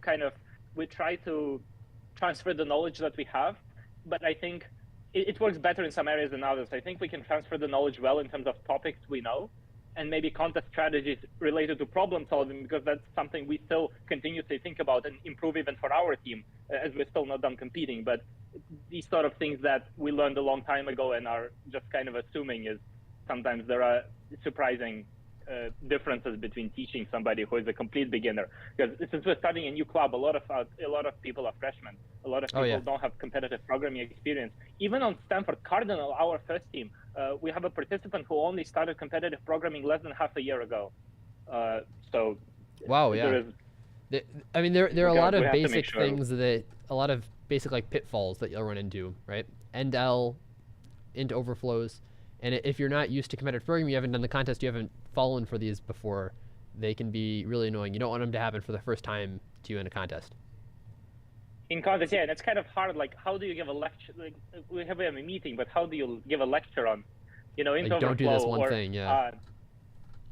Yeah, or somebody in one of our practice contests, one of the teams saw a problem where the output was a double for the first time, a floating point number, and they didn't know how to do fixed precision in C++. That's also like you just have to. It's not obvious either if you haven't seen it before, yeah. Yeah, so we've been kind of practicing very intensely individually before early February and in teams in February. We've been trying to organize a lot of practices joint with other universities and just locally for us, individual and in teams. So hopefully, like with that volume, teams have seen most common things, but there are still things that we miss, seeing that this is really our first year trying to organize the competitive programming movement in Stanford in a serious way with a lot of teams. You've mentioned a bit about lectures. I kind of want to hear more about that. Are these like topic-based lectures, and you give them like maybe an example of a bunch of problems that use flow, for instance, and how flow works, something like that? Or is it more of like strategy? What kind of things do you cover? So we've done both, but we usually every week we have 2 meetings. So one meeting is more of a kind of lecture where maybe somebody will lecture for an hour, and then there will be a problem set related to the lecture. And then another meeting is a full team practice on a 5-hour mock contest, meant to simulate kind of a real competition. And in these lectures, I think we started out by covering topics because when we first advertised our club in the beginning of the fall quarter, most people that came, they've never sort of done any competitive programming at all before. They've never seen a judging system, never seen like even the format where you have to like write an efficient solution that fits in a time limit into the memory limit. So we started with the lectures we started with were very basic, both in terms of not at that point not even strategy, just how to use. Yeah. What are we doing? Like, what are you doing? Yeah. And also, yeah, but also in terms of algorithms, we just started with like BFS, DFS, Dijkstra, greedy, 2-pointers, these types of very basic things. But as the year has been going on, we've been meeting every week, so we've slowly gotten to more advanced or medium stuff. I think the very last lecture we had before regionals was on segment trees, and the week before I gave a lecture on geometry. So kind of we're slowly moving up to our goal was to try to kind of cover at least a little bit cover all the topics that are likely to appear in the regionals and that you would really need to know to be able to be successful in the regionals and hopefully advance to NAC. So we tried our best to do that in the amount of time that we had. Do you generally see like the same people come week after week? Not exactly the same, but maybe there is a pool of 20 to 25 people, and maybe 15 of them come every week. That's a pretty large club, though. Like, yeah, I mean, compared to most schools, I feel like 20, 25 people on the ICPC team is definitely like above average. I know MIT. We spend a lot of. Is like they're much smaller. Go ahead. Sorry. I think we spent a lot of energy advertising our club, and trying to get people interested in it, because I think this is kind of an inefficiency. I think ICPC is still, it's a fairly niche thing, but I don't see why that should be, especially in a school like Stanford. The ICPC is both so fun, I think so, and I think people who are coming to our club, we've had, even though this is the first year we're doing it, we could only send 6 teams to this regional, and we had a real competition for these 18 spots. So we had people who wish they could be here today, but they just didn't make the top 18 at our selection. Yeah. It was a real fight for those spots. So people are clearly people are invested and people find it fun, but also ICPC is just so helpful, not only just for fun, but in the future in terms of, interviews and community and job referrals, the kinds of people you meet, the kind of opportunities in the future in grad school and academia. You can kind of, it's such a great networking. It looks great on your resume for sure. Yeah, and then not only that, but also like the people you meet at ICPC are going to be incredible programmers. So they're very likely to get jobs at a lot of places you might want to work, whether it's Facebook, Google, whatever, any of the big companies, or also like small startups. There are a lot of former ICPC folks who have like made their own small startups, and the people they choose are the people they know they work well with, who are able to work well under a lot of pressure, get things done really fast. Those tend to be other ICPC competitors. And if you want to join like a company like that that's full of lots of talent, this is where you meet the people. And not only that, but also just the skills that you learn by getting good at ICPC, being able to work well under pressure in a new environment like this with things you're not used to, whether it's like drawing on a whiteboard or working in front of someone, whether it's a high stakes interview. The things that you learn in these contests, they're the same things that are helpful in like very high stress areas of your life where it's important to do well. And I think that's part of the reason why so many ICPC folks that you see are so successful in their life later on as well. Of course, there are different aspects, right? I mean, probably being super good at persistent segment trees is not going to get you very far at Google, but the critical thinking needed to do that is like very important. Yeah, and I think ICPC clubs can sometimes have a tendency they can feel like they have a high barrier of entry. So, you're going to show up, you're a beginner, and people are going to be talking about persistent segment trees or leech out trees or something else that's just intimidating. And you're gonna come, you're gonna get scared, you're gonna leave. So we've really tried our best, and we've been really focused on making sure that the topics we cover match the people that are coming to us, and the people have improved a lot over these few months. But also we made sure we start with things that they have maybe even seen in their courses at the university. And it helps that some of our coaches, Shubham has been a TA for the kind of main undergraduate algorithms class at Stanford for a few quarters already. So he has a very good understanding of what happens there, and we can kind of naturally go off extending from there. But we've also had freshmen who haven't taken any algorithms classes at all, who have been progressing really well in our club, with kind of starting from the basics, and now they're going to have a leg up both in classes, and they'll be able to compete, solve some problems as well. One question for you. I don't know if you've thought about this yet or not, but next year, when you have a bunch of students who have already done 1 year of practice and gotten pretty good, and you also have presumably a bunch of new students joining in at the same time, do you have any ideas or strategies on how you might want to handle lectures then, when you have a bunch of students who have never learned BFS, aren't familiar with graphs at all, but still are interested in the club, and then you also have a bunch of students who are fairly advanced and they know their stuff now? Yeah, I think this will require more time commitment, because we'll have to bifurcate the lectures. Somehow we'll have to have advanced lectures for people who've already seen all the graph stuff, basic data structure stuff. But I'm extremely committed to welcoming beginners to our club and having beginner lectures for new people who join, because everybody has to start ICPC at some point. Like I started a very long time ago, but when I started, I didn't know anything. So we have to make sure that the people who are beginners have a community among them where they can learn together, but also they get instruction from us, and they get real time and attention.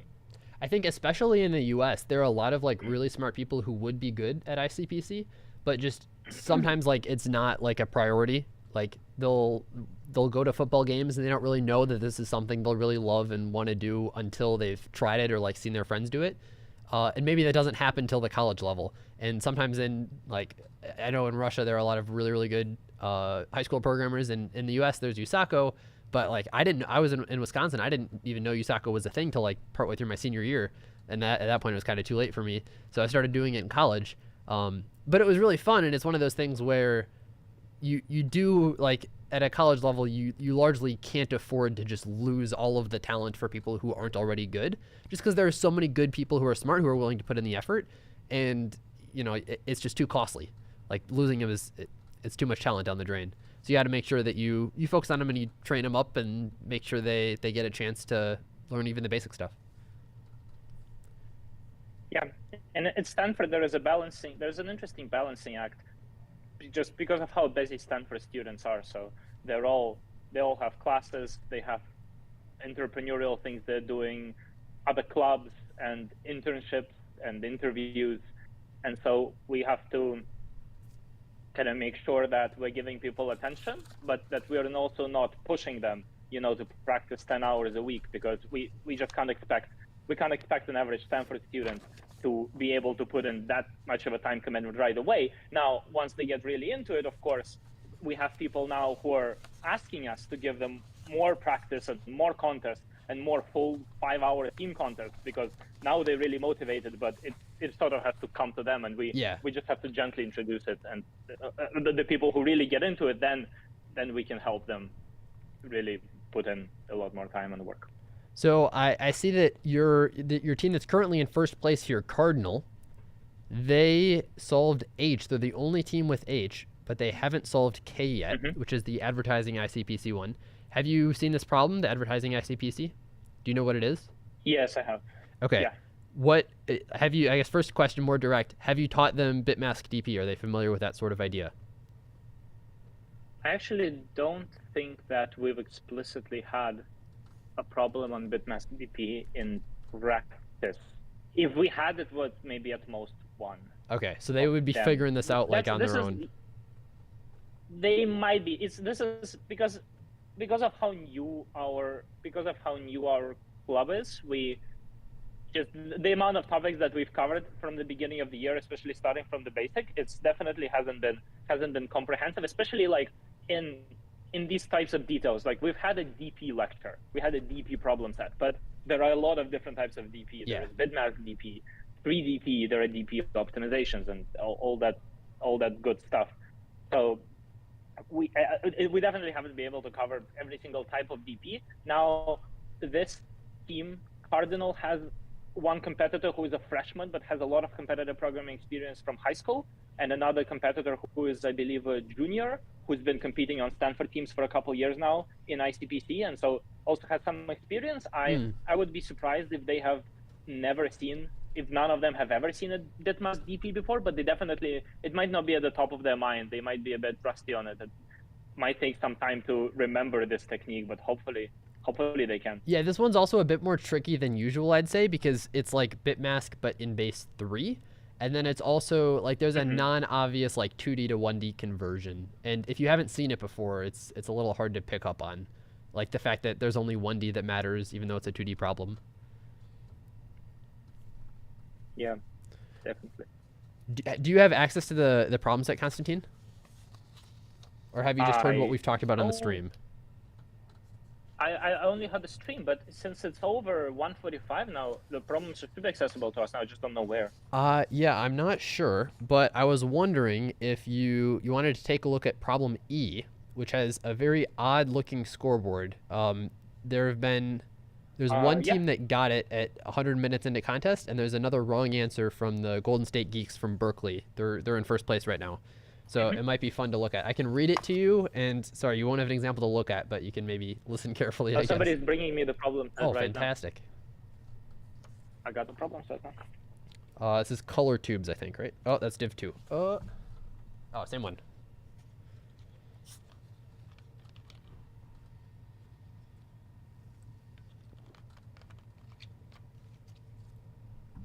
So we'll team up just like the old days here. Now that's a service, yeah.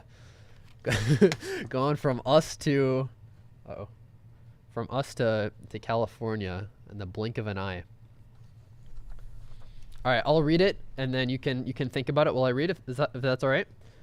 There's a new puzzle generating buzz on social media, color tubes. I think I've seen something like this before. The rules are relatively simple. You're given n+1 tubes filled with 3n colored balls.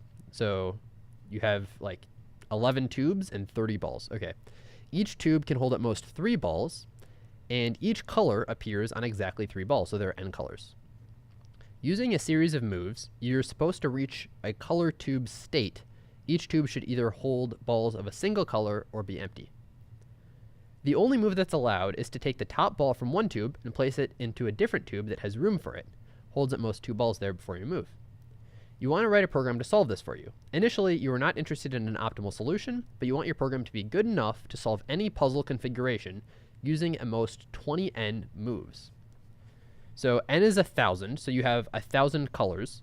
You have one empty tube, and then you have like 3 balls in each tube, but maybe you don't necessarily start with a fully empty tube. And it looks like you can do this any way you want, right? I think there's a judger, right? Any solution is optimal. Yeah, so as long as anything's allowed. So this is kind of like, it's a little bit different, but I don't know if you've done the app where you have like a bunch of vials of water and you like pour one into the other and they're different colors. And you combine them just like this and you get a bunch of... No? I really no, I'm not aware. Okay, there's this free-to-play app that's gotten pretty popular recently, which is kind of similar. I think it has 4 like water levels, but this is different. So here you just need to move the things around and you need to get every tube full of exactly one color of ball.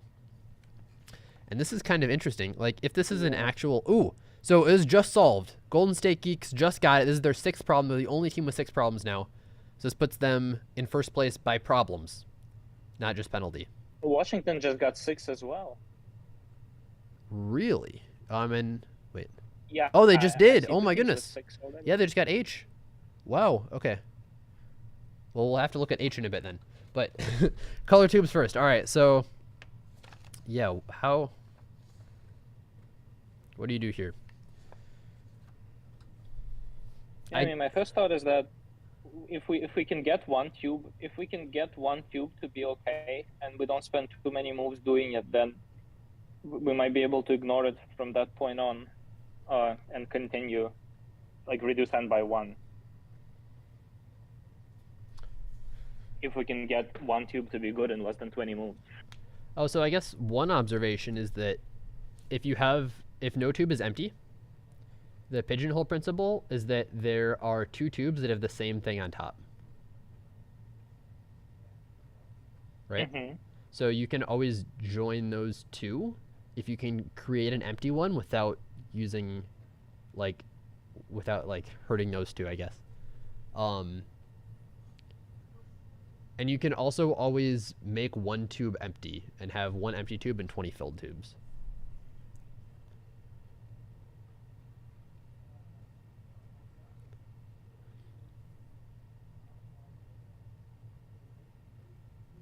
Yeah. Oh, here's an idea. So if you empty 1 tube, right? So you have 1 empty tube and 20 filled tubes, and now our goal is to get 2 like things that match on this bottom tube. Then in order to do that, we will look at like the first thing in every row and also the second thing in every row. And I guess that doesn't quite work. So the first thing in every row might be the 20 unique different tubes, right? If you have 1 of every color as the top of all the remaining tubes. Yeah. Yeah, but maybe you can take like if you have a color that appears in the top, like as the top of some tube, and also the same color appears now as the second of some tube. You can move both of them? You can try to put them together by like first putting the one from the top, then moving the top from where it's in the second position over to the spot that just opened up, and then taking out. If that never happens, you can also swap 2 of the top ones to make it happen. Right? If you have the empty tube and you have 2 things here and you need to swap the top, you can swap the top by move the second one to the middle point, and move this one, if that makes sense. Can you see me or no? Mm-hmm. I just started looking at you, but I wasn't seeing you before. So if you have an empty tube here and you need to swap these 2, you can move like from tube 1 to the empty, from 2 to 1, and then from the empty back. So you can swap the top 2 in a thing, and then you end up with like the empty tube still.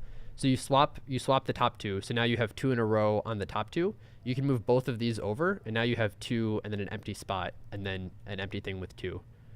So like that's a bit of a complicated algorithm, but by doing that we can get we can like swap 2 things on the top. I guess if we can swap 2 on the top and we can also swap the second layer, then that would be sufficient, right? I guess that would probably, it's close to being good enough. It seems like if you can solve 1 color in 20 moves or less, then you can just like do Yeah. you solve the first color and so on. Yeah. That's the idea. Yeah. To do one color. Certainly seems like one color and 20 moves should be doable. Yeah, because you can, like, I don't know. It feels like it's so easy to get the first two there, and then we're almost done. We've got 2 empty spots. The third one isn't in that group because otherwise we could just move it over. So we have 2 empty spots that we can put garbage in, and then we just need to. I feel like that's it. So now, so we have now we put in the empty. We put 2 of some color, right? Already. In the empty, yeah, we can get 2 of the same color, so we can get like 2 reds in the empty.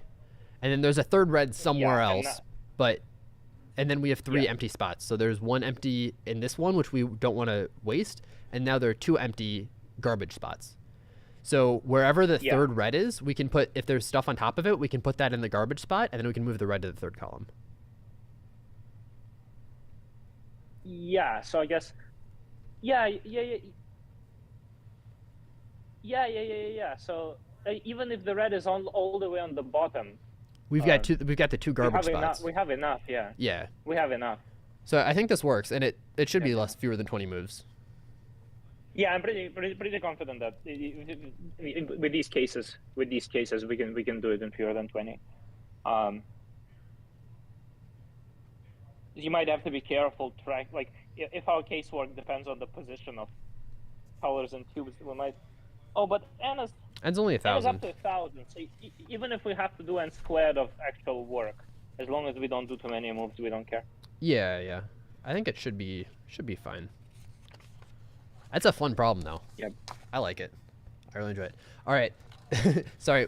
We also just got the solving problem H. Do you want to talk about problem H2? I don't want to spend all of your time talking about problems, but it is just quite fun. Oh yeah. Okay, you've got the full problem set, so I guess we'll talk about H. Yeah. Do I have H? That's the real question. I do. Branch manager? Yes, division 1. Okay. Let me keep these sorted. How about that? That would be helpful.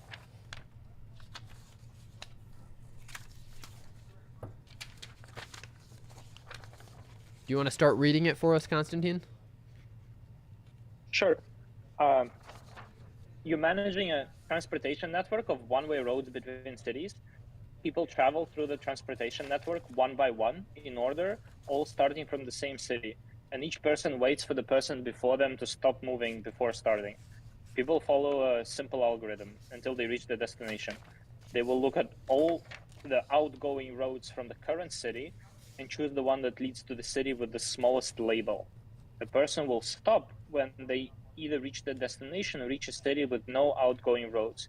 If at any point someone fails to reach the destination, the rest of the people still waiting in line will leave.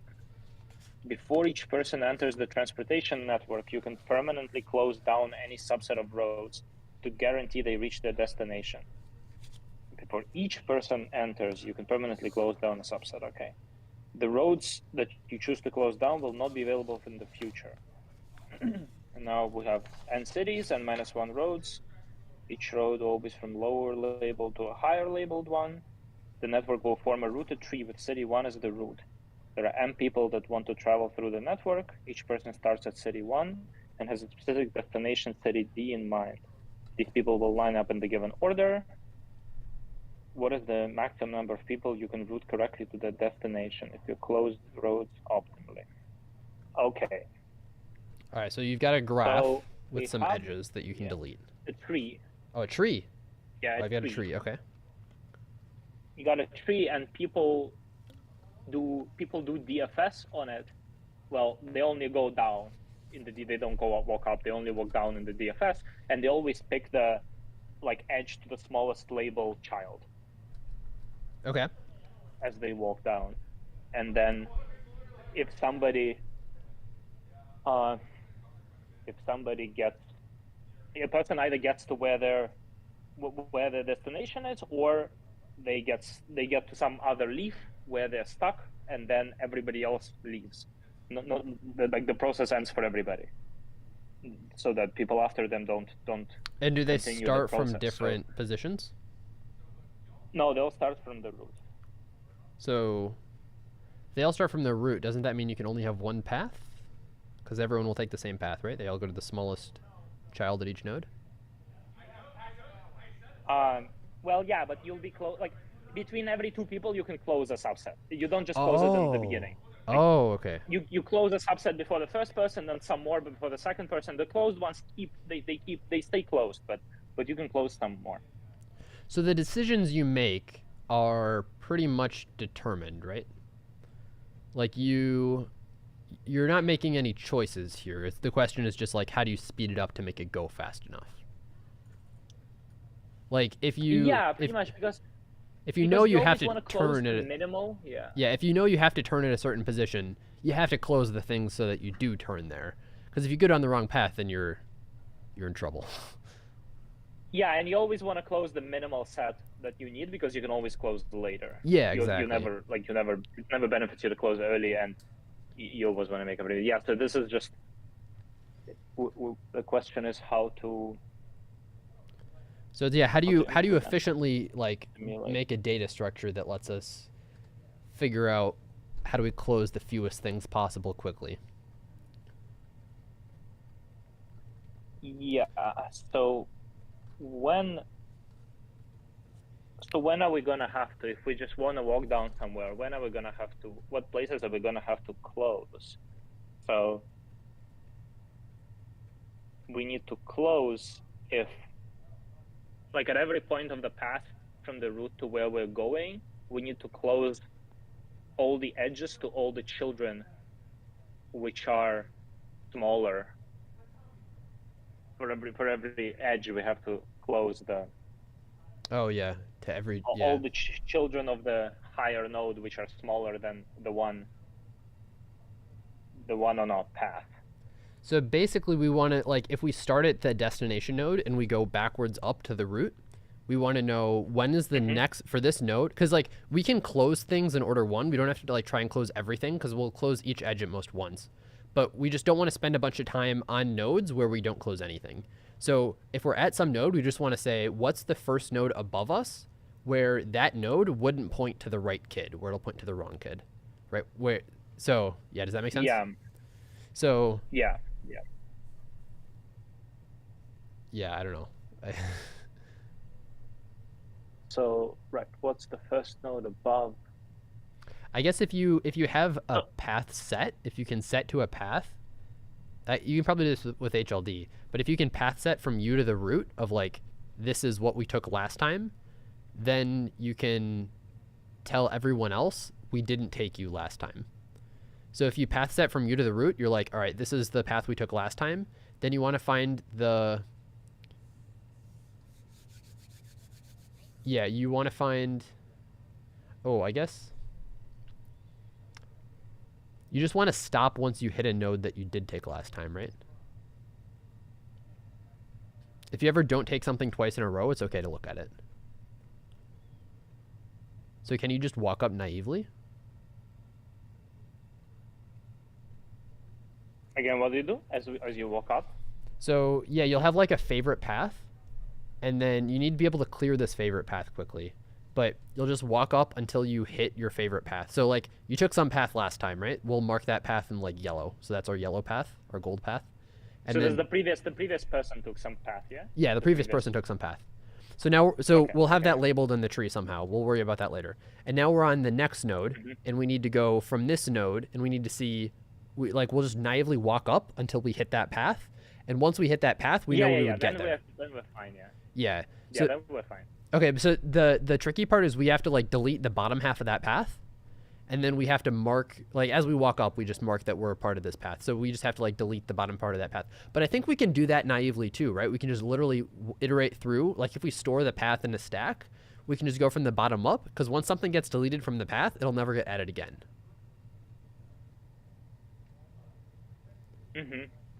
So I think it's safe to just, like, I don't think you even need any data structures here. I was talking about HLD, and Derek's like, yeah, it's like using a nuke to kill a mosquito. It's like, I don't think you need HLD. I think you just literally just need a stack, and then you can like store the stack, and then once you hit the path, then you're like, oh, I'm in the path. So just delete everything from the path in that stack. And now we have like a path from the top down, and then we have the extra part that we just created. And that's your new gold path.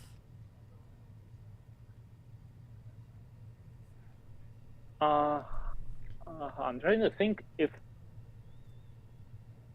So someone's saying. Yeah, and if someone's saying this could add n squared nodes to the stack. And I don't think that's true, right? A node only gets added to the stack when it becomes part of the golden path for the first time. And then if it gets removed from the stack, it'll never get added again. Because if it gets removed from the stack, then it's removed from the stack. We can never get to there again. Yeah, you can't get there again. Get there again. So as soon as you try and add it to the stack the second time, the entire program will crash. So only n nodes get added to the stack ever.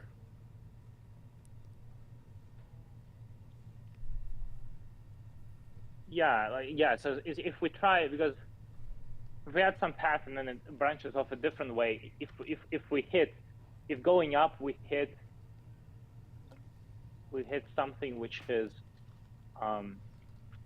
which was on our path and not anymore, that we can never get there. So that definitely terminates. Do we have to maintain somehow which vertices like used to be on our path and not on our path anymore? No, I don't think so. Because like the only time you can actually change the path is if it goes from a smaller thing to a bigger thing. You can't ever go from a bigger thing to a smaller thing. Because if you ever go to a thing, you'll have to delete all the edges to everything smaller than it. Yeah. So it's just every time the path changes, you need to make sure it's getting bigger. And then wait, what do you print? So you just need to print like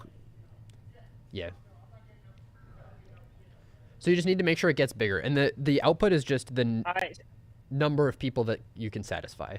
So you just keep doing this until you're like, uh-oh, I can't do this. And then you stop. And so when you start with a new person and you start iterating up until you hit your current path, are you like, why won't you take too much time walking upwards? When you start with a new person and you iterate until you hit your current path, because you're going to add all of those nodes to the path. So every time you walk up, you might walk up the tree one extra time. What if when you hit the current path, that's the impossible case. You hit it somewhere that's, I guess, smaller. Then you're done with the algorithm. Then you break out, right? Because that's the end, right? Oh, so that only happens once. It only happens once, yeah. So that happens once, and otherwise all your vertices are new, never visited before. Yes, and they will get added to the path. Yeah, okay. Yeah, I see, okay. That's a really clever problem. Nick, did you write branch manager? No? Oh, okay. Sorry. If it was, I was going to tell you how awesome it is, but I think it's pretty cool. It's a great problem. Nick says it's a great problem in case you can't hear him. Yeah, I really Pretty like clever. this one. This one's great. And it's just getting a bunch of solves, too. I guess teams are starting to see it. We've got... Ooh, Golden State Geeks has 7. Wow. Golden State Geeks has 7, and then... Simpla Leah Auto has... they just got H as well. All right, well, thank you so much, Constantine. I'm going to bring Nick back here.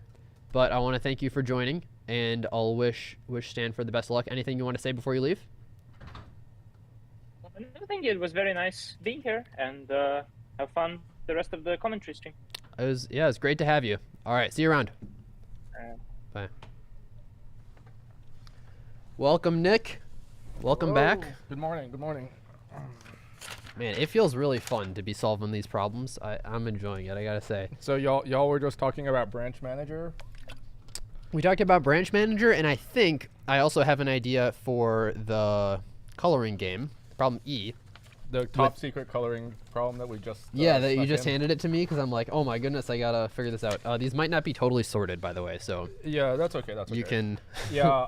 So I can quickly chime in on branch manager just to talk about like my perspective. It's a little bit similar to. Should I be drawing for this or? You don't have to. Okay. It's fine. I feel like if you like already described the solution structure, like no one's gonna be too fussed about it, but.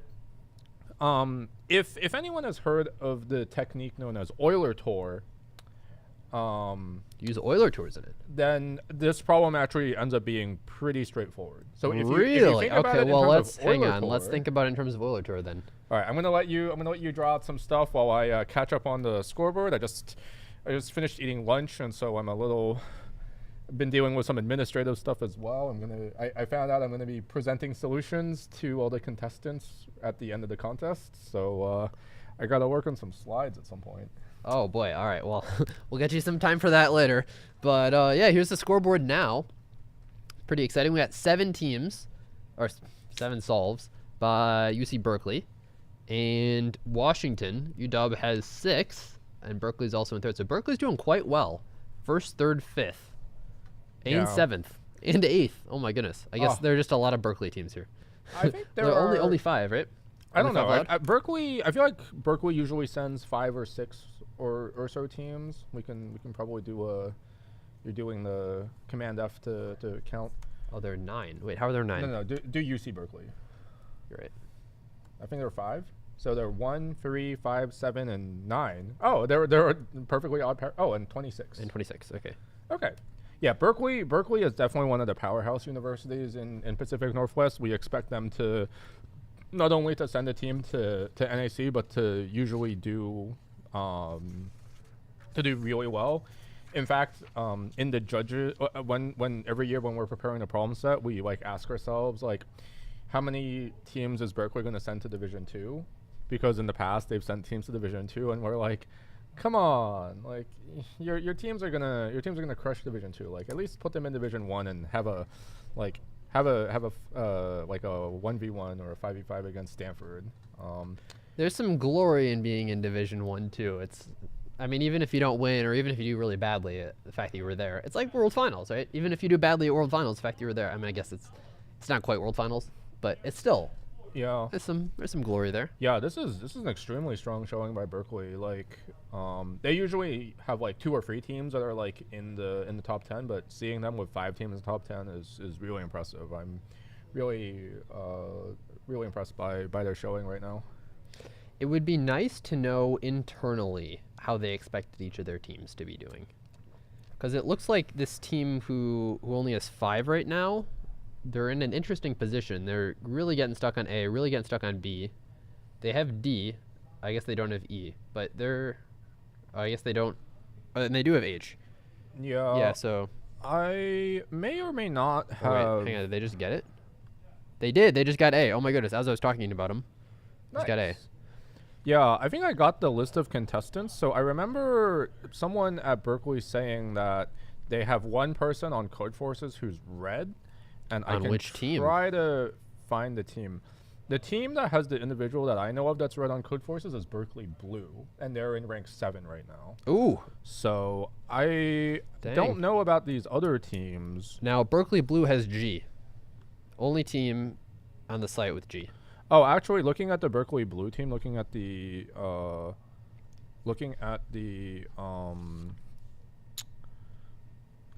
contestants, there is someone else who I think would also be like. They're not red on Code Forces. They're rated 2100 on Code Forces, but oh, I think it's a grad student. So there's a grad student on the Golden State Geeks team that's probably helping to Inconsistent. carry them through. Golden State Geeks. Yeah, there's a grad student who went to MIT, probably wasn't able to get to World Finals from MIT, which is really competitive. Yeah. And so like there might be like that person isn't super active. I think they're not actually like a CS major. I think it's like a physics. Maybe they like have a degree in physics, but They know their coding. yeah, if you're good at if you have like good math fundamentals, good problem solving skills in that way, then I mean, you also have to be able to code. yeah. Yeah. But yeah. But yeah, Golden State Geeks are crushing it. All right, do you want to take a pause from the scoreboard here and talk about the Euler tours? Euler tour for H? All right. So given that I've told you Euler tour, like can you kind of figure out the super short solution with once you have Euler-Tor. Well, I thought I had a super short solution before. Well, the stack solution is also super short, but I think I think if you think about it in terms of Euler-Tor, you also get a pretty natural formulation. I don't think it's necessarily better. When I saw this, my first instinct was the Euler-Tor probably gives you a solution for free, and then once I had the Euler-Tor, like the condition ended up being super straightforward.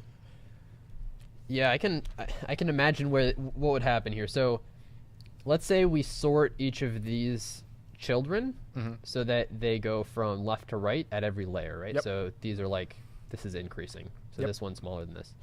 So now what this means is when you're at a node, you're either going to go left, or you're going to cut left, and then you're going to go to the next one, or you're going to cut this, go to the next one. So the Euler-Tor is like the path of nodes that you'll hit, and you'll hit them in this order, and you'll need to, like, if you decrease this, you'll need to decrease it like at certain positions.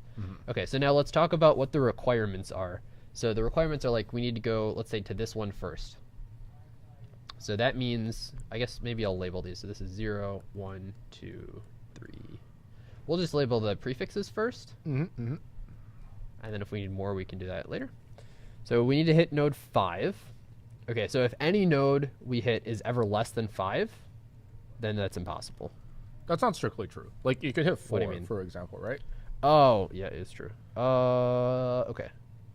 So so you need to use the other half of the Euler-Tor. Like, Euler-Tor is not just the pre. This is sort of like the pre-order traversal, but you actually need the like n times as well. Like the n times are also important. Let's add those. Okay, so if any node ends before 5, so like if this ends before 5, this ends before 5. So if any node ends before 5, then we're done. Or if it starts after 5 and ends before, well, if it starts after, it can't be a child of 5, basically, right? If it starts after 5, then it's in the subtree, then that's always okay, right? Like, but you only care about like right now, or like this is the node you're currently at. Like, what you're really asking is, when is a given node not eligible? And so basically, a given node is not eligible if like its end time is less than the start time of a different node that you have already processed. Just to spoil it. Do you need a node you've already processed, or just your last node? Any node you've processed. You just maintain a running max of, because you can do a thing like you had the stack-based solution, right, where you like maintain the stack of nodes, and then the moment like right before you return from the stack, you read through all of the nodes available and you process them all until you read something that's not on the stack. All right, can we talk just a little bit more on like what the solution is, because I don't understand it and I'm worried other people might not either. Okay. I thought you might have gone over that, but like I understand the stack-based solution. Can we talk about the Euler-Tor requirements, right? So if we visited this, what nodes become illegal after visiting this? So anything that ends before 5. Any node that ends before the current start time is now illegal. Okay, so the start time, I guess let's not do the 5 then. 5 is not helpful. Let's do 4. Let's do 4, yeah.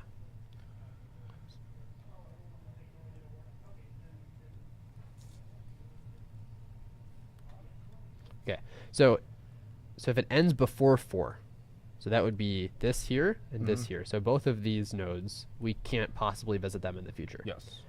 We also can't visit any children of 4 in the future. You can. There's nothing stopping you. Yeah. Because you just go down. Because we don't cut this edge. Yeah, you don't cut the edge. Early. If you like, the root is the root is always visible. But like if you had like 4 and then 1, like 1 is still like eligible. Like you can go somewhere earlier in the stack.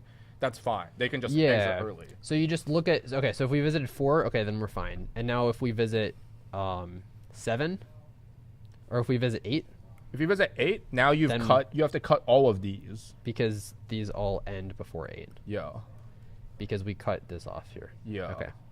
And now we can visit 6, and that's fine. And you can also visit 7, and that's also fine. And 7's also fine. And then once you visit 9, you have to cut off. You have to cut off 8. Then we cut off 8, yeah, because it ends before this. Okay. Yeah. So all right. So the Euler-Tor solution, I think, is very simple. Is very simple. Very easy to code anyway. Yeah. I mean, the stack solution is also pretty simple. I just thought of it in terms of Euler Tor. That seemed like a natural way of thinking about it because different trees are disjoint in the Euler Tor representation.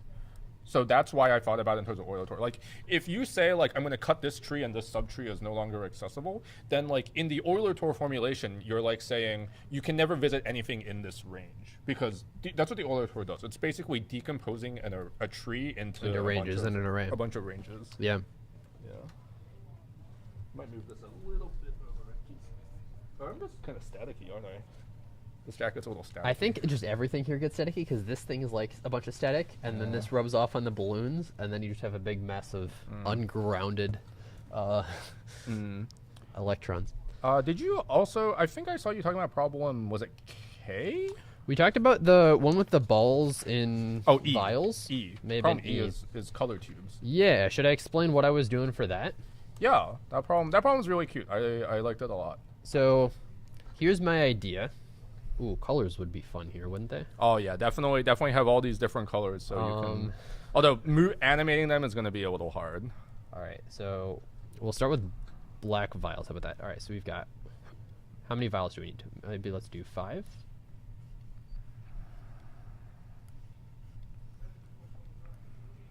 Okay, so initially you've got some red. You got 3 of each, right? 3 of each color? Yeah, 3 of each color, and you'll have 4 colors in this setup. Okay, so we'll do blue.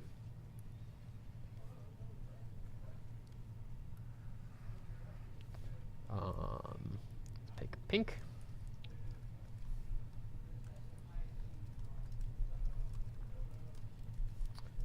And last one would be yellow.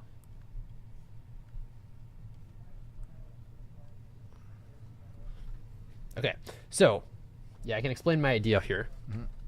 So first, let's get our faces out of the way. Okay, so first thing we do is we're going to empty this last thing. So we're going to move this one here, just randomly. Oh, let's move it here, because it'll make the next case more interesting. And then we'll move this one here. Oops. So now we have an empty vial. All right. Next thing we want is we want to fill up. We are blocking. Was that intentional? No, sorry. I don't know how we got so big. Thank you. So we emptied one of the vials, and your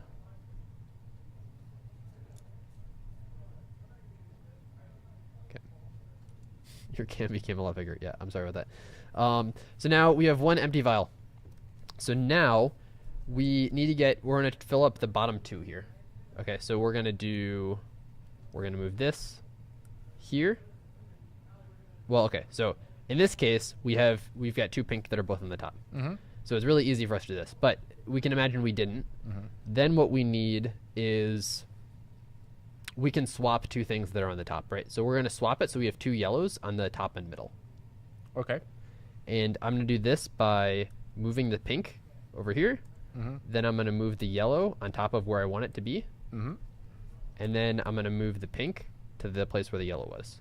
Yep. So you can do You can swap 2 things that are on top. Yeah, you can do a swap. Yeah, so you can swap with the empty one, and you can do the swap in 3 moves. You need 1 extra. It's the standard, like, you're swapping 2 integers, and you're using a third temporary. Like, for people who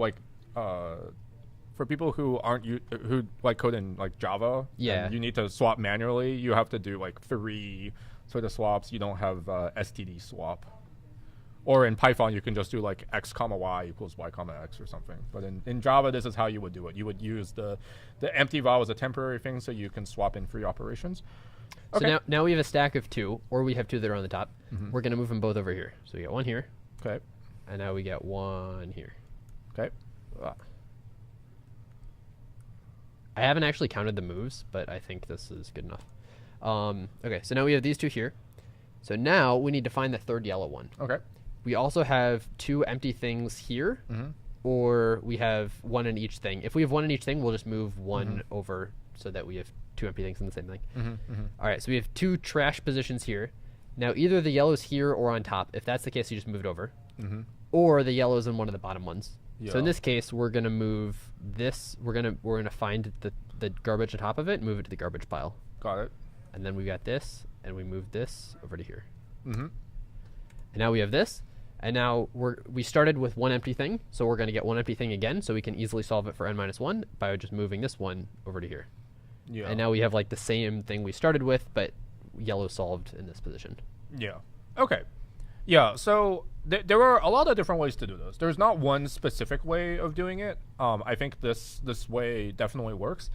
I think so. In the original problem, the bounds are you have 1,000 of these tubes, and you can do like 20 n moves. So a different way of thinking about this is like you can do like n squared, like your complexity of like operating to be n squared. You can do like linear scans to do each move, and then you have 20 moves to fix a vial, so to speak. I think this approach definitely works. I think it might be a little bit tricky to implement because you have to kind of figure out like what's your candidate, for example, and so on. So like it's easy to describe the solution at a high level, and I think that this solution is there an easier one that you have in mind?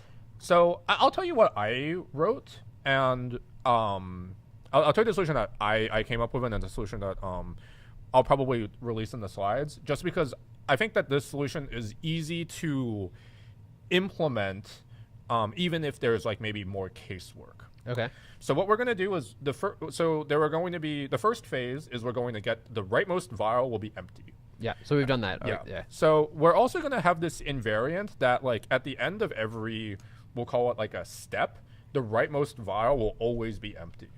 Okay, so And there are so- like a couple different types of operations you can do. Yeah. And they're all like combinable because they just require the rightmost like Yeah. toolbox.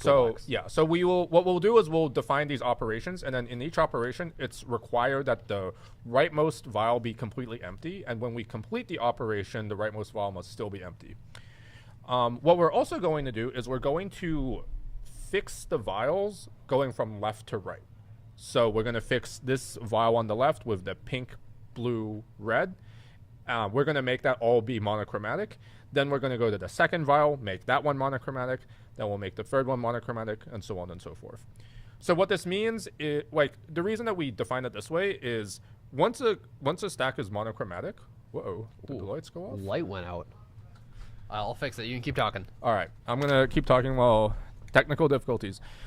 So once a vial is monochromatic, there is no reason to do any moves whatsoever. Like the vial was already in a good state. There's definitely no reason to do any sort of moves on it because it would just make the state like worse. You're getting further from the correct state than you are from like the desired state. So what this basically boils down to now is you have a vial. It has 3 balls in it. It's not monochromatic. How do you make it monochromatic? Checking here on the camera real quick. Okay, cool. Camera reset. I think it's okay. Okay, so I'll start by sort of describing. So first, like the first, we'll say like how do we make the first vial monochromatic? So we're gonna use the bottom ball in the vial, and I'm gonna say that once we're done, the vial will have all 3 balls of that color. Oh, so you only need to worry about the top 2 balls. That's clever. But wait, what if the red ball's like on the bottom of some third one? Right. Oh, then you flip it up into this one. Ah, and then it's on the top. Okay. Okay. So David has already kind of figured out 2 of the 3 tricky cases. So 2 of them are already shown here. So in the case that a red ball is in the topmost or the secondmost position, what you can do is you can just remove some stuff from the left vial. So in this case, you would remove pink and blue and put them into the right. So he's going to slowly do that. And then he'll also move the yellow into the garbage slot on the right. And then he can move the red into the left. So he's going to meticulously do that. And so now the red one's in here. And then what you do is you have to revert it. You have to go back and switch. That is clever. Yeah, this solution is a little bit more involved, or it uses more moves, I think. So we were originally considering like only allowing like 10 end moves or something as opposed to 20 end. But then we decided, this problem's hard enough. The problem set is hard enough. Let's just make it easy and just let people come up with whatever. Yeah, I think just finding a way of doing it, unless there's something really clever about it, I think just finding a way of doing it is better than like micromanaging. So this is the first one. The second one that David just brought up is, what if the red one's all the way at the bottom? And so what you can do is you do the same thing. You can use the empty vault to completely reverse the order. So now it's in the top. Now that it's in the top, you can do what you did in the first step, and then you can just get it like moved over. And so you can do this in... Yeah, so... Or you can do this. Should I do like the full version? You have to do the full version because there might be a case that they're both on the bottom. Yeah. If they're both on the bottom, then you cannot just get away with it. And then so let's so you move this one into the newly empty one, and then you could also pretend to move the middle red one if that one was also trash or also the wrong color into it, and then you move the correct red one in. But in this case, you can just move the red one directly. So it's fine. I was gonna try and create a case where it's necessary, but I'll just let people extrapolate. Yeah, it's not too hard to see what's going on. There is one tricky case that this solution doesn't handle. Really? Yeah. Wait, so the case that's interesting is, imagine that we had this, but the center one was. Oh, you have to get rid of the middle. Yeah, but this case is actually not hard. You just do you can do like the swap trick that you described earlier. So what you do is you like move a random ball into the trash. Wait, hang on. So this is the middle is wrong? Yeah. So say the middle is wrong. So say that the middle is wrong. It doesn't matter where it is.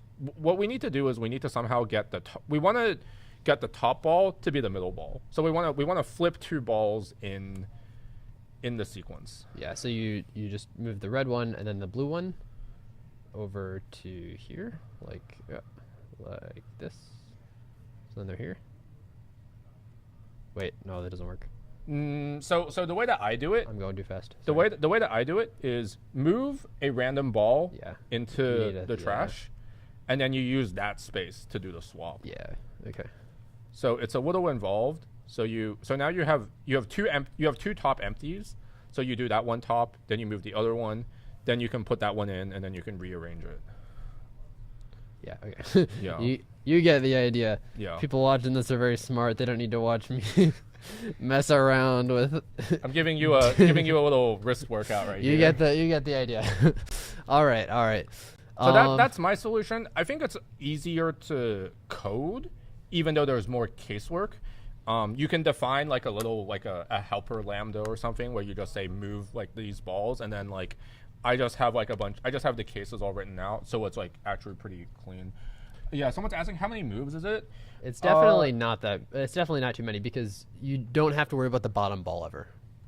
So since you never have to worry about the bottom ball, you get 10 moves per ball. Yeah, you get 10 moves. You get 10 moves for each ball, and this is definitely like 10 moves at most for each one. 20 is a lot of leeway. And also the other thing to keep in mind that like as you clean up the balls, the other ones like they get condensed. So like no matter like it's hard. Like if you only had 2 vials, you can't actually. Like if you solve one, the other will be almost done. Yeah, like you start like sifting them down, so it's actually really hard to have the worst case in all of the situations. 20 yen is just bound to like it needs to be some value where like you can't just randomly like shuffle balls around and like pray that you like organize them all somehow. Like we want to kill like those types of solutions, but like any sort of like attempt that's like reasonably organized like should do well enough. Yeah. Scoreboard update. How are we looking? Scoreboard update. Scoreboard's looking good. Let's check Div 2. We haven't given Div 2 sufficient attention, I feel. Well done. UBC has teams in Div 2. I didn't know that. UBC Div 2 just got A, which is impressive. And we've got to solve on L too. Both very good. And one on H. Man, these are some diverse scoreboards. These are interesting. Div 2 problem L is... So I can tell Div 2M and Div 1M are very different. Yeah. So one thing that is not actually super obvious. I don't know where the div2L is just a civ knowledge test problem. Like primality thing? Primality civ knowledge test. That's what the problem is. So for those who haven't actually noticed, if a problem is shared in both divisions in Pacific Northwest, they actually share the same letter. So problem J, for example, the sun and moon problem we talked about at the very, very beginning, problem J is the same in Division 1 and Division 2. So that's why in both Divisions 1 and 2 you have a ton of solves. Wait, what is this? Output of even parity integer? What is an even parity? So you should maybe read the problem out loud. The problem. Okay. Read the problem out loud and then you'll get it. Here's problem L from Div 2.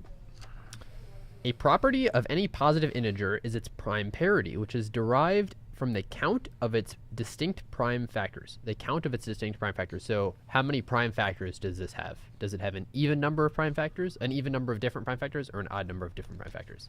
Okay, so if you do prime sieve, then you get that. So you know for every number whether it has an even number of prime factors and odd number of prime factors. Then you're given a sequence of ranges to test. Each range is given as two numbers, a and b, defining the range from a to b inclusive.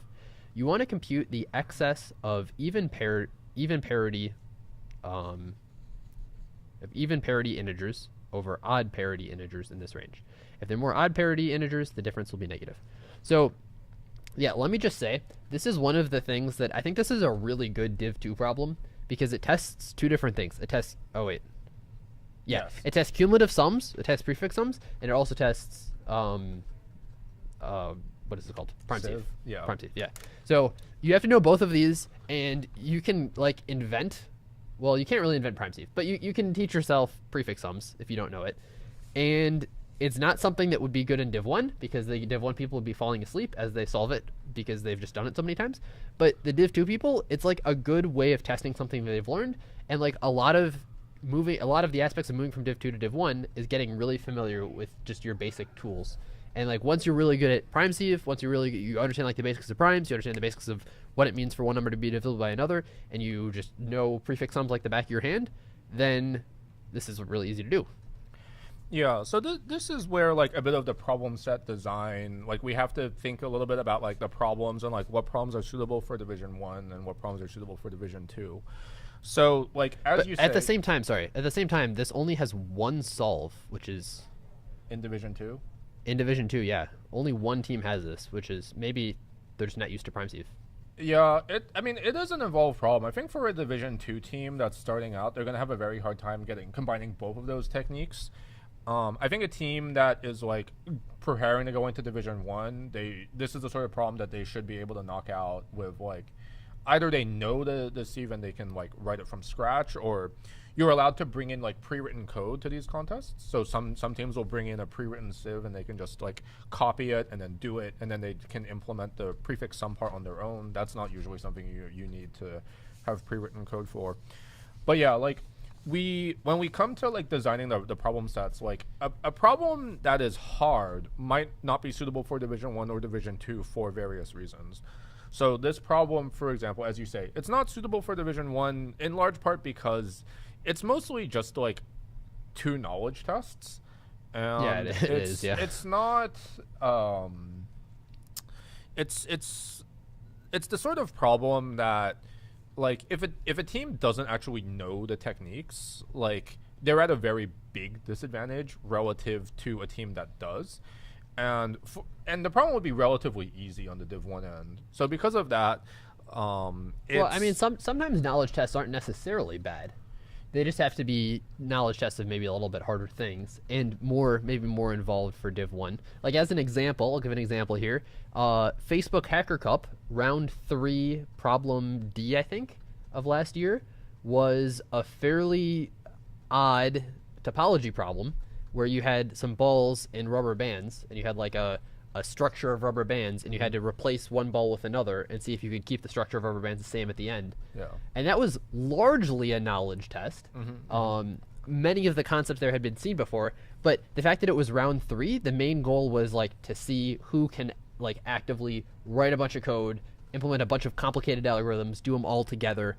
So it did kind of serve its purpose in the set, even though it was like I mean, by all accounts, like a Div 1 right group. Yeah. And so like you can also make a similar argument for like some of the Division 1 problems that we have here. So like branch manager, like I mentioned the Euler Tor solution. Like you can make an argument that it is a Euler Tor knowledge test, but I think that it is also the sort of problem that a team that has never heard the phrase Euler Tor, never seen it, I think you could reasonably expect them to derive the stack-based solution that doesn't actually, even though you're kind of doing the Euler Tor implicitly, the problem like leads you in that way if you like sort of push at it hard enough, I think. It also, I don't think it was super obvious that it was Euler Tor. Maybe it's just me being dumb. Yeah. But I thought it was kind of hard to see.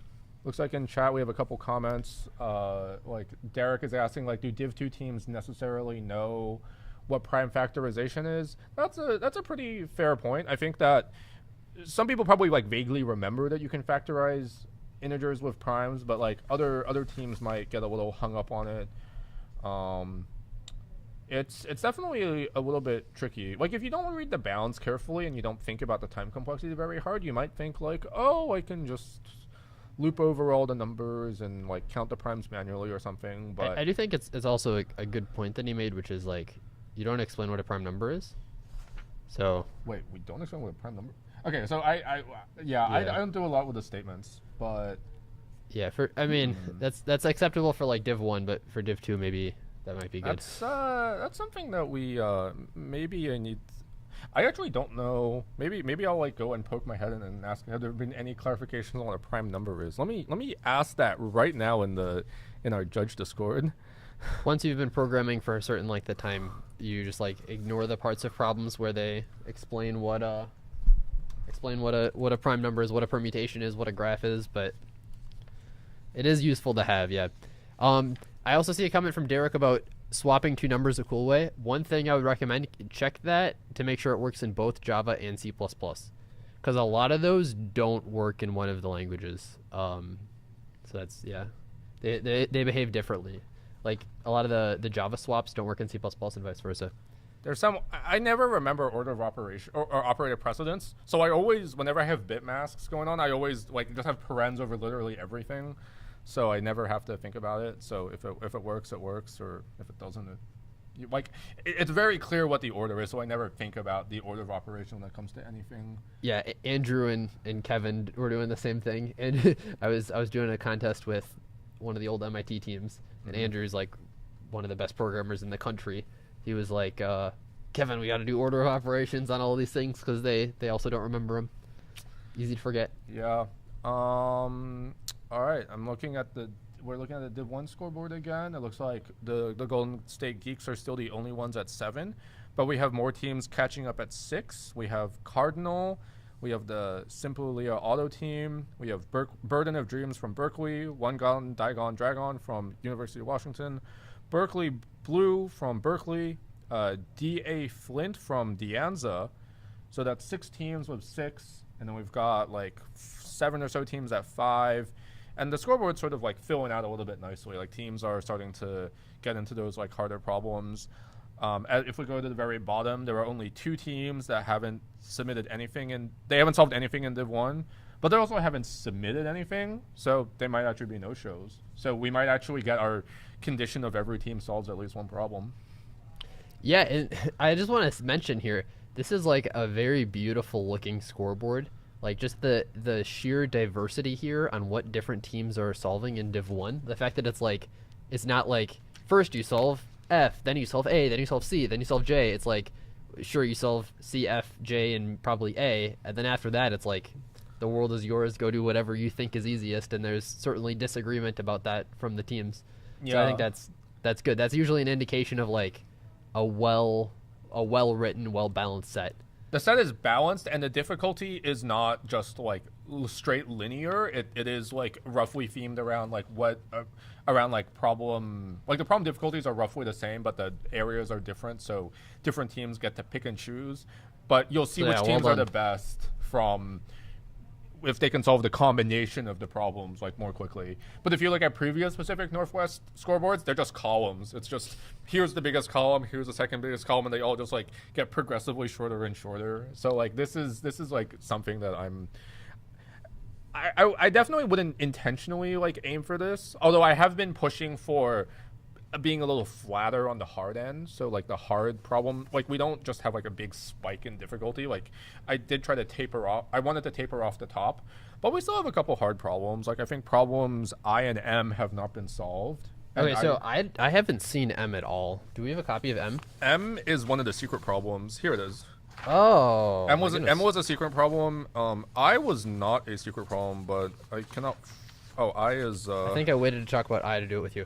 So someone's asking if I've ever been to UBC. It's actually a good question. I have never talked to the UBC folks at UBC, although I did do like a lot of summer training camps with them. There's a David there. I think I've trained with him a bit, and then there's some other people who I've met. One of them worked at Facebook. I think I met him. I forget exactly who. But I did bike to the UBC campus, I think, from Seattle. I did it all in one day. It was like 170 miles. It was brutal. But we got through it. All right. We want problem I or problem M?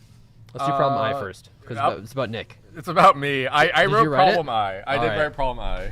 Nick likes satellites. He likes them so much that he looks for them everywhere. One day, he found a string of letters and counted the instances of the word satellite, S-A-T-E-L-L-I-T-E, of the word satellite among all subsequences of the string. So first, what is a subsequence? They tell you. Good. The next day, he forgot. Can you help him construct a string with this many subsequences? Okay. A string S is a subsequence of a string T if and only if it is possible to delete some characters from T to get S. So you can pick any of the characters, not necessarily, they don't have to be continuous. Okay. Two subsequences are considered different if some character at a given position is deleted in one subsequence but not the other. So you're given a big number and you need to, up to 10 to the 18, and you need to make a, well, it sounds like a DP. You need to make a string of any length? At most 5,000. Of a length, most 5,000, thank you, where the word satellite appears exactly k times. And the length does not have to be minimized. Ooh. Length does not have to be minimized. I wonder if that matters. I don't know how to do minimum length. Minimum length is extremely hard, and I have no idea how to do that. I don't think that is like a very straightforward problem, because I don't think it might not even be monotonic. All right, so first question, can we do a DP? So I think the first.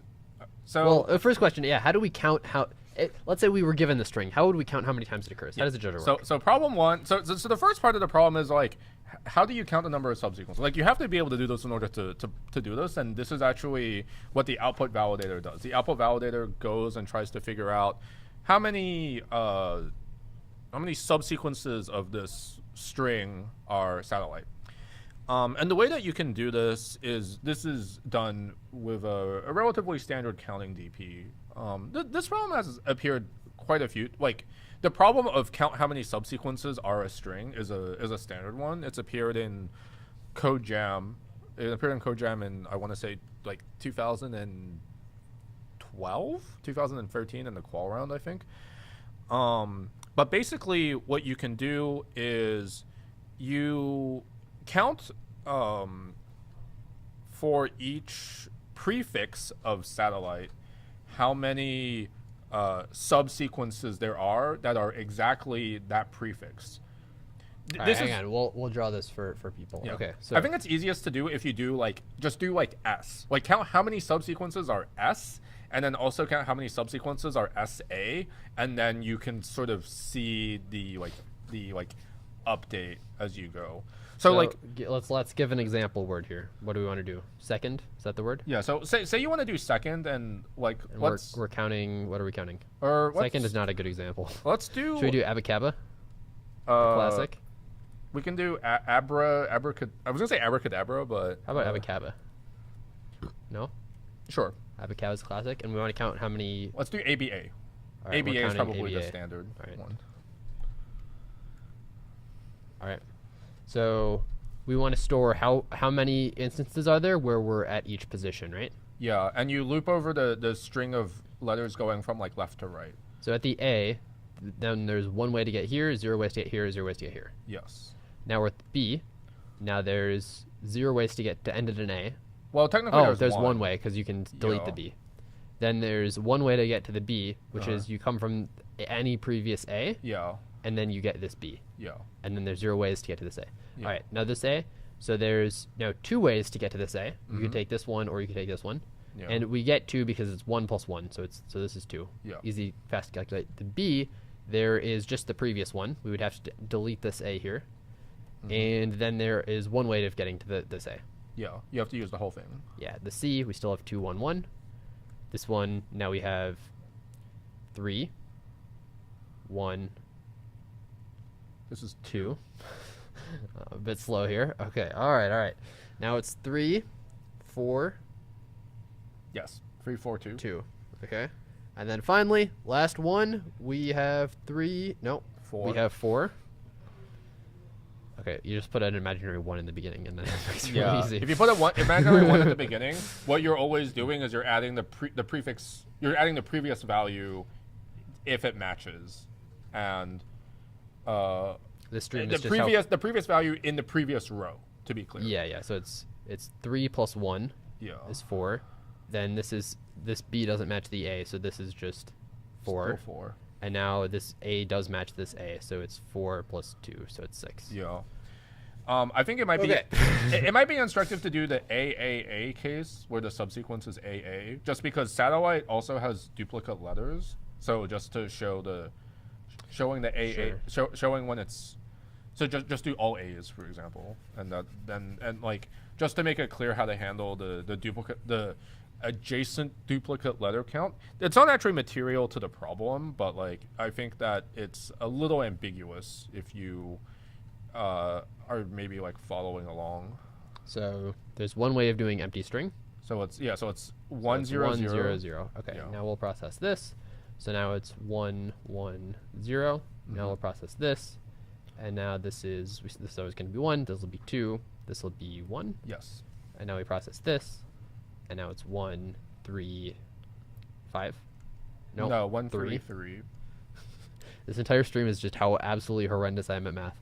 And we have the fourth A, and this will be 1 4 6. 4 6. Yes. And this lines up with what we expect, because you would expect like the number of subsequence of length 2 here to be 4 choose 2, which is 6. So as a sanity check that the DP is doing, this like counting DP is doing the right thing. Yeah. So there are 4 of them. You can pick any 2, no matter which 2 you pick, you'll have AA. Yeah. Okay.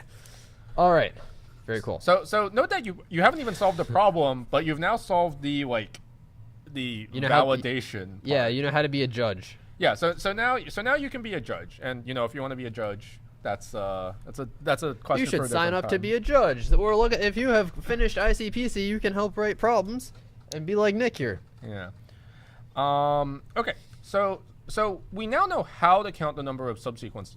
And this is actually kind of important because it helps us kind of look and see, like, how do you actually build, like, when you're adding characters, how do the number of subsequences change? So, like, you actually cared about maintaining that, like, internal table of, like, counts of all the prefixes and stuff. Like, that was actually important to maintain.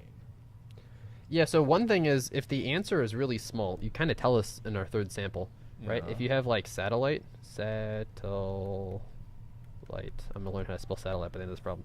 Satellite. Maybe not. I still don't know how to spell it half the time. It's a tough word. This only has 1 S. Yeah. So if you need it to be a number that's less than 5,000, you can do SSS Adelaide. So yeah, so for super small values of the string, then you can just add. It goes up to like 4,900 and something. We actually have like some secret test cases where we actually check that boundary because we expect some people to hard code it and maybe mess it up. So like I think we have like 5 test cases around the 4,990 something boundary.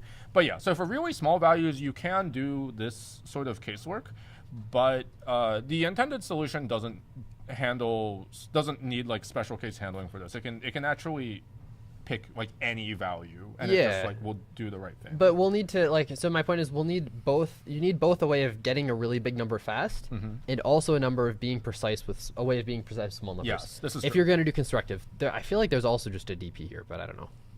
So you know how like there are like I don't know, maybe it doesn't work for this. I don't see why it doesn't work yet, but there's this thing where you do a DP, a counting DP, and then you kind of like undo it, and you be like, depending on what I do when I go to the next thing, and then you like you decompose it, right?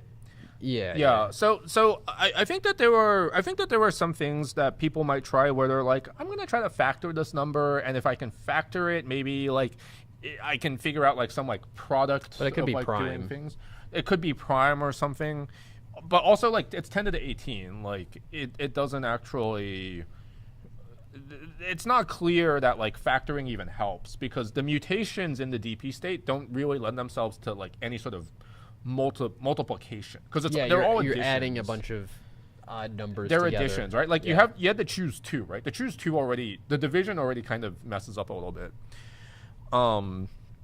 So yeah. So one way of solving this, I don't know if this is possible, but if we could somehow get to a big number fast and then add a small number to get the rest of the way there, that would be awesome.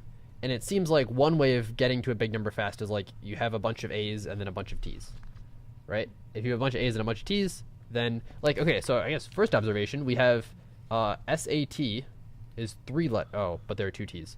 Well, you can always end in ETTLE, right? So if it's possible to do this with just the word set, then we're set. So this is where the bounds help a little bit. So you have 5,000 characters. So if you have 5,000 characters, and you think about like what power of 5,000 is at least 10 to the 18, that tells you sort of like you need at least that many. You need like a string of at least that length in order to get there. 3 won't be big enough. Wait, is it really not? Yeah, so 5,000. 5,000 cube doesn't get you close. Is just not big enough. Okay. All right, hang on. So how about 5? Because these are all distinct. But we have 2 adjacent L's. Is a bit tricky. The 2 adjacent L's is what does 4 do? So we have that's 1,000 to the 4 roughly. Is going to be less than 18. That's 16. Wait, is it? It's not 4. That's not less than 18. It is less than 18. It's not. It won't work. All right. Dang it. Okay. All right, you are on the right track. Do you want me to help you along? Do you want me to point at the substring that you should be looking at? Yeah. Okay, so you're looking at the prefixes. You should look at the suffix. So in particular, the suffix TELLITE. TELLITE. Oh, because this will be fun. That'll be some big number fast, right? That'll be something choose 2. So if we have a bunch of L's, this will be L choose 2. That's not here's the thing. It actually doesn't matter. Like the important thing is we're excluding the S and the A because they're both distinct. Yeah. So if you add you can actually just do atolite, like you can do the A as well. In my reference solution, I excluded the A because I wanted to be a little bit nice because I have the freedom to kind of pick and choose numbers as I want, but I didn't want to be too restrictive. But the intended solution like uses the fact that like the S and the A are both distinct and then just uses like tolite as sort of like the foundation. But so you're not using the S's and the A's as like a fine grain control, right? These are just, you have 1 S, 1 A, and then your rest of your answer? There is 1 S. There can be many. There will be some A's, and then there will be a lot of. In my solution, I don't do like tolite explicitly, but there's only 1 S in my. Okay, so in my answer. Yeah, if you have 1 S, well, let's think about this later. But do you have like you do some things, and then if you have atolite, each of those is a 1? Is that how you? No, it's not a 1 though. So I won't describe exactly what my solution does, but like imagine that you just wrote tolite over and over again, and you wrote it like I don't know, like let's say 500 times. Like you can easily fit 500 in because this is length 7. So you wrote so you have 1 S, you have like these 500 tolites in the middle. And this is such a complicated word. I wish. Yeah. I wish it was like ABCD. Okay. All right. So. Well, the number's gonna get really big fast, and it seems hard to control. Right, but like, so you have all of these tolite blocks, and Yeah. so now the hint is, solve this problem, and the only thing you're allowed to do is insert A's between the blocks. Okay. Cool. That's actually, yeah, that's fine grain control. Is it? Yeah, because if you had an A at the end, it only does the 1. And if you have an A second from the end, it's It'll not be 2. It's not 2. It's more than 2 because you have to light. Oh. So you can kind of mix and match some stuff. The L's get involved. What ends up happening? Do you still have enough control though? You always have the 1. You have 1. You have it goes up by a polynomial amount. You can add the 1 a bunch of times. Yeah.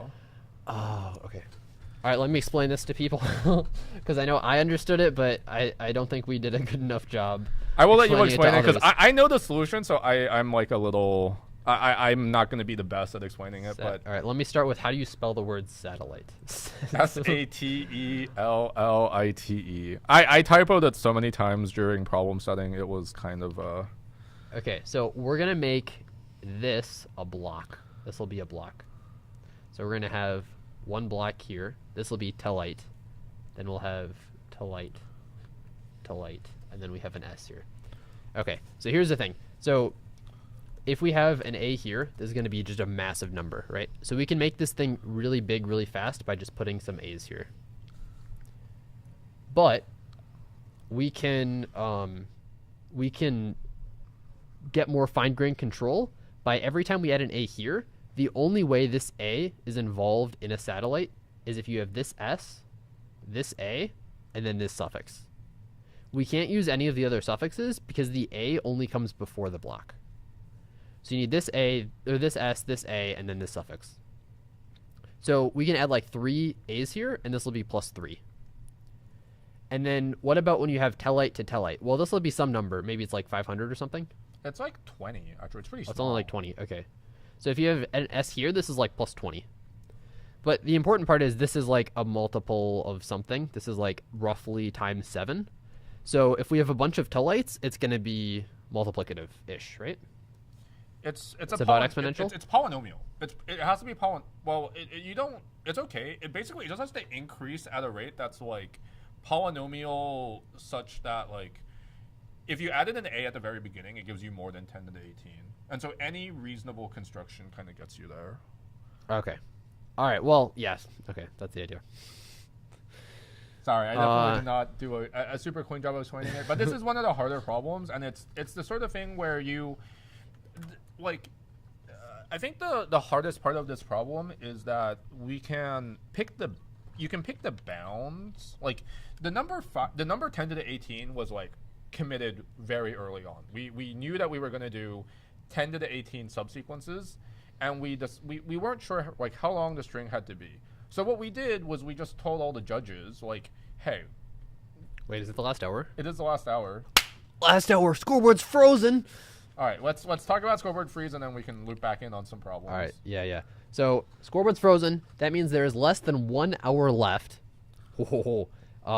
Which means, yeah, here's the scoreboard so far.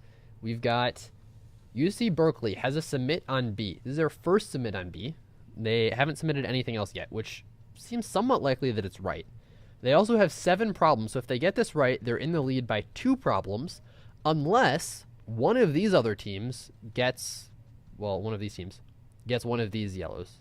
Then they'd be in the lead by 1 problem, and then one of these teams would have to get 2 different problems, and they'd have to get this wrong in order to win, because their penalty is phenomenal. It's better than almost every 6-problem team, too. We've got this Burden of Dreams has another submit on B. The One-Gon, is this Monogon? Is this Monogon related? What do you think? It's not actually related to Monogon. I think they did this before. It's like Dragon? I think I don't know exactly what it's a reference to. I just know that they've been calling themselves this since before Monogon became became a community figure in Code Forces. Okay. So yes, that's exactly what you do. You go from big to small, and you place A's until it doesn't fit. That's exactly right. And like, if you code it and you look at the numbers, I think it's easier to see that it works than it is to prove why it works, because like you just see like, hey, these numbers increase, and they like clearly it'll work. We'll have enough room. But yeah, that's exactly what happens. And then I guess you probably write the counting DP too, right? Yeah, so in my reference solution, you have to implement the counting DP because you need to know exactly how many subsequences. What you're adding. Yeah, you need to know exactly how many subsequences you're adding, and so you greedily just say like, oh, like if I add an A here, I'm adding like 8 times 10 to the 15 subsequences. So you do that like 100 times, and then the number of sequences is less than 8 times 10 to the 15, and then the next number is like 10 to the 13, so then you can add at most like 100 or something. Like, yeah, you can like prove that it like converges. So okay, yeah. So that's back to the scoreboard though. There's gonna be a fight for first, although Golden State Geeks are running away with it if they get B right. Looking at the scoreboard right now, like Golden State Geeks is like definitely still in first. Like no team has attempted more than 7 problems, and any team that gets to 7 now will have more penalty than them.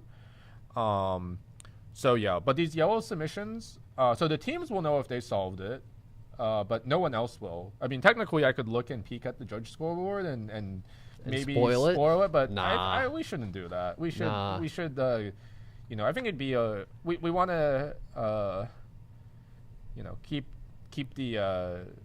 keep some interest in the scoreboard. I gotta say the contest floor is much more exciting with these balloons, much more colorful. Yeah, definitely a lot more colorful. I didn't even notice that there were balloons until like I don't know. Like you after you called it out, I was like, oh, they actually have balloons. Yeah. Because I was looking like above, like at the like for top. things that were floating. Yeah, I was looking for things that were floating, and I was like, oh, there are no balloons here. I didn't like look down and be like, huh, there are these circular looking things. Oh, wait, they're actually balloons. They don't have helium though, as we mentioned. No helium, but oh well. All right, so yeah, scoreboard's interesting. That'll be a scoreboard. Do you know how the scoreboard reveal works? So the scoreboard reveal is made very entertaining by this little piece of software known as the resolver. Well, so I guess for the stream though. Oh, are we gonna stream the scoreboard reveal?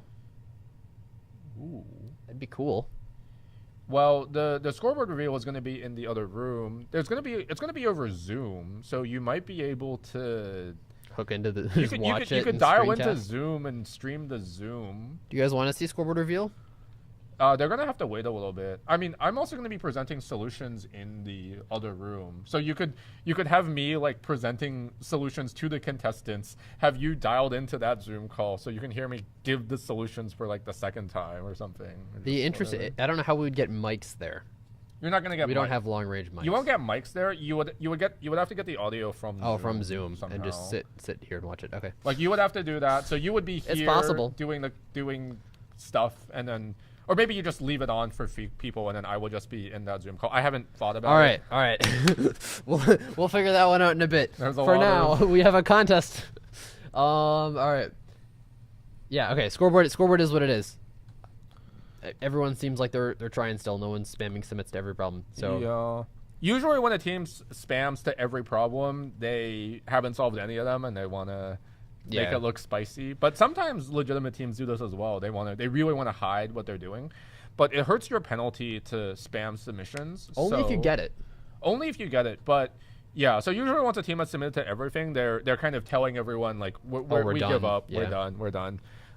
Because the extra 20 minutes can very much like keep you from promoting to the next round to NAC. So you don't want to like be funny if it like risks your chances. So yeah. Now, have I ever told you about the time where my team intentionally wrong answered on 3 problems? Yes, I think you've told me this story, but you need to keep telling it. I love it. So this was a UCF practice. It was UCF against a bunch of other UCF teams. And my team, we wanted to win just to beat the other UCF teams. But even if it was like a contest like this, if there's only one school that goes to NAC, is there one school or 2 school or 2 teams per school? It's 1 team per school. All right. So if you're like from a school, right? If you're from Berkeley, you have to beat all the other Berkeley teams. You don't necessarily have to beat all of the teams from other universities, but if you're from Berkeley, you're only getting 1 Berkeley team to NAC. So it's got to be you. So what we did was in this contest, we had solved all of the easy and medium problems. But there were like 4 hard problems that were left. And none of the other teams had done it. We were in first place up to that time. But there were other teams that were catching up. They were solving the rest of the medium problems. And they were about to get to the set of hard problems, the 4 hard problems. So what we did was we had almost solved one of them, but we got there at like 3:58 or something. We had like 2 minutes left until the scoreboard freeze. And then one of my teammates was like, should we wait 2 minutes? And I'm like, oh yeah, we should definitely wait 2 minutes. We don't want to tell the other people whether we got it. But then in these 2 minutes, we were like, wait a minute, not only should we wait 2 minutes to not tell the other team whether we got this problem, because although it's 2 more penalty points if we do get it, it's worth them not having the knowledge. But also, we should wrong answer on the other 3 problems so they don't even know which one we're working on. So we did that. That way the other team doesn't know which of those 4 they should try. They don't know which one's the easiest. And we don't spoil anything about us, so we're depriving them of information. We ended up winning, but I don't know that was the reason why. They ended up trying to solve a different one instead, but it was kind of cool. It was a fun strategy. All right. Yeah, I think there you go. I think there are a lot of hidden scoreboards. I think there are a lot of random like scoreboard strategies that like you can try. I think that if you're trying to maximize the chances of you winning, like you never do anything beyond only submit programs that you think have a like you would want to AC. Like don't intentionally submit a wrong solution. Well, that's what we did. I think it was optimal in that case, right? I think in your case it is, but I think in the vast very majority rare. of cases it's not optimal because you like a strong team will ignore that. Like at the World Finals, like the strongest teams are already setting the pace for the scoreboard, so it doesn't really matter. Like they just have to do the problem. So there's like at the World Finals, like the top teams just don't do this because they have to actually conserve every submission, and it doesn't matter if you tell them you're working on this problem because the teams are so good that you can't stop They'll them. live write them all anyway. Like, they'll just solve them. Like, if a team's just going to solve the problem anyway, and, like, you can't change it no matter how you manipulate the scoreboard, then you don't manipulate the scoreboard. But, yeah. Derek points out that it might have backfired if you figured out a quick solution to one of the other problems in the last hour. It's true. It was a risk. Yeah. Yeah, it's definitely a big risk, but also if you're pretty sure you're not going to get another problem, then, you know, cost is very low. I have, like...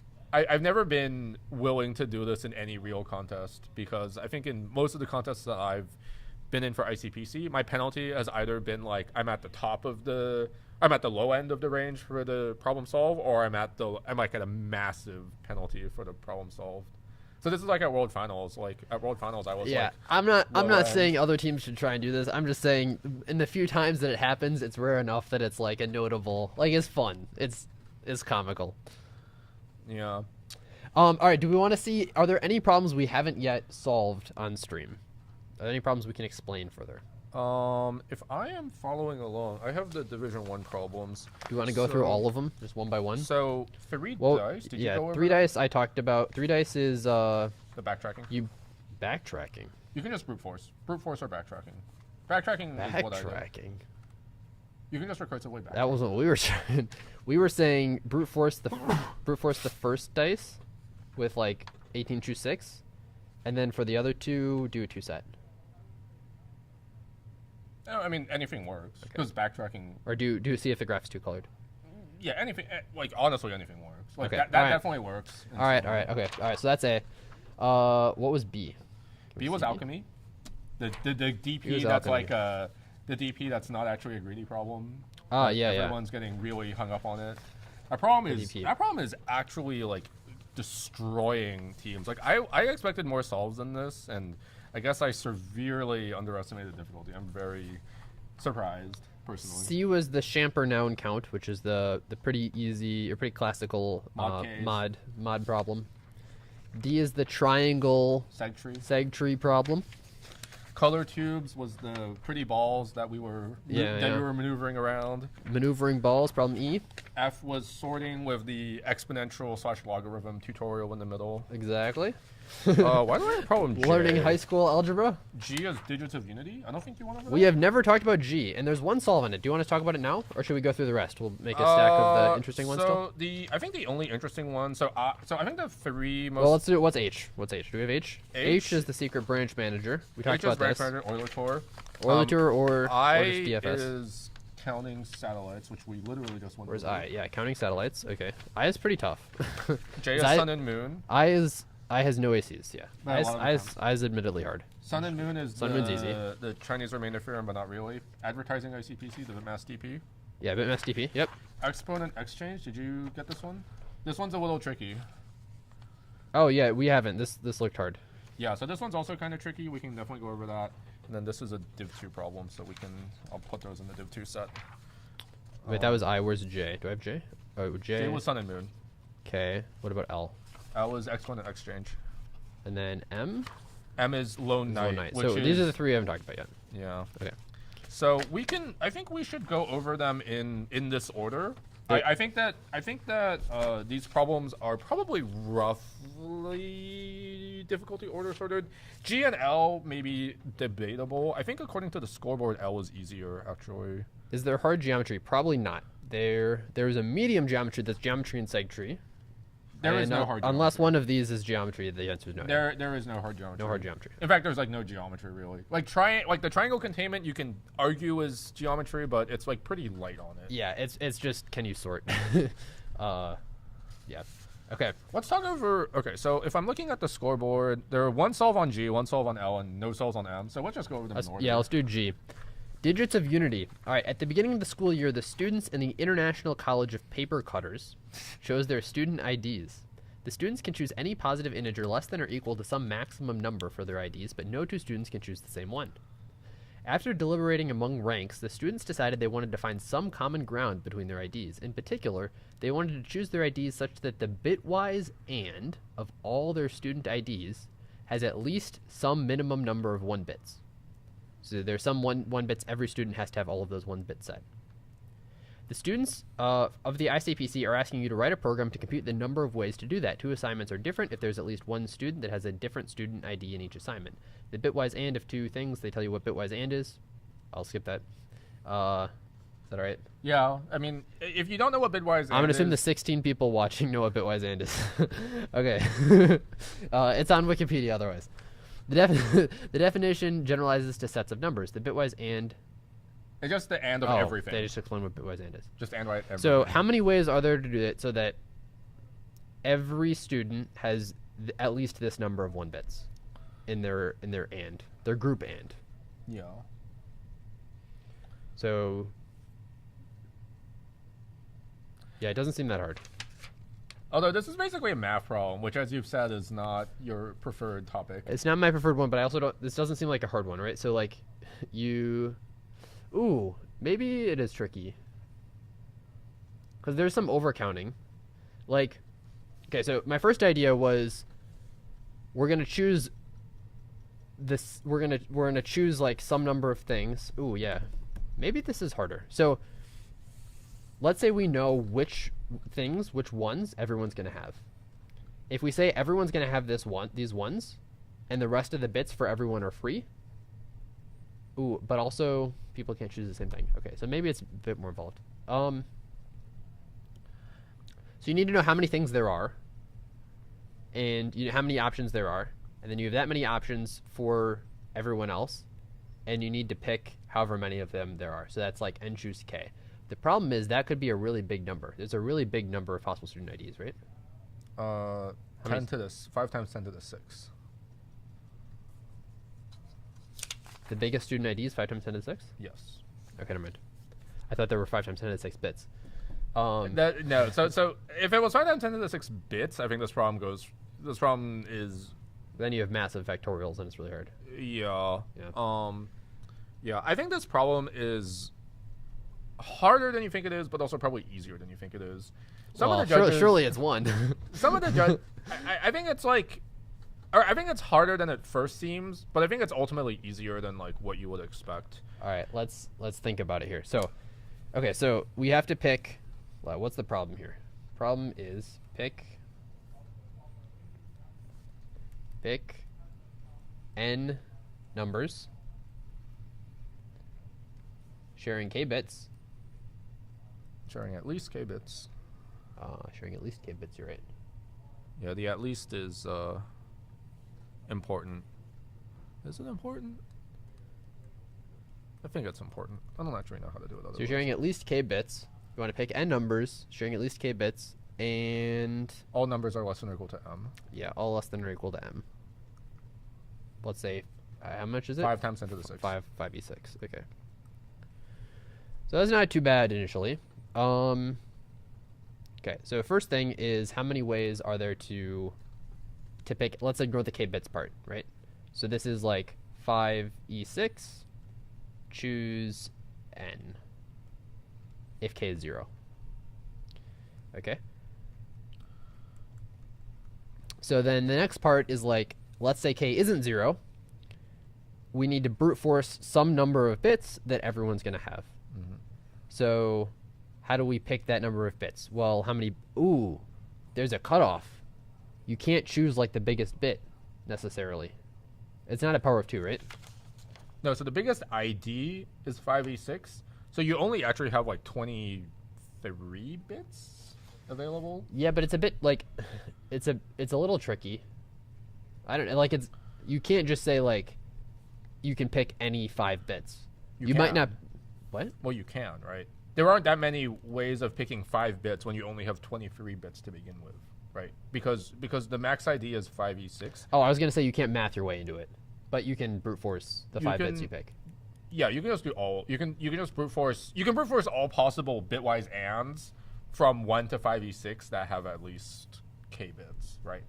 Like you can loop from 1 to 5e6. Yeah, and those are all your masks, and then you skip it if it doesn't have at least this many. Yeah. Oh, that's what everyone has. So now. Okay. So we brute force the and. Right. Let's do this. Brute force the and then skip if it has less than k. All right. So now what? So now we have some and now we have to pick n numbers that have an and of 0. You don't have to pick the bits that have an and of 0. Or the other bits have to have an and of 0. Well, you can just leave them unconstrained, and then you wrap it around some inclusion exclusion to handle the overcounting. Yeah, that's a bit messy though. I think the inclusion someone called it. Someone's can you use inclusion or exclusion? The inclusion exclusion is very clean though, because you can count exactly how many times you overcount it. The IDs go up to 5e6. Okay, so you do use inclusion exclusion. I don't see why though. So, yeah. Well, so the problem. So what are we doing? So the problem is that if you do not, so in the original model, you wanted to say I want exactly the bitwise and to be exactly this, right? So what you need is you need to have at least one number have a 0 in like all of the bits that turn out to be 0. But this is hard to do. So let's do an example here. So let's say the and is. Let's just restart here. Okay, so let's say the and is 0 0 1 1 0 1 0, and then we're gonna pick 0 1 1. So like, yeah, these need to be 1s everywhere. Yeah. And you pick 0 or 0 1 0 1 1 1 0 1 1 0. So the problem is we accidentally got this bit wrong. Yeah. So we have to avoid doing this because we'll overcount this because we'll count this both for this and also we'll count it for the and that's this. Yeah. So if we leave it unconstrained, then you have to handle the overcounting. If you do it exactly, you have to figure out how to in your set also include some number that has a 0 in that position while keeping everything distinct. So it's harder to count the number that are exactly that have a bitwise and exactly equal to some mask. Yes, it's really only solved by one team, but to be fair, A, this is the US, and in the US we suck at math, and B, there are M problems, and there are a bunch of other doable problems, and they're probably doing those ones first. So this one is like probably like top 2 or 3 difficulty in my opinion. As like one of the 2 or 3 hardest. So it's an easier set, but like it's not. Yeah. This isn't like North American Championships. It's not World Finals, so the questions are a little easier. Yeah, I think that like this problem is definitely on the harder end for the region. I actually thought that this would be the 3rd hardest problem that we would set in the regional. I thought the 2 hardest ones are the 2 that are sitting over here. Problems Okay, all right, never mind. But yeah, there are some hard ones we haven't seen. Yeah, I thought this one was like decently hard. People were sort of like overkilling it with like fast like Walsh Hadamard transform and some other stuff like that. And I was like, I don't know what that is. I know what inclusion exclusion is, and I solved it with inclusion exclusion. So I was like, okay, this problem isn't super hard. You don't need this high-powered math stuff that like I probably should learn but haven't learned. All right, so let's learn how to actually do this. So we have this and we're brute forcing the and. Yep. Then what? So okay, so what you're gonna do is you brute force the and when you're brute forcing it, you're saying, I want to count how many ways there are to pick n numbers where the bitwise and of them is like at least this. As at least definitely has the the 1 bits that we set to be on, and the other 1 bits are unconstrained. They can be on, they can be off. Okay, yeah. Yeah, so these ones, this can be anything, this can be anything, this can be anything, this can be anything. So this is easy to count. The reason why it's easy to count is you find the biggest number in the range that has those bits turned on. If you look at the and if you look at the unconstrained bits and you read that off as a binary number, that plus 1 is how many numbers there are that do have that. So you can now compute this binomial coefficient very quickly. Okay, this is actually pretty easy. Well, Derek disagrees with you. It is. Yeah, it looks really, really, really hard, but once you see it, it's super easy. Like, it's really easy to code. So I can see how someone would like be like, oh, this is an easy problem. Like, if your brain is wired to see that solution, like you see the bit what, because once you know that it's inclusion exclusion and that you set it up like this, the counting part is pretty easy because you can just find the biggest one, and then once you found the biggest one, like all of the other bits can go to 0. So it's, I mean, you've got that, and then yeah, I don't know. Okay, I understand how it's like approachable. I think it's good. I think this is a good problem because like for people who are very mathematically minded, it's doable.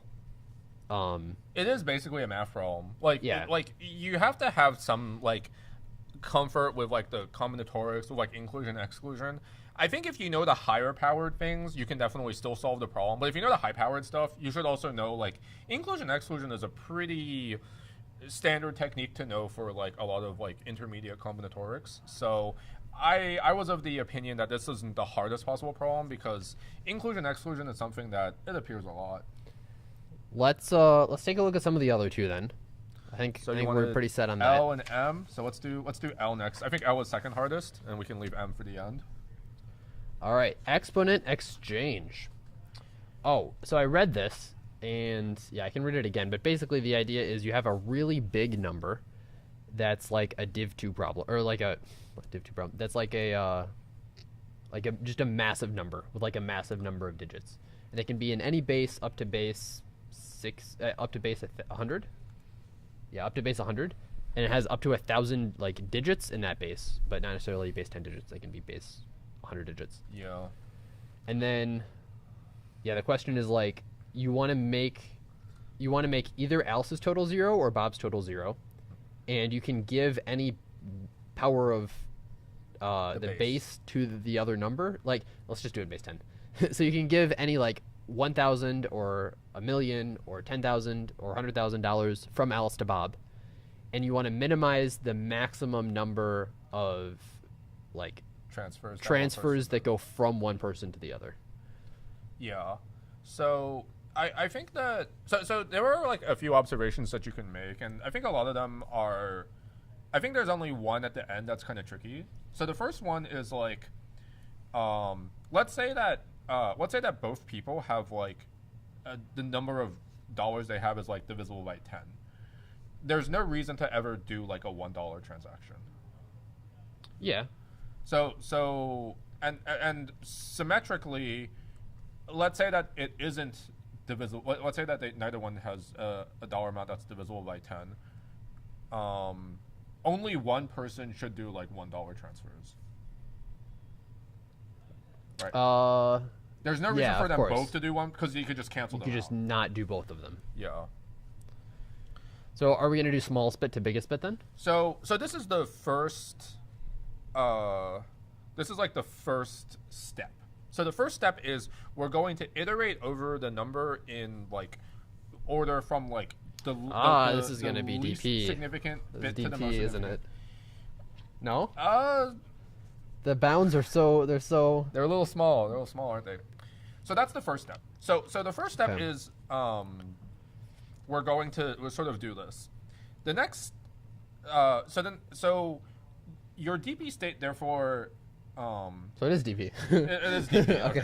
It is DP. So but like I'm not going to frame it as DP for now, but let's just sort of say like it's not really DP per se, but it's like given that we have done all of the like $1 transfers, the three pieces of information are like how much money does Alice have, how many operations has Alice done, and then how many operations has Bob done.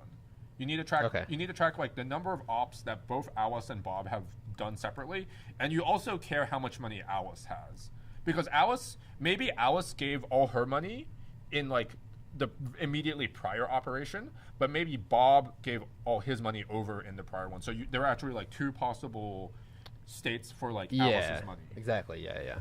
Okay. So let's say that you hypothetically did like a BFS. Let me not make these 5 and 5, right? Because that's less interesting. Do you want to do like 6 and 4? I think 1 and 9 is pretty interesting, but yeah. 1 and 9. Okay. Yeah. All right. 1 and 9. Okay. So, yeah. So now we need to solve this one here, right? So we need to either give all of this money to Bob or give it to Alice. Yeah. So you could have like Alice has like $2,300 and has done 9 operations, and Bob has done 0, or like Alice has like $2,400 and Alice has 0 operations and Bob has done 1 operation. So the two options here are either we can give the 1 to the 9, Yeah. or we can Give the 9 to the 1.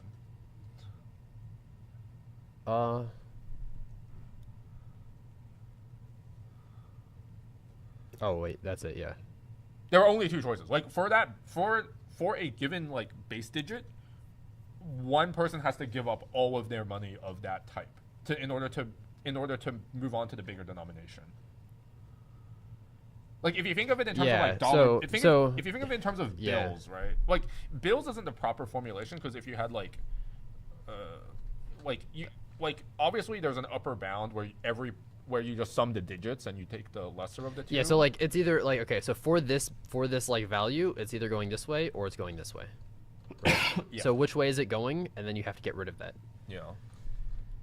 Okay, so would it ever be not 1 or 9? Could it be maybe you want to give 19 or 11 or something? Probably not. There's no reason to give 11. You have could to just make give a you 1 have to and make a- the 0 eventually, right? That digit has to be 0 in both positions. But well, so you could do 19, but 19 is just dumb, right? You never do 10 of a operation, because you could just replace do one it of with the next. 1 of the next. Yeah. So you always do at most b minus 1. Yeah, at most b minus 1 operations at a given exponent. Okay, so this is pretty easy. So we either have the goal at 1 the here, end is for one person to have 0, and or the other 9 person to have here. all the money. All right, and then we have a new number of Alice money Yeah. and some number of each of these. So we hit 2 different DP states. So like, So basically, so this is easy if this all fits in the DP. which it doesn't. Yeah, So because there- Alice money can be huge. Well, no. So the Alice money. So what happens is the Alice money at each base digit, there can only be 2 amounts. It can only be like this amount rounded down or this amount rounded up, relative to the denomination. So it could be 3 or it could be 4. So it could be If- 2,300 or 24. Yeah. if you give like this 1 to the 9, then instead of this being a 3, it's a 4. Yeah. So the thing is that the amount of money that Alice has is small. The thing that is big is the number of pairs of Alice ops, Bob ops. That number of pairs can be big. There can be a lot of those pairs. Can there be? Yeah, it turns out that there can be. Like, you might not be convinced. Wait, really? I'm not convinced. Yeah, you're probably not convinced, but it actually is. Like, I implemented this search naively. So all right, okay. Hang on. Let's first make a bound on how much money can Alice get. at every bit, Alice has 2 possibilities Yes. for the amount of money she has. So this is just a 2. Yes. Oh. Wait, so you're saying these can both be really big? Yes. Those can be both I up to don't the believe order it. of b times p. Oh, they can both be that big. Yes. Wait a minute.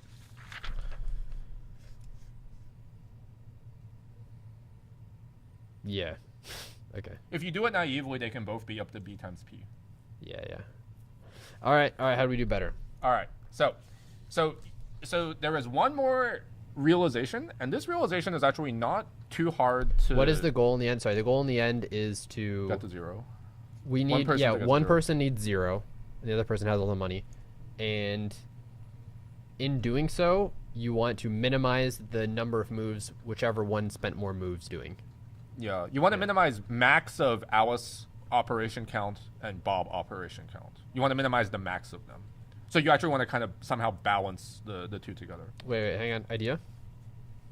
No, it doesn't work. Okay. All right, I'll just tell you because I think we do want to get to M, and we have like 20 minutes Okay, before all right. I gotta run go. to solutions. So let's just fix the amount of money that Alice has and look at all of the possible Alice-Bob pairs. Okay. So consider the number of ops that Alice does. Oh, yeah, yeah. And then It's a DP minimization problem. as you increase the number of operations that Alice does, the number of operations that Bob does needs to decrease. Okay, yeah. So wait. So what does this equal? What do we store in the DP? The DP is just what. So the way that I phrase the DP is I phrase my state was Alice's amount of money and then the number of operations that Alice does. And then that maps to the minimum number of operations that Bob needs to do. Yeah, yeah. So okay, so this is just like the answer, right? So at the moment, if we did the DP like this would store the answer, like the best answer. It stores the answer implicitly because you have to take the max of it. Yeah, so this equals like the max of Alice and Bob. But there's No, you need to store both Alice. You need to store their operation counts separately because yeah. like, So you store them in the state. But if you evaluate DP at this Alice Bob state, or at this Alice state, at this Bob state, at this Alice money, yeah. this equals what the answer is. This equals the answer for. So my state isn't actually the triple. My state I know, yeah, is, I know. But if we did it naively, it would be. Yeah. So if we do the triple, then it's like, well, the answer is really small. So instead, we'll put the minimum number of moves Alice needs, Yeah. and then we'll store Bob's state in the answer, Yes. and also this in the answer. Yes. So you store. So you move one of the states into the answer, and then you apply this monotonicity constraint. So as the number of operations that Alice does increases, if you imagine that like Alice did like 10 ops, and then Bob did 10 ops, and then you had another state where Alice did 20 ops, you don't care about any state that Bob. You don't care about any state where Bob does at least 10 ops and Alice has already done 20 ops, right? Because you would just prefer the 10-10 state, right? Yeah, yeah. So what you do is you actually you actively remove states where like this monotonicity constraint is violated. Yeah. And then this gets a number of states. It gets it down to b times p. And then you have p transition. So the ultimate complexity is b times p squared. And this actually runs in time. It turns out that in practice, when you apply the monotonicity, that is b scary, times p though. is... When you apply the monotonicity, b times p is not actually attainable in practice. But if you don't apply the monotonicity, this blows up. Okay. Yeah. All right. Very cool. Very cool. Very cool. All right. Last problem. Problem M. It's a chess one. Chess one. Oh, yikes. If people remember the problem Lone Rook that Bowen wrote, he wrote this problem, which is the sort of the analog called Lone Knight. I'll let David read it out. This reminds me of Uncrossed Knights Tour, which is a World Finals my problem God. that's unreasonably hard. We don't talk about that problem. I think Derek calls that problem a mistake to this day. All right, Lone Knight. In a game of chess, a knight moves as shown in the picture below. Each move... Sorry, why are we showing this? No one cares about the solution we've displayed. Each move is one square horizontally. Okay, we know how a knight moves, right? So you've got a knight moving like a knight moves on a chessboard. If a square can be reached by a rook in one move. It's said to be attacked by the rook. And they also tell you how a rook moves. All right, we're skipping that. All right, here's the actual problem. Ready? We know how the pieces in chess move. Consider an infinite chess, but they did explain it in case you don't. Consider an infinite chessboard with squares indexed by integer coordinates. There's a white knight on the board and it wants to go to another square. However, there are also a number of black rooks on the board. The knight can make as many moves as it needs to get to its target square, but it cannot stop on a square that's occupied or attacked by a rook. The rooks don't move. Can the white knight reach its target square? So if you ever have two rooks that are adjacent, then the knight can't cross it. 3. What? Oh, No, it 2. is true. You're right. 2. You're right. No, if there are two adjacent rooks, two rooks in like adjacent columns, then yes, you cannot jump over both. But if there is one, then the knight could do like a 2 in that direction over it, and then 1 over. And what else? Wait, are there multiple queries? Yes, there are 1,000 queries. 1,000 is kind of low and kind of misleading. Like I can you can pre-compute and then solve queries in like log n time, and I think. But basically, so there are 1,000 rooks, 1,000 like row column pairs you can't access. Yeah. And there are 1,000 knights, and each knight has a different starting spot and a different target. Yeah. And so you just want to see if they're reachable. Yeah. Like, is it reachable by knight moves? Yeah. So, wait, is the board infinite? it is infinite. But it doesn't need to be infinite. It doesn't need to be infinite. Can you coordinate compress? Yes. In fact, that is like Can you step use a 1. disjoint set? Step 1. Do you coordinate compress? Yes. Step 2. Do you use a disjoint set? Yes. Like these are like the first 2 thoughts that I think most people would have, and yes, you do coordinate compress for sure. And then I use a disjoint set. I think someone had like a BFS solution, which I still don't understand how it works exactly, but I just did disjoint set with coordinate compression. I think we lowered the bounds to make that work, because otherwise this problem was way too hard. So, yeah, basically, should we draw this? This is going to be hard to draw. It's going to be annoying to draw. You can draw a very simple case, but it's going to be hard because like the interesting cases are where the knight like hops over multiple things and stuff. It's kind of complicated. Yeah, I think I'm not going to draw like I'm going to draw. Yeah, there are just like a lot of squares required to like show the intricacies of how a knight moves. You kind of just need graph paper for this. Yeah, if you had graph paper, like this would be a lot easier. But instead, you're gonna be drawing a lot of create stuff. my own graph paper here. Yeah, but like at a very high level, like David's already described the 2 things that you need, which is coordinate compression and like disjoint set. So when you check if you want to check if 2 things are like reachable, like that's equivalent to are they in the same connected component. You do some coordinate compression because the chessboard is infinite, but it doesn't need to be. So like the main realization that like solves this, that you need to solve this problem, is that in like you basically just need to ask, like, if you had a chessboard of size like m by n, like at what sizes can you reach like any square from any other square in just within that chessboard if you're only allowed like, knight so moves? if you have 5 spaces, if you have like a 5 by 5, well, if you've got a 10 by 10 square, if you have an 8 by 8 square on a chessboard, a knight can start at any space and get to any other space. Yeah. On an 8 by 8 chessboard. So if you leave, okay, we might need more than, or we might need a tighter. You can show. I'll just say it. Like 5? You only need 4. You need 4. Okay. You need if you have a 4 by 4, you can reach every other. Yeah, you can reach every square from every other square. So you can actually. You reduce every chessboard. You can reduce every chessboard to like. I just do it like. To like a 4 by 4 equivalency class based on the residues modulo 4. So this is important because like if you have like a 2 by like 20, for example, like you can only do like long style moves. But yeah, you can prove that in a 4 by 4. You can always get. Okay, to the yeah, other it's side. doable. I'm sure it is.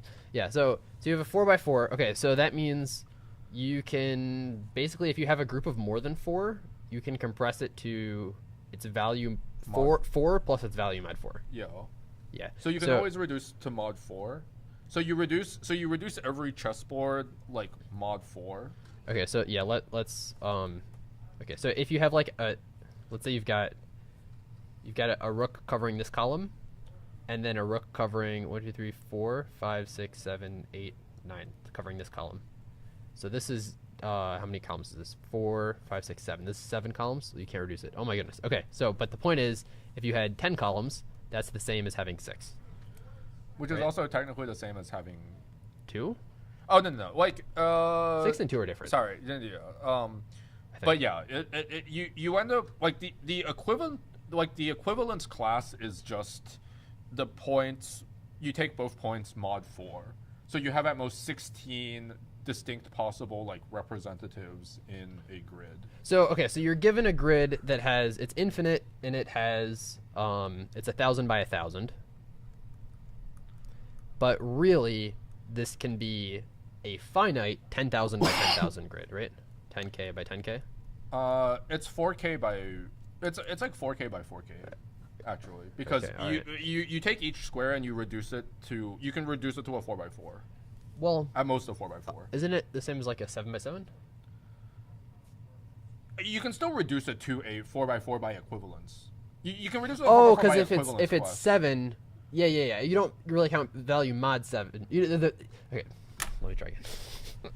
Like, I think you understand it. You're just yeah, I tripping yourself can't up. explain it. So, yeah, let me explain it right now. So you have, if it's a 7 by 7 area, or if it's like a 10 by 10 area, even though 10 mod 4 is 2, you can reduce it to a 6 by 6 area, but you can also reduce it to a 4 by 4 area, because once the area of the square is bigger than 4 by 4, they're all the same because they're all reachable. Yeah. So you take any like width that's bigger than 4 if the height's also, or yeah. So the width and height get changed the same way, right? Oh, but what if you have like a 6 by 2? So you have to leave it 6 by 2, right? Well, I'm only referring to equivalence classes because you can always get from like if you're in the top left corner of a 6 by 2, you can do like 2 down, 1 across, and then go 1 across in the other direction and 2 down again. So you've jumped down by 4. So these are in the same position. So these two, like the residue is all you need, mod 4, to preserve the information. You can get other information by connecting all of the pairs across boards. Yeah, so let me draw this. But yeah, So, okay. it's a little hard to.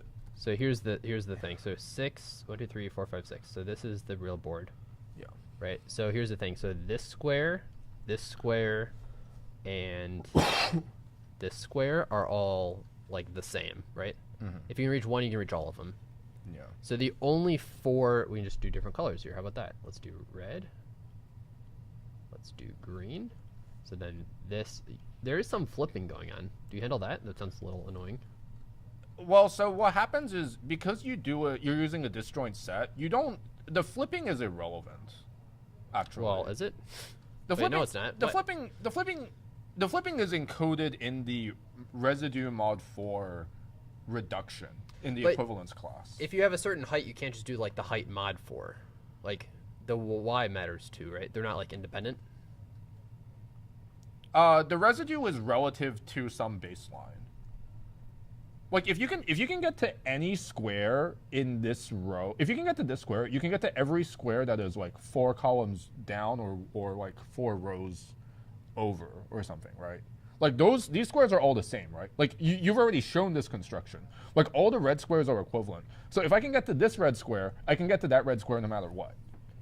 Yeah, so, but what I'm saying is, like, if you have something big and you need to compress it into whichever, like, you're making this a 2 by I'm making a 2 by right? 2, yes. Yeah, so, but it's not necessarily obvious what this maps to. You just map it to How? mod 4. But this mod 4 maps to this one. Yeah. This mod 4 maps to this one, right?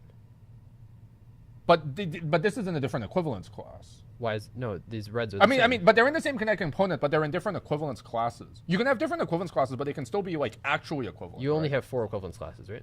Right. But I'm just saying that like in this, these are in the same component, right?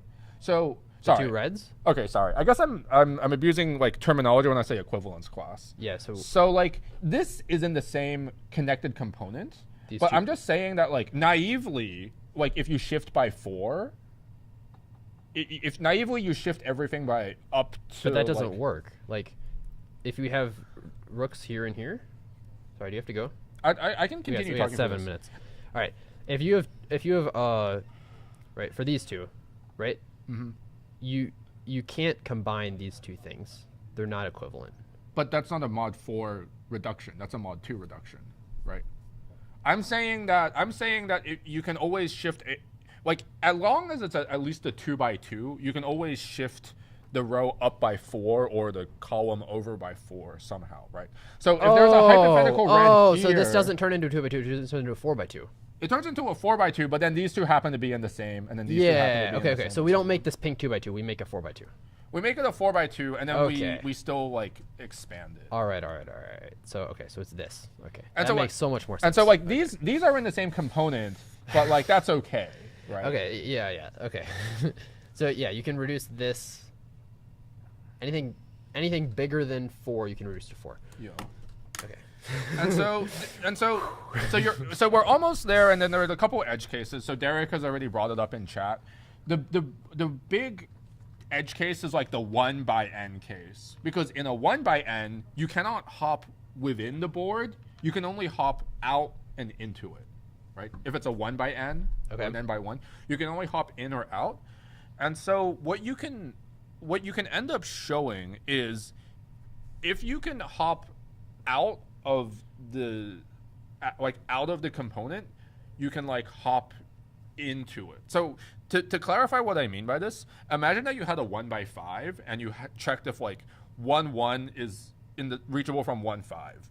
Naively, not reachable because you can't move. Like if that was the chessboard, it was just a 1 by 5, the knight cannot move, period.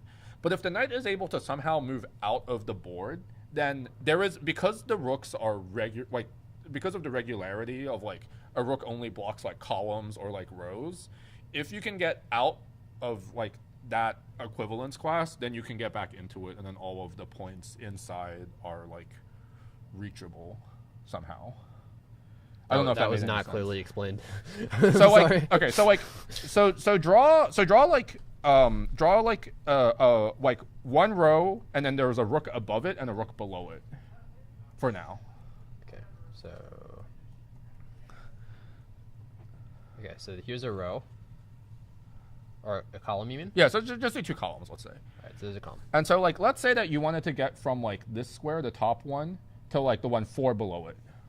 Okay.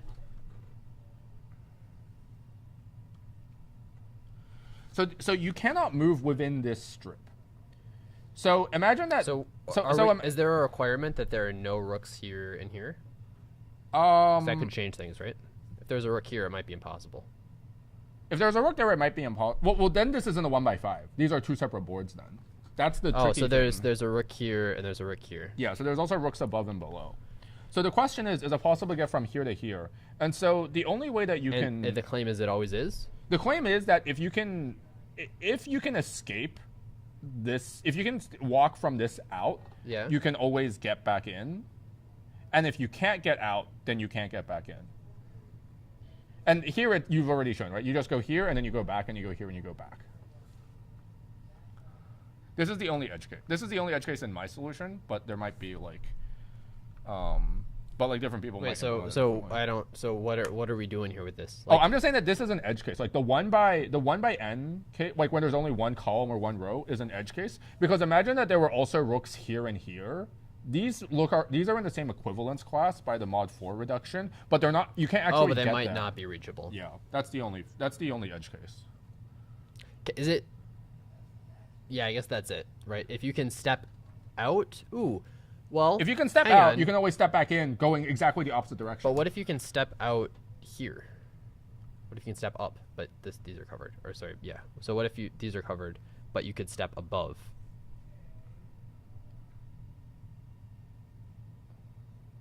You can't, because this row is covered, right?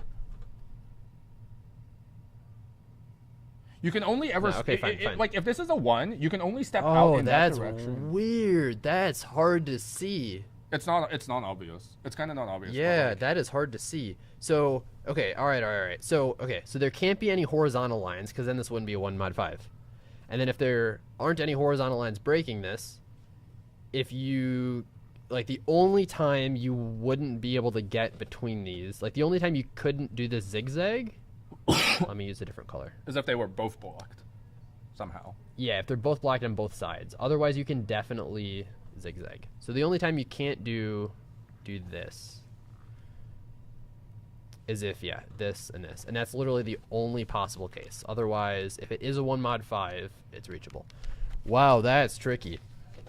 Yeah, so so this problem, I think it's hard to see both that this is doable and that you can also get it to run in time, I think. Like, I think you have to Well, no, the fact that it runs in time is obvious, right? Because you just have a 4,000 by 4,000 grid. You just do a disjoint set on that, you're fine. In 7 seconds?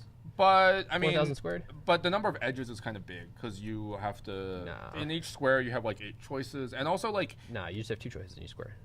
Or 4 choices. Maybe. I remember like having some issue getting it to fit in time. Really? Maybe I just implemented it badly. All right. Maybe I'm just being I'm being unnecessarily tight. Okay. I don't know. Let's look at the scoreboard. All right. The Scoreboard. 3, 2, 1. Contest is over. All right, let's look at the scoreboard and maybe we'll have some predictions. I have not looked at the judge side, so I am, believe it or not, like I can speculate all I want, but don't take my word for anything. We called it. We called it. There was a team that classic. That did all. Okay, how many problems do you think the top team solved? It looks like we're doing predictions here. Which is your predictions? I'm like trying to think about this. Is my camera dead? Is your camera dead? No, your camera's there. It's just screen, right? Something wrong with your screen? Oh yeah, weird. You're right. No, this is the camera in the contest flare. Oh, did it just get killed? It may have run out of battery. Uh-oh. It was running for 5 hours straight. Yeah, that would do it. It's okay. Well, we will look at the scoreboard instead then. It'd be nice to see everybody celebrating, but oh well. That's why you get a really fancy charger, I guess. Okay, so yeah, we what do we might think? need to move us on the thing a little bit so it's easier to see. So it looks like Berkeley Golden State Geeks have submissions to 10 problems, 7 accepted, 3 pending. And then most other teams have 2. It looks like most of the teams with 6 have 2. And then we have the one Berkeley team. Or is that Berkeley? Yeah, the Berkeley team that's submitted to everything. Maybe we should predict how many problems the Berkeley team has solved. How many of them do you think are legit? 0, 1, 2, up to 8? 2. I think 2. I think these are legit, and I think they got 2 of the 3. I would guess 1. I feel like they would own. I feel like the problem set ended up being hard, like pretty hard, and so we end up with only 1. It's true. It's true. But I don't know. How many do you think Golden State Geeks got? All right, yeah. Hang on. Let's consider this. So they submitted to B, K, and L. They probably got B. Realistically, they probably got B, because they submitted to B once early on in the freeze, and that was it. Yeah. Ooh, Golden State Geeks. Yeah, they've got a red, right? They have someone who's red on Code Forces. We don't know. I don't think they have someone on red. I think it's only 2100. Oh, JK. Okay. So it's possible they got K. I think K is plausible. I mean, K is definitely doable. I think they had the like potential to get it. But the 6 submits is scary. It looks like I feel like in their best case they got all 3. I think in expectation I would expect 1. I think that they might have been alternating trying to squeeze K and L, and I suspect that they might not have gotten in time. The thing about K is that I think it's hard to... I think that if you... Yeah, I guess, is it debuggable? That's the first question. I suspect that most teams that got this wrong are probably... I don't know. The samples are kind of weak. So do you think they try to do some sort of backtrack? You can't really do backtracking. They might have. They might have been tempted to. So we lowered the bounds. So the bounds were originally like... Actually, funny story. There is a solution that's like 2 to the n. Hang on. It's so easy to test, right? Like, it's so easy to test. If it's 8 by 8, It's just 8x8 question marks. Yeah. If your code passes that, you're set. Yeah, so I don't know. I guess it could be getting the DP wrong somehow. Like, this sample is not very useful, but I'm a little surprised. It's interesting. Maybe, yeah, you said there was like a 2x(n) solution that was maybe more complicated. Do you think they were trying to like overcomplicate it, do that? I doubt it. Okay. So we originally lowered the bounds because a lot of judges submitted 4 to the n solutions, and then they got upset, and they were like, is there any reason? 4 to the n, not 3 to the n? They did 4 to the n because they wanted to use 2 bits to encode, like, they just wanted to encode it with 2 bits and not have to think about doing, like, powers of 3 stuff. Okay. And so they were like, can we just make it 4 to the n? And I was like, you know what? The point of the problem isn't to actually compress it. But then, like, 2 days beforehand, like, someone was reading Derek's solution and was like, why is Derek doing it in 2 to the n? And I was like, oh, yeah, you can do it in 2 to the n, but I thought the problem was hard enough. Oh, yeah. So. Is Derek Hisman, this Derek? Yeah. Yeah, he was talking about how there is a 2 to the n. I'd be interested in it. Like, what? I leave that as a exercise to the reader. As an exercise to the reader. All right. I'm not, like, fully, like, trusting the details, and like, even after we, like, nerfed a lot of the problems after the fact, like, you can see that the contest ended up being, like, a little harder than we, like, wanted it to be. There's like, still the possibility for a perfect set. There is hypothetically the possibility for a perfect set, but I think it would require a very surprising M or a very surprising I. Yeah. But... Oh, actually, I mean, there are quite a few eyes. I don't know. I mean, I can always look, but I think at some point I'm going to get pulled over to the other room because I have been promised to present solutions to all of the contestants soon. So they're going to take a little while to filter out, but they're going to be clamoring for me soon. So I'm going to go head over. Did you talk about all the Division 2 problems? You might be able to just talk about them. Just talk about them? Sure, I can, yeah. I'll stay here, and then if we've got... If we're going to do a stream, we'll see what happens. I'll need to figure out how to get on the Zoom, but we'll figure this stuff out. So I think you have access to the Zoom link, maybe. Worst case, we can just do a second stream of the scoreboard. All right, I'll let you figure it out. All right. Sounds good. All right, let's talk Div 2 problems here.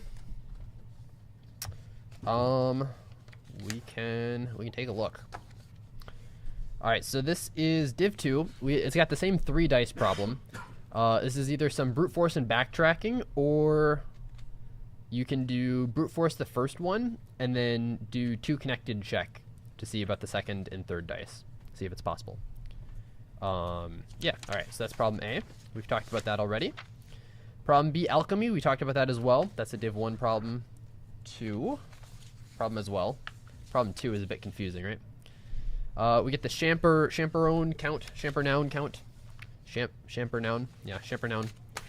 Hunt the Wumpus, we talked about. What a lovely problem statement. Yeah, it's the very implementation heavy one with the 2D game, implementing the game. Problem E was color tubes. There are a lot of shared problems. Okay, problem F was food processor. We've talked about that as well. That's the exponential half-life one. Fading wind, problem G. I think we talked about that too. Creative accounting, that's new. All right, new problem. New problem alert.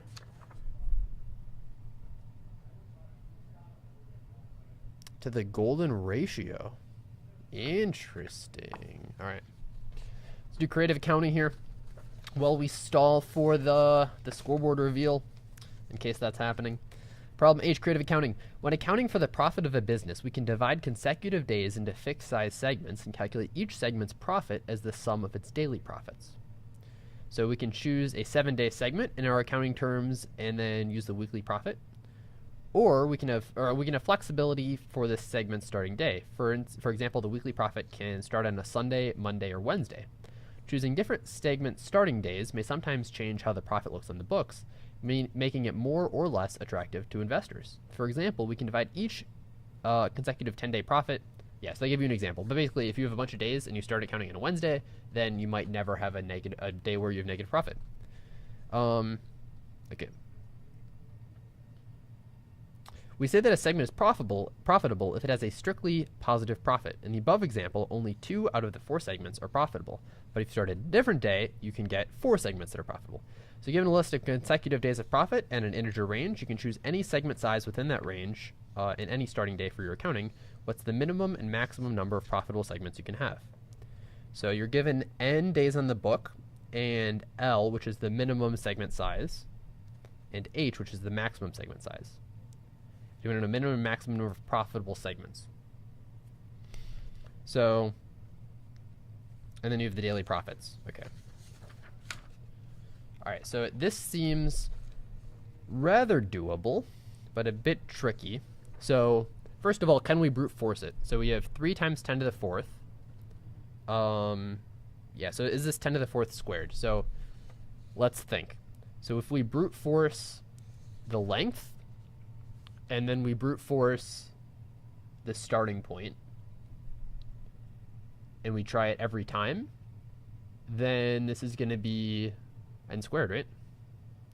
So that's 3 times 10 to the 4th squared, which is pretty big. That's, I guess, 9 times 10 to the 8th, which would be 9 seconds. So we might need to speed it up a bit.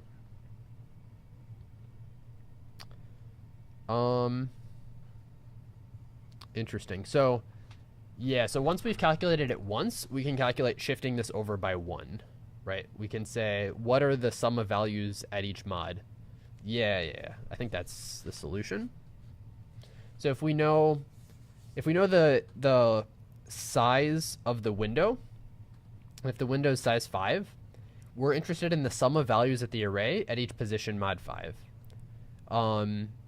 So for this array, we can do it. Ooh, wait, what is the? Oh, the difference is at most 1,000. So it's 1,000. Yeah, so it's fine. So we brute force the length of the window, and then for each window length, which there are 1,000 of, we'll try every possible start mod 1,000. So this will be 1,000 times. Oh, it'll be n. Yeah, we hit everything, all n of them, for each 1,000. So yeah, I think you just implement it with prefix sums, and then you're fine, right? I think it should be 3 times 10 to the 7, because of the bound in H and L. So you should be good. All right, we'll say that's good. Yeah, should be good. That's H. Look at I. I could have won. We'll be closing in 5 minutes. Thank you for visiting the ICPC gym today. With this announcement, Alice and Bob started playing their rock, paper, scissors marathon in the middle of the 10th game. Each player scores a point if their throw beats the other player's throw. Each game is played in the first to 11 rule, meaning whoever scores 11 points first wins the game. Today, Bob narrowly... Oh, sorry, this is weird. You're only listening in the right ear, right? Let's fix that. Each player... Bob narrowly defeated Alice. He scored 11 points in the first to 5 game, while Alice scored 11 points first in 4 games. What? Bob narrowly defeated Alice by a single game. He scored 11 points first in 5 games, while Alice scored 11 points first in 4 games. Oh, okay. So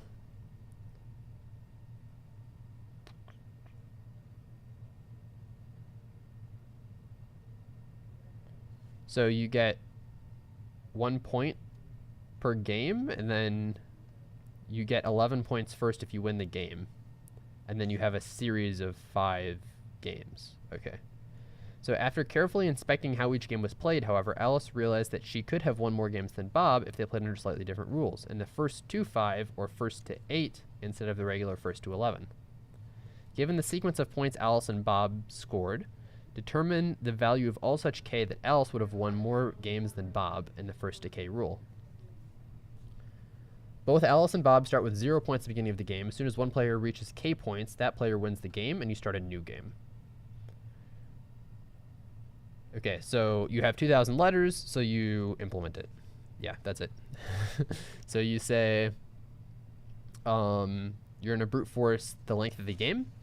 And then once you know the length of the game, you're going to consider that length. You play that many games until someone wins that many, and then you start your next game.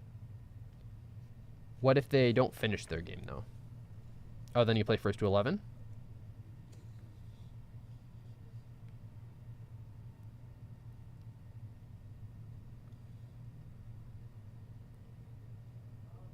Neither player wins if the game's interrupted by the gym closing. Oh, okay, yeah. So if it's closing, then you're done before the player reaches K points. And, oh, you want to see... Okay, so if it's interrupted, yeah, then no one wins that game, but Alice might still win more games than Pop. Okay, all right, that's I. Yeah, lots of implementation in Div 2. I guess that's kind of natural. That's very expectable, because, like, when you're new at competitive programming, yeah, that's what you're learning still. All right, problem J, Sun and Moon. We talked about Sun and Moon. That's very classic. We have Chocolate Chip Factory. We talked about distinct parity excess, which is L, so we'll read Chocolate Chip Factory still. And then we have restaurant opening. So we have 2 more problems to talk about here. Problem K, chocolate chip fabrication. You're making a chocolate chip cookie using a machine that has a rectangular pan composed of unit squares. You've determined the shape of your cookie, which occupies some squares in that area. Each square of your cookie must be chocolate chipified. To make the cookie, you will repeatedly perform the following 2 steps. You place cookie dough in some unit squares. You expose the cookie dough to a shallow chocolate chip solution. Any cookie square dough that does not have all 4 adjacent squares, up, down, left, right, filled with cookie dough becomes chocolate chipified. Wait, what does this mean?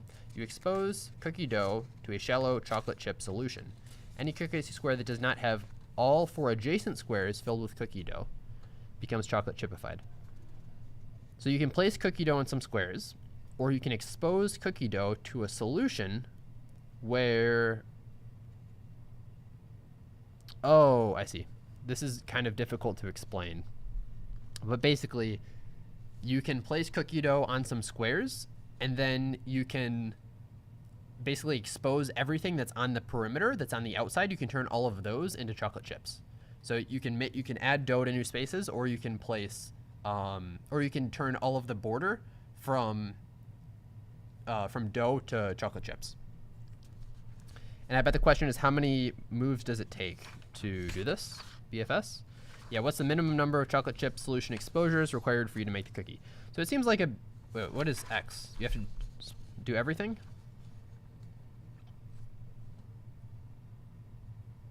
Your chocolate chip solution is expensive, so you want to ensure you form as the thing as few times as possible. What's the minimum number of chocolate chip solutions? So... Yeah, so you do a BFS, right? You're going to do a BFS from the outside, and you see what's the biggest on the inside you can get, is my understanding. So when does it get filled? It gets filled if it touches anything. Oh, yeah. Yeah, 1, 2. Okay, yeah. Yeah, so you do a BFS from the border, from the outside, and then you see what is the thing that's farthest from the outside. So if you do a multi-source BFS, then you can get this problem. It's a classic, yeah. Okay. All right, very cool. Multi-source BFS. That's a very clever BFS idea. I've never thought about it like that. So that's a very good BFS problem. All right, problem M, restaurant opening, last one of the day. It said the 3 most important factors for determining... Oh my goodness. Let's try again. It said that the 3 most important factors for determining whether or not a business will be successful are location, location, and location. The incredible cooks preparing cuisine. The incredible cooks... Oh my goodness. This is a hard problem to say. The incredible cooks preparing cuisine are opening a new restaurant in the international city promoting cooking, and they have hired you to find the optimal location for their restaurant. You decide to model a grid as a city, with each grid square having a specified number of people living in it. So there's some number of people living in every square. The distance between 2 grid squares, R1C1 and R2C2, is the Manhattan distance. So the difference, or like the difference in x's plus the difference in y's. So that's the difference, or that's the distance between any 2 cities. In order to visit a restaurant, each potential customer would need to incur a cost equal to the minimum distance from the grid square in which they live to the grid square containing the proposed restaurant location. The total cost for every given restaurant location is defined as the sum of costs for everyone living in the city to visit the restaurant. Given the current layout, compute the minimum total cost if the incredible cooks preparing cuisine select their next restaurant optimally. Which is a very interesting problem, except the bounds are tiny, which makes it really easy because you want to brute force the starting location and ending location of the place you're considering, and then you consider every other square, and then you look at the distance times the number of people living in it. So you're going to do 2 for loops, create your variable, do 2 more for loops, create the temporary total, calculate the total, and then set your answer to the max of that temporary total or your final total. So it's a good problem if you're not familiar with Manhattan distance or you're looking for some implementation challenges, but it'll result in a lot of submissions if used in a group of programmers that are a little too good. So yeah, there you go. Fairly easy problem, fair div 2 problem. All right, I'm going to see if we can get this stream on this. Actually, we might just do a separate stream for the scoreboard reveal. Might make more sense. And if that's the case, this will be the end of this one. So thank you all for watching. Congratulations to all of the teams who competed. We don't know who won yet, but congratulations to you if you won, and congratulations to you if you didn't. And overall, I guess the goal was to qualify for North American Championships here. So if you're going to compete in North American Championships, I can't wait to see you there. And congratulations on your performance today. All right, thank you all for watching. We might be back with the scoreboard reveal if we can set that one up. And have a great day. Goodbye.